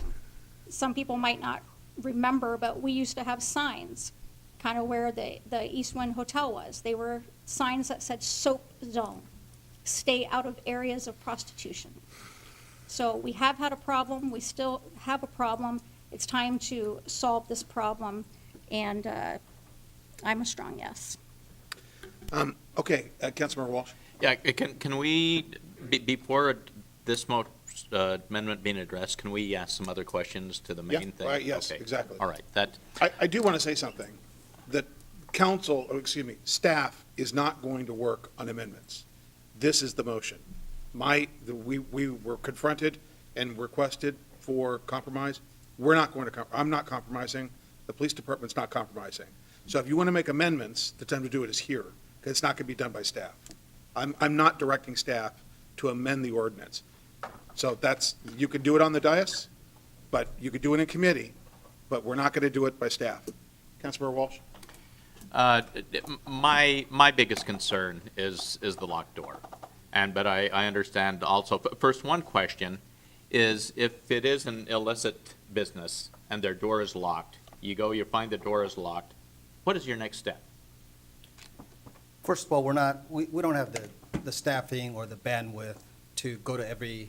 No, but if it's a business that you know is an illicit business, a bad actor. Yes. And you go there and the door is locked, what is the next step after that? For a patrol officer, just checking the business is his or district, they're going to write it up for the special investigations unit. Now we have a violation.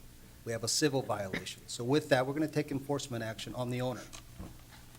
And then we're going to work, once these infractions build up, we're going to work with the property owner, informing them that we have reasonable suspicion that they're involved in prostitution, human trafficking, when we gather evidence, and then we're going to work with the property owner. So what's going to happen is the property owner, for insurance purpose, potential criminal charges, they're going to either evict the tenant, or they're not going to reduce the tenant. But what's going to happen is when our detectives and officers go to these business, and there's cash transaction going on, there's the door's locked, maybe we might use a ruse to get inside as a customer. Once we have that, then we're going to take enforcement. And the criminal actors really aren't going to like that. So These mechanisms, these tools are going to be really helpful for our officers and detectives. That's what they're asking, to get these civil infractions and violations, to get in there, build up the violation, and they're just going to pack up and leave. The biggest thing tonight is sending the strongest message possible. We're going to do something other cities aren't doing. No cash transaction. That's what they're all about, money laundering, cash. And they got false containers in their businesses, and they hide that cash. We're not talking small amount. We're talking 30, 50. I mean, huge amounts that they make on a daily, weekly basis. They stash it in their business.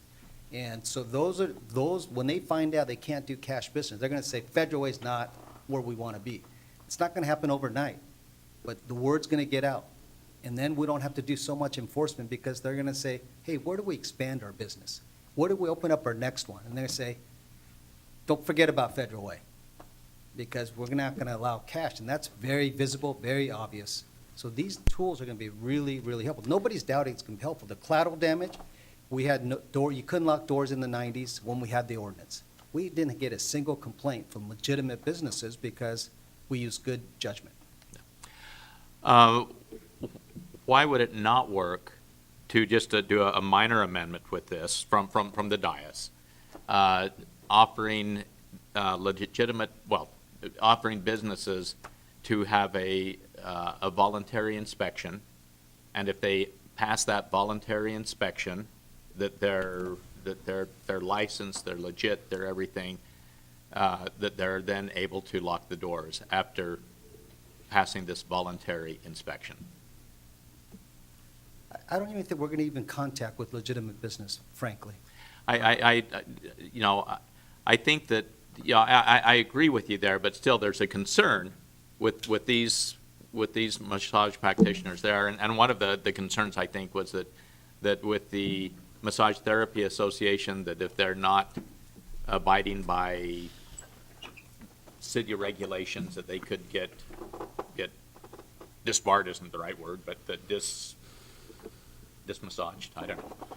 Anyway, they could lose their accreditation with the Massage Therapy Association if they're not abiding by local laws.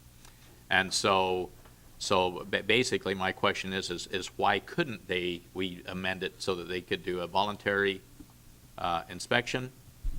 They pass that voluntary inspection, and then these points of contention no longer apply to them. Point of order. Oh, hold on. That's a question. Are you asking the question? I'm asking the question of the chief. Just have a procedural question. Yeah, That's all. Yeah. So the amendment has been made by Council President Honda. It's been seconded. My question to legal or to the mayor is. Is this germane to the motion? Right. I mean, should we be talking about the amendment only? Yeah, actually, That's council, just all. is this discussion germane? I do believe it's germane. I think that the question is whether or not there's an alternate course short of setting it back for a complete rewrite. So I think it's germane to that issue. I mean, but. Well, go ahead. How about we just But answer? the amendment was made very specifically. It's with what germane to the question on the table. I'm sorry, what do you mean by germane? Sir. Relevant. Relevant, So you think it's relevant? yes. Okay. I don't know. Okay. Could you repeat, Heather, could you please repeat what the motion is? To direct staff to rewrite the proposed ordinance to remove the prohibitions against cash transactions, locking doors during business hours, and using internal warning systems, and to bring back the modified ordinance to the next regular. So Yeah. locking doors. Yeah, okay. And you're talking about locking So if the doors. council, if the majority of the council viewed that, then the council would be, then staff would be directed by council to do that. Okay, all right. It's not, this wouldn't be sending it back passively. This is the No, specifics of the council is off. motion. Yes, council has the authority to direct me to draft an ordinance. Okay, And that's could you what please read that one more time? To direct staff to rewrite the proposed ordinance to remove the prohibitions against cash transactions, locking doors during business hours, and using internal warning systems, and to bring it I'm back good, at the thank you. next regular meeting. Okay, thank you, though. Okay, all right, so now that we know that, Chief, what is your, do you have a reaction to, or a position with regard to the removal of those items? I have some reservation, only because we want to be consistent in how we treat all the businesses. but I'm not totally close to the idea of that. No, the motion is to remove those three items from the bill. No, I am are you asking me my opinion? Okay, had you given Councilmember Walsh an answer to his question? No, he had not. Okay, let's start there. Could you please restate your, well, I'm going to ask you two things. Number one, what was your question? Okay, would it not work to amend the ordinance to allow massage therapists to ask for a voluntary inspection where we could go in, inspect them, show that they're legit, and then if they pass that voluntary inspection, they're exempt from these items of concern?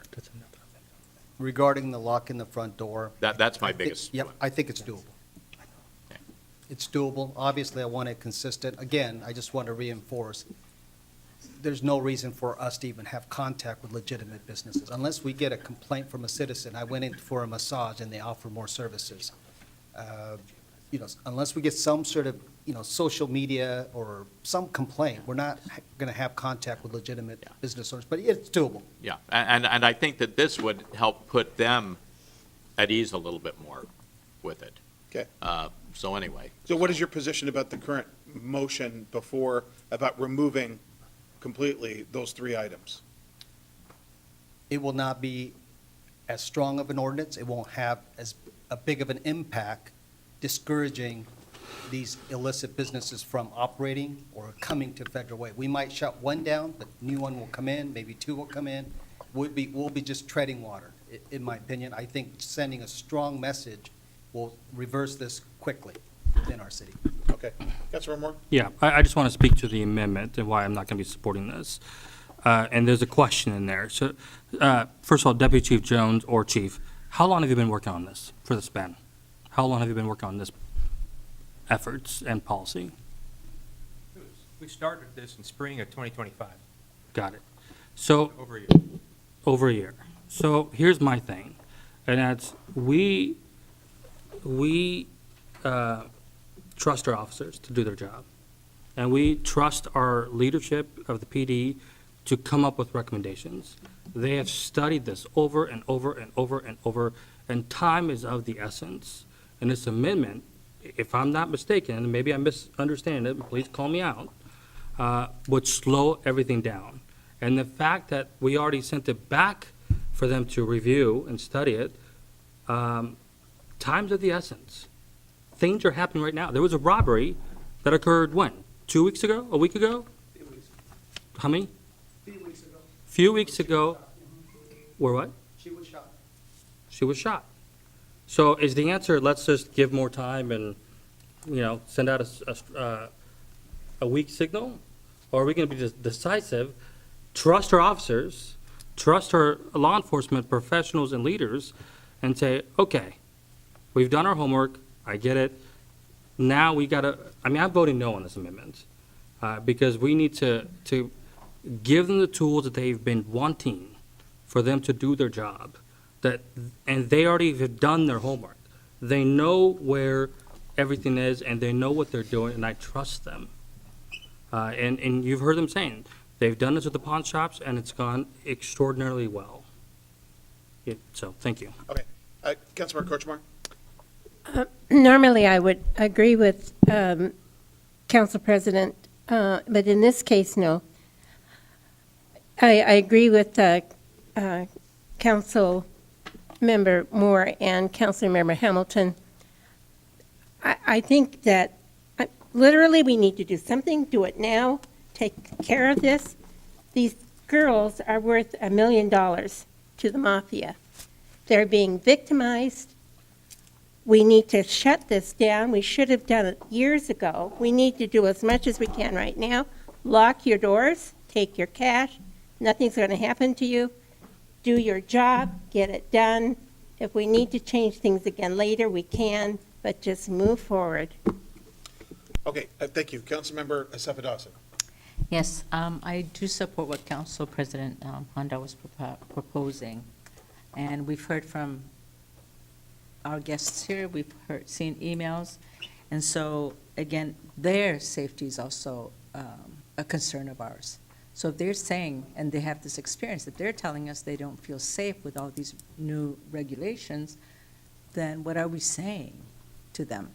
Because if I'm a client and the door's not locked, I'm not going to feel safe. I'm there in a vulnerable position, and they have to go answer the door.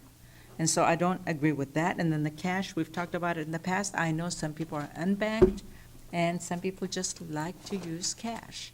And so and also, Chief, you've stated that you're not going to bother them, but that's also profiling, because I don't know who you can bother and who you cannot bother. If they're licensed, and I don't know, if these people are not licensed, that should be basis to go after them.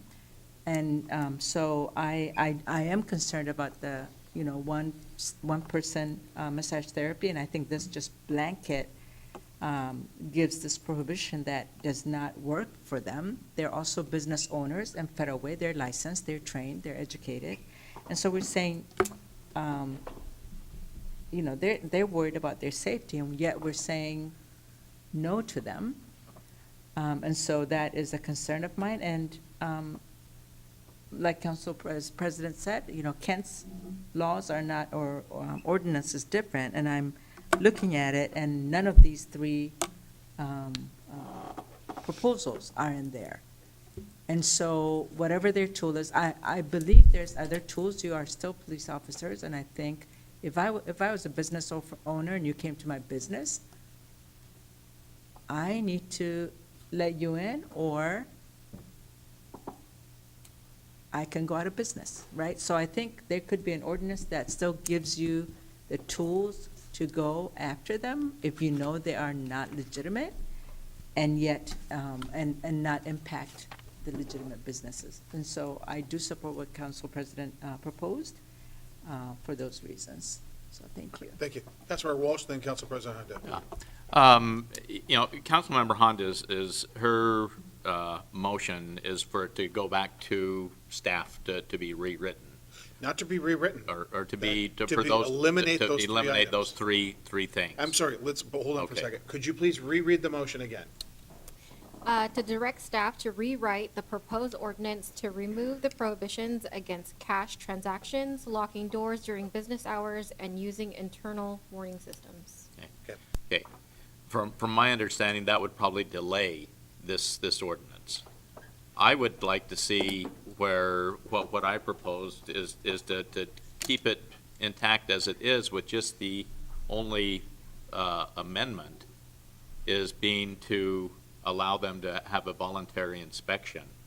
And if they comply with that voluntary inspection, then they're relieved of those, and passing it tonight that way, so that it's not having to be anything rewritten, and we can go forward with it. And next week, in 2 weeks, go to second reading. I will entertain that motion depending the outcome of this motion. Mayor, can I address just one technical issue with that? And that is, we will have to rewrite the ordinance either way. So we can rewrite it between first and second reading, if that's council's desire. Rewrite it about that section? Yeah, it's an ordinance. We can't just on the fly make changes. We need to rewrite it so it's a consistent body, it makes sense top to bottom. So it's not hard, but it is a rewrite. Okay. Okay, Councilmember Moore? So, No, I'm sorry. Yep. Council President Honda. Oh, thank you. So every one of us, including our officers, including the mayor, have talked about human trafficking, but nowhere in this ordinance do we talk about human trafficking. It's an unspoken thing that is happening in the illicit massage businesses. And we were told at the committee meeting that, because I asked if we had ever rescued anyone from human trafficking here in Federal Way from any of the illicit businesses, and the commander said one woman had come forward, and I believe they needed another police force to come and take care of her. Our police left. The other police force showed up eventually, and she was gone. So how did we help her? We didn't help her at all, because who knows what happened to her? I mean, she could have been, for all we know, very, very hurt or worse because she came forward asking for help and we didn't help her. And so if we want to help people who are being trafficked, which we do, we need to stop that. I don't think that this ordinance is really addressing that. I think we would have to have something where our officers are going to be able to take anyone who says, hey, I want help, I want to get out of here, help me. And that didn't happen on the one time that somebody said that they wanted help. I would really encourage us to get this ordinance done the right way the first time.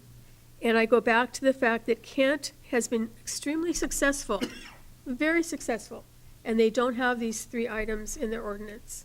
And we can be extremely successful too. Okay, thank you. Councilmember Moore? What, I think, did you? Councilmember Walsh? Oh, Okay. I thought Councilmember Hamilton's had her light on. Oh, I'm sorry, Councilmember Hamilton. Yes, I would normally, I would normally side with Council President Honda, and I do hear, especially what you just said, the human trafficking and helping the victims. I very much am more than willing to help victims and to find ways to help victims, but I think we're falling into the perfect solution fallacy here, and it's kind of 2 separate issues, human trafficking and helping victims. I think what this ordinance is going to do is it's going to provide a very strong deterrent for people to come here and do this kind of crime in our city. And I think if we remove what's being proposed to remove, we're essentially making the ordinance completely ineffective at that point. And so, for those reasons, my position would be not to support the amendment. All right, thank you. Councilmember Moore? Mayor, can I just clarify one thing? We've consistently been referring to this as an amendment. There's a motion on the floor. Right. There are no amendments. Just to be So I'm gonna Right. I'm gonna speak to why I don't support this amendment. It's not an amendment, this is a motion.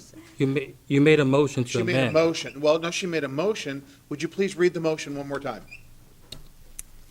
The motion on the floor is to direct staff to rewrite the proposed ordinance to remove the prohibitions against cash transactions, locking doors during business hours, and using internal warning systems, and to bring the modified ordinance back to the next regular meeting. Oh, so that is the motion. That's the motion to amend, I can see where the confusion is. It's to amend this, but bring it back to the next city council meeting without those provisions. Right, and just to clarify, I was under the impression of this motion that's written down here, and the council president amended that motion, but No. that's not the case. No. She She set made the the motion. motion.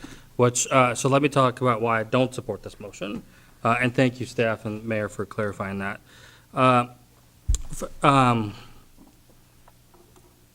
I'm also under the impression that your team, Deputy Chief Jones and Chief, they've been working on this for really more than a year. They have been investigating all this, all these businesses that are in question, correct? So to clarify my question, I'm under the impression you guys have been investigating and have been, for really more than a year and a half, correct? Yes, we've, I could be off by a number, but I would say past year, well, maybe more than a year, we've shut down 4, illicit massage businesses. Working with the landlord, with criminal charges. So we've had success there, but like I said, these investigations take weeks and months. And we've been working, now the officers and detectives saying, hey, if we have these tools, we can just make a sweeping change here pretty quickly with these organized crimes. So, yes, we've been working on this ordinance since, it's been more than a year. So here we are. And I'm talking about the investigations too, to the potential 36? They're ongoing. They're ongoing. We're still looking at businesses. Yes, that's still going on. So obviously, with your professional backgrounds, you're more professional than we are here. There's a reason why you've come up to the conclusion of, hey, we need these 3 items. And quite frankly, if I'm not mistaken, that list could be longer, but you came up with these 3 items. Can you talk to me about why? Because these mechanisms, tools, are going to have the biggest impact of discouraging the illicit massage businesses from coming to Federal Way. And many of them, when we start enforcing what we're currently doing, and with these new little tools and mechanisms, these businesses aren't going to stick around. Because it's not going to be, when they run into resistance, the wall, they're going to say, you know what, we're going to pack up and leave. And that's what's going to happen. So a year from now, 2 years from now, we're going to have a lot less illicit massage businesses because this policy. And I also want to say one thing that it Please. kind of bothered me, what Council President Honda said. I'm going to defend the men and women of the Federal Way Police Department. We're all about protecting victims. And there are extreme challenges helping people that are being human trafficked. They have fear of the people that are trafficking them. Their passports taken away, they lose their identity. It's not easy saving people. We have nonprofit organizations that come in to try to rescue these gals that are involved in human trafficking. We work with the FBI trying to rescue these gals. It's not easy. To say that the PD, you're implying that we failed, we're not doing enough, I don't think it's a fair statement for the men and women of the police department. We try to rescue every one of these girls. I mean, we have kids. So I just want to put that on the record. This is the second time Council President Honda said that, and it's absolutely inaccurate. And Chief, thank you, because, and I think for me and where I'm at and why I'm absolutely going to be voting against this motion is because you guys are doing the work every single day. And your officers and detectives and your teams are doing the work every single day. You're creating partnerships to get to the bottom of this. And fact number 1, you guys are limited. Fact number 2, and that's you guys are professionals, and I trust the judgment of when you come here and say, we need this. And for me to say something like this ordinance does not address this, I feel states that, well, you guys don't know what you're doing. You guys are not educated. You guys don't know what you're doing. And to me, you guys are the professionals. And I feel like my job as a policymaker, as one policymaker, is to give you the tools and resources to get the job done. And I think that is really, really important. And with that, Mayor, I'm just going to call it a question. There's been a motion to call the question. It's not debatable. Need 5 members of the council to vote, to be in favor of the motion to call the question. All those in favor of the, I'm sorry, do you have a point of order? Is it calling the question on the amendment? There is no amendment. There is a motion. Oh. There's only one motion before this body, and that's to send it back. Would you please reread the motion? To direct staff to rewrite the proposed ordinance to remove the prohibitions against cash transactions, locking doors during business hours, and using internal warning systems, and to bring it back at the next meeting. Okay, that's the only motion before the body. Do we need a second for, is there a second to call the question? There's been a motion, a second to call the question. All those in favor of calling the question? Aye. Aye. All those opposed? Nay. Nay. Okay. Ebony? Councilmember Excuse me. Soto-Dawson? What's that? Go ahead. Nay. Councilmember Moore? Aye. Councilmember Hamilton? Aye. Councilmember Walsh? Aye. Councilmember Sessoms? Aye. Councilmember Kochmar? Aye. And Council President Honda? Nay. The motion passes 5-2. Okay. As to the motion, and we've had it read multiple times, all those in favor of the motion to remove the 3 items and have this come back to the council at the next meeting without those 3 items in question. All those in favor? Aye. Nay.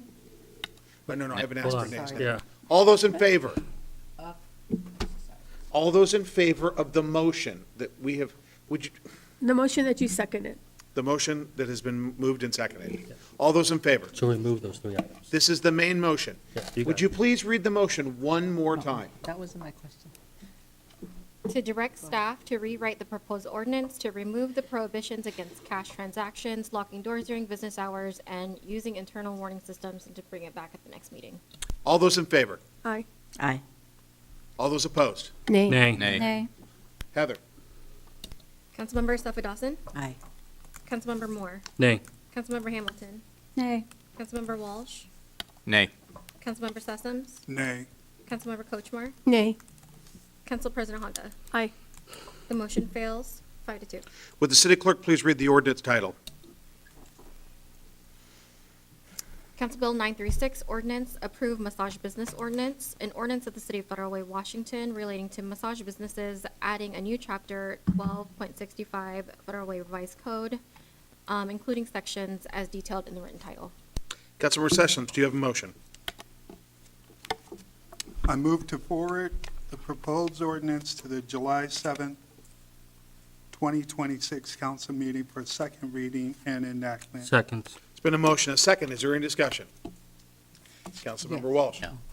I would like to make a motion that we do an amendment, have an amendment, that if the massage therapist ask for, have a voluntary inspection, and they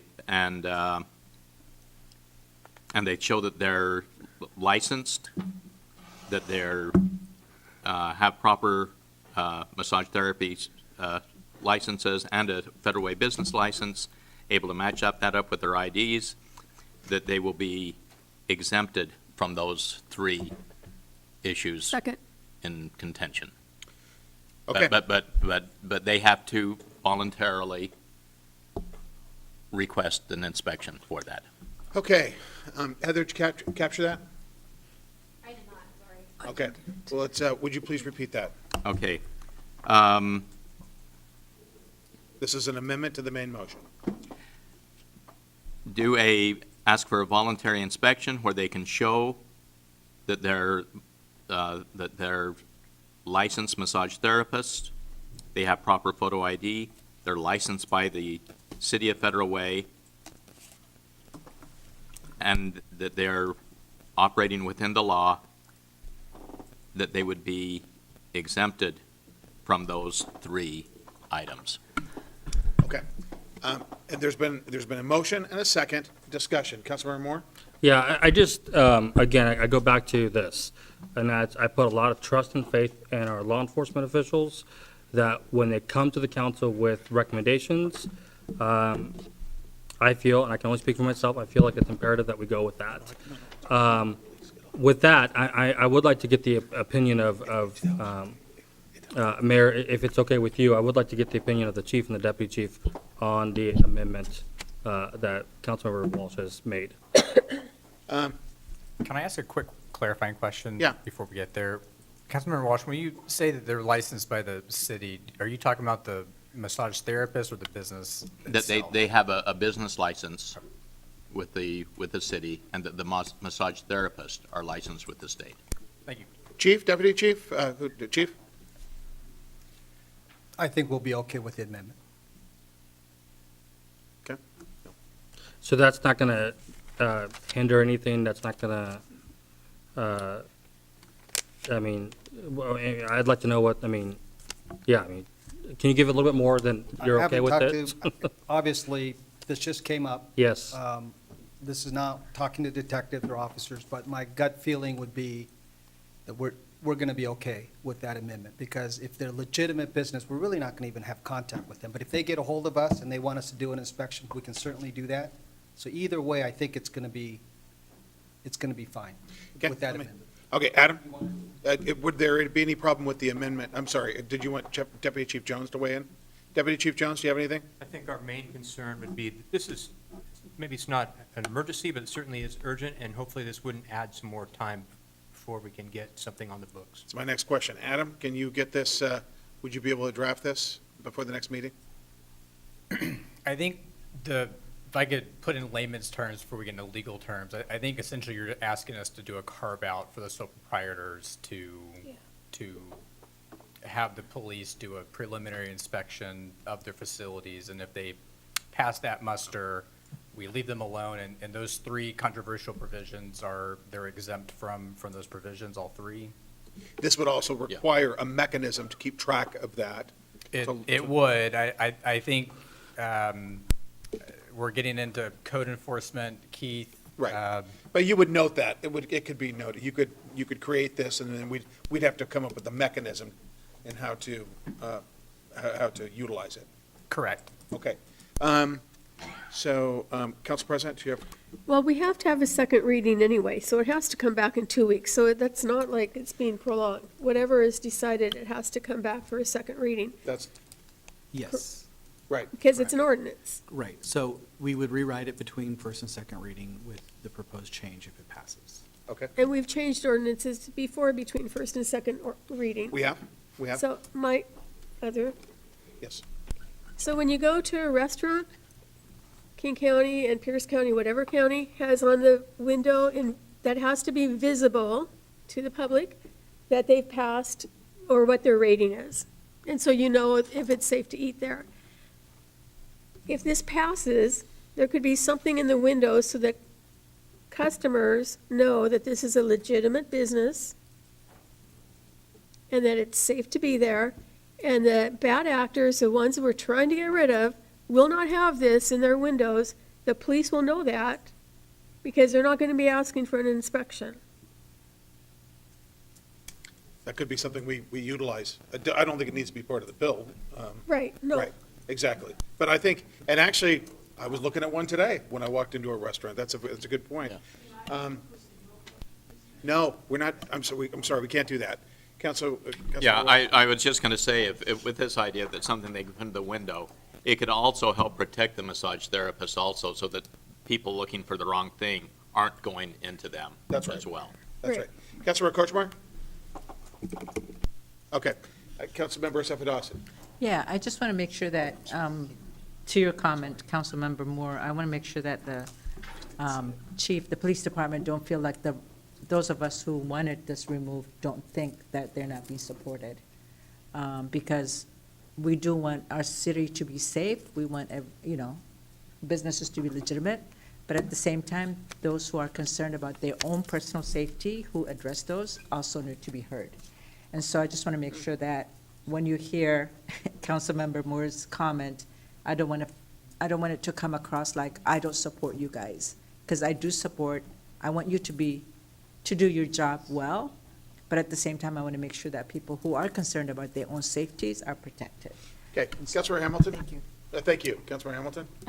Yes, so this is new, and so I'm trying to process this. And I guess my question to the chief and deputy chief is, we know criminals can adapt pretty quickly. Mhm. What's the likelihood of human traffickers adapting to this? And I'm hesitant to rush something through like this without knowing what the consequences could be, because right now we have a very strong ordinance that we're looking at, and I'm worried that this could weaken that ordinance. Could you have people posing? Yeah, that's why I was saying I was having a little reservation, because you could have bad actors trying to get checked off by us. But even if you're checked off, it doesn't mean we're not going to conduct an investigation on you, because if we get complaints from residents saying, hey, I went to this establishment and something really bad happened, we're going to investigate that, even if you're already on the list, that we've inspected. So I'm not too concerned about it. But yeah, there's a little bit of that where they adapt and they get the inspection, and then all of a sudden, they're, clear of, taking cash. But regardless, I think we can work through that, is what I'm saying. If this is what it's going to take for us to get a really pretty good, strong ordinance, I'm saying I think it's workable. Okay, Councilor Moore?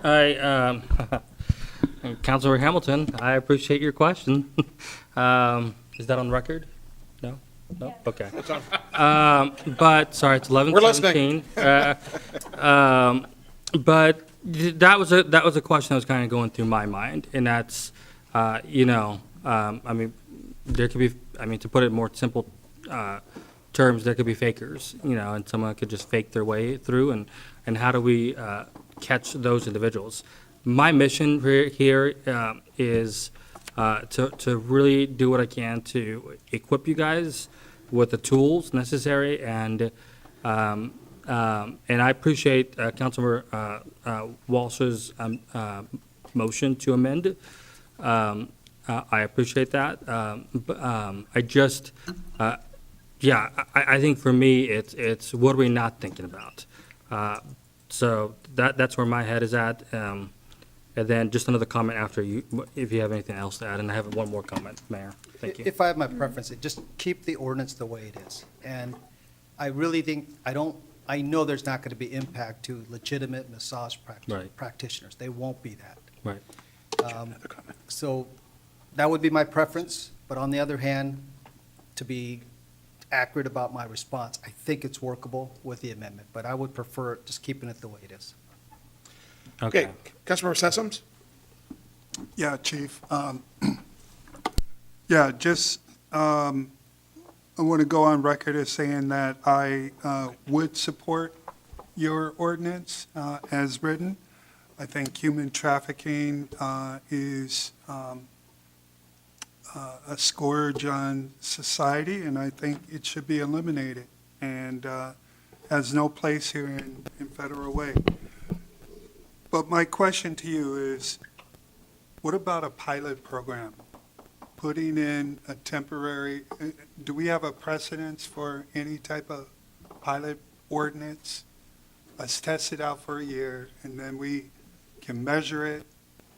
We can see what the results are at the end of the year, whether or not crime goes down or goes up. whatever. Let's ask Councilmember Sessoms, that what you're talking about is a sunset clause, and perhaps that's under, we've got Adam right here. Adam, as to a sunset clause or a provision where it would need to be re-upped? I mean, I think the council can, by amendment, add it to this ordinance. It would be yet another motion to amend, but if the council as a whole would like to have a sunset clause, you could do that. Procedure, there's some problems with that potentially. Do you want the entire ordinance to sunset? Do you just want a few of the provisions to sunset? Those would be things that you'd want to consider before you inserted a sunset clause into the ordinance. Councilmember Sessoms? Yeah, I really liked Councilmember amendment. The fact that they can choose to be self-inspected or volunteer to be inspected, I like that. But I recognize that we may have to architect it in such a way that it's okay, but. Mayor, can I add my comment on this? Yeah. So I don't believe a sunset provision is really going to be helpful in this circumstance. If the ordinance is ineffective, the police department will come back to you and ask you to fix it. So really what a sunset ordinance is for is if you want some provisional funding or some benchmark, basically report back, and council's not comfortable with staff basically watching for problems. So in this case, the police department has a huge incentive to come back to council if it doesn't work. Okay. Did you have any questions? Okay. Councilmember Kochmar? Yeah, I was just going to say, I agree that the sunset clause, we don't need that. We can just bring it back to review whenever it's necessary. And thank you. You're learning very quickly. So thank you, Councilmember Sessoms. And Councilmember Walsh, I thought that was a good kind of a helpful for those who are legitimate and worried about their businesses. So I would just, it's late, I'd like to just move forward. We're going to vote on the amendment and then vote on the main motion. Then it comes back again on second reading. Council President, do you have a comment? My comment is we need to keep everybody safe. We need to keep the massage, the legitimate massage people safe. We need to keep those who are being trafficked safe, and we need to keep our officers safe and the public safe. Okay, Everybody deserves to be safe. that's right. Heather, would you please read the motion to amend once more? The current amendment is to amend the motion to request that massage therapists voluntarily submit to inspections to provide proper identification as licensed massage therapist and proof of a federal way business license, and that upon inspection, they would be exempt from the ordinance. So it's just that they have a business license and that they, what are the, just that they have a business license and what else? And they're licensed massage. Licensed massage therapist with the state. And those are the only two things? Yes. And that they're, Well, that's the motion? yeah, I think that covers it. That was the motion, yes. Okay, all right. All right, that's the motion to amend. All right, everybody got it? All those in favor of the amendment? Aye. Aye. Opposed? Aye. Okay. That's enough. Abstain. Heather? Councilmember Suffolk Dawson? Aye. Councilmember Moore? Abstain. Councilmember Hamilton? Aye. Councilmember Walsh? Aye. Councilmember Sessoms? Aye. Councilmember Kochmar? Aye. Council President Honda? Aye. The motion passes, sorry, the amendment passes. Okay, as to the final, as to the main motion, which is essentially first reading with the proviso or the amendment, all those in favor of the main motion, Aye. Aye. Aye. As amended. as amended. Aye. Opposed? Matter passes unanimously. All right, thank you. Thank you, everybody. Thank you for your patience tonight. Okay, we'll have second reading on July 7th.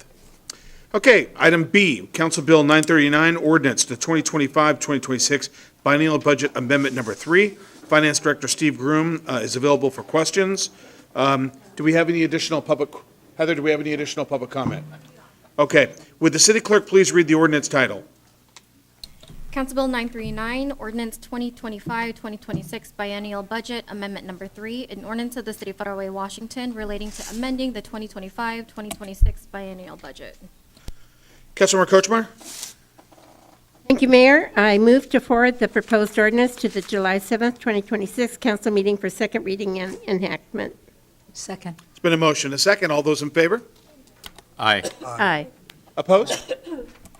I'm at a pass unanimously. To the therapists that came, thank you very much. And thank you for your patience and for your belief in the system. You waited almost 5 hours, and we appreciate your time. Thank you. Item C. Second reading and enactment, Council Bill 937, ordinance, consolidated permit review in the Community Development Department. City Administrator Davis is here for any questions. Would the city clerk please read the ordinance title? Council Bill 937, Ordinance Consolidating Permit Review in the Community Development Department, an ordinance of the City of Federal Way, Washington, relating to consolidating permit review in the Community Development Department, amending the Federal Way Revised Code as detailed in the written title, and amending ordinance numbers as detailed in the written title. Very good. Okay. Councilmember Walsh, do you have a motion? I move approval of the proposed ordinance. Second. It's been a motion, a second. All those in favor? Aye. Opposed? Matter passed unanimously. Council reports, second meeting of the month. We'll start with Councilmember Kochmar. It's late. See you all at Kickin', especially Friday, noon when USA is playing against Australia at 12 noon. Here, here. All right. Councilmember Sessoms. Looking forward to attending the AWC conference next week as part of my professional development. Also, I had a chance to attend the State of the County address, attended the PIC meeting on the 10th, and also I participated in the Juneteenth celebration. Shout out to Phenomenal She and Game of Life for their leadership in putting that event together at the Federal Way Library. It was great. Awesome. Great. Thank you. Councilmember Walsh. Yeah, looking at the upcoming FIFA schedule, there is a realistic possibility that on July 4th, the U.S. may be versing England in a match. And if it is, I would propose that if that does happen, I would propose that at the Red, White, and Blues, we get a big screen there, and we show that match during Red, White, and Blues. I'll do it if I can. Is that a motion? Exactly. Okay. And Anything else? And I think that's it. Friday the 26th, I want to personally invite all of you. The Tabernacle Choir at Temple Square is doing a big concert at the Hollywood Bowl, and it is being cast here locally. They'll have special guest stars like Catherine McPhee and Donny Osmond and a whole bunch of others. It'll be a great artistic thing, fantastic music, and invite any of you to come. So. Great, thank you And very it's much. free. That's right. It's in California. No, it's going to be cast here on the new equipment and everything. In California, it's not free, and it's actually, the Hollywood Bowl, they're actually raising money for women's shelters. That's great. Awesome. Okay, Councilmember Hamilton. Thank you, Mayor. Just a real quick rundown. I attended the MSC Spring into Action fundraiser, attended Flag Day with Seroptimus, did a great job on your speech, you and Judge Havens. Susan, congratulations on getting your flagpole recognition. That was really special. I attended the Juneteenth celebration at Integrity Life Church, and even though it's maybe not quite in Federal Way, Pastor Bowman is no stranger to this city, so that was a great event. And then also participated in the first Public Safety Caucus meeting with AWC, along with the mayor, and had a lot of discussion on potential state legislation coming up, and just advocating for good public safety policy. Great, thank you very much. All right, Councilmember Moore. All right, thank you, Mayor. It is 11:30, so I've got about a 5-10 minutes. All right, just joking. Just kidding. But part of my report, like my colleagues have stated, there are a lot of events that are happening, and I think one of the best part about being a public servant, public official, is to have the opportunity to attend a lot of those. And through that, you see a lot of talent and treasure in our community, and I think it's just really cool. And so I brought my son Judah, 5-year-old son, to the Juneteenth event, to not just one, but two. And, well, he liked the chips and the apple and the water, but we have a long ways to teach him as to why that's important. And so I really want to do a shout out to Phenomenal She at King County Library and Game of Life for putting a great event, and I enjoyed listening to Representative Taylor as well, be part of the panel. So it was really insightful. And you know, when you get a moment to stop, breathe, take a breath, and listen, it's amazing what you can start to hear. And so I really valued that quite a bit. Also attended the State of the County address, which was phenomenal. We are very fortunate to have a really strong and innovative county executive. I'm pretty excited about his leadership. A lot of different styles that are going on compared to the last one. I think that King County needed that. So that was that. Also had the chance to attend something that was before the Juneteenth event. Oh boy, I don't have time to check. But anyways, I do, I think the other thing I wanted to kind of mention is Wild Waves. We've had a lot of comments on social media, and some emails have come through. And the only thing I can really say is stay engaged, stay involved, and keep speaking your mind. And I think it's a huge loss to this city. I think it's a huge loss to our region and state, quite frankly. And so keep making your voices heard. I think it's really, really important. And With that, I wrote down youth homelessness. I think it's something I would like us to continue talking about and develop something on an official capacity. That's a pretty big deal. And with that, I will end my report. Thank you. Thank you. Councilmember Seffa Dawson. Yeah, thank you, Mayor. Just wanted to say I will not be here at the Juneteenth celebration on Friday because at my job, we're doing the same things, and I'm involved in that one. So just wanted to bring that up, and I believe it's going to go well. I wish I could be here, so good luck on your speech, and I look forward to hearing it. Thank you so much. Great, thank you so much. Council President. Thank you. I was able to attend the Rainier View Elementary fifth grade graduation ceremony, and what was so cool about it is they couldn't be in their own school because it was too small last year, and so they went to Todd Beamer, and they were in the great room. If you've ever been in the great room, you know how big it is. Well, that was too small. There were so many families and friends supporting the 78 graduates of Rainier View Elementary School. It was amazing and awesome to see. And congratulations to all of our graduates in Federal Way. I read on Facebook that the farmer's market is open until 2 p.m. now. Yes. Awesome. We should have made an announcement today. Right, exactly. Yeah, Okay. because people have been asking for it to be open longer. Will you consider this a friendly amendment? Yes. There is no friendly amendment. Come on. And also fireworks. I live on the BPA Trail, right off the BPA Trail. And we've had 3 fires. One was because a meth lab exploded, and 2 were due to fireworks. And the second one that happened was in the daytime. I heard the firework. I saw the person in the red hat running away because I was out watering my flowers. And when the fire department came, they fought that fire from both the trail and from the street. And they said it was because our house was in danger. And I have never been so scared. Fireworks are dangerous.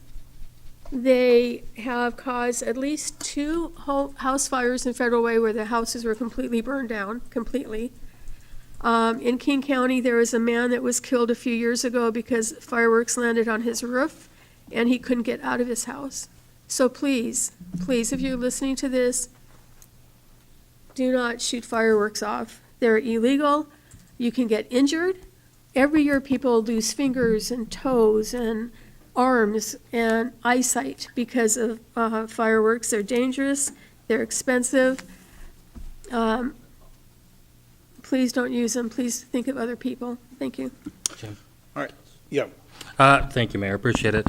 Sorry, as a guest teacher and a substitute teacher of the school district, I'd be remiss to say congratulations to our students. If students are watching this, I don't know if they do or not. I hope they do. But congratulations, you guys have made it another year. Have a safe summer, and congratulations to the class of 2026. Thank you. Did you have anything else? See you Friday, Saturday, and Sunday. That's right. We're going to have a great event with Kicking It. I hope everybody has a very safe and happy 4th of July. We are adjourned. Thank you.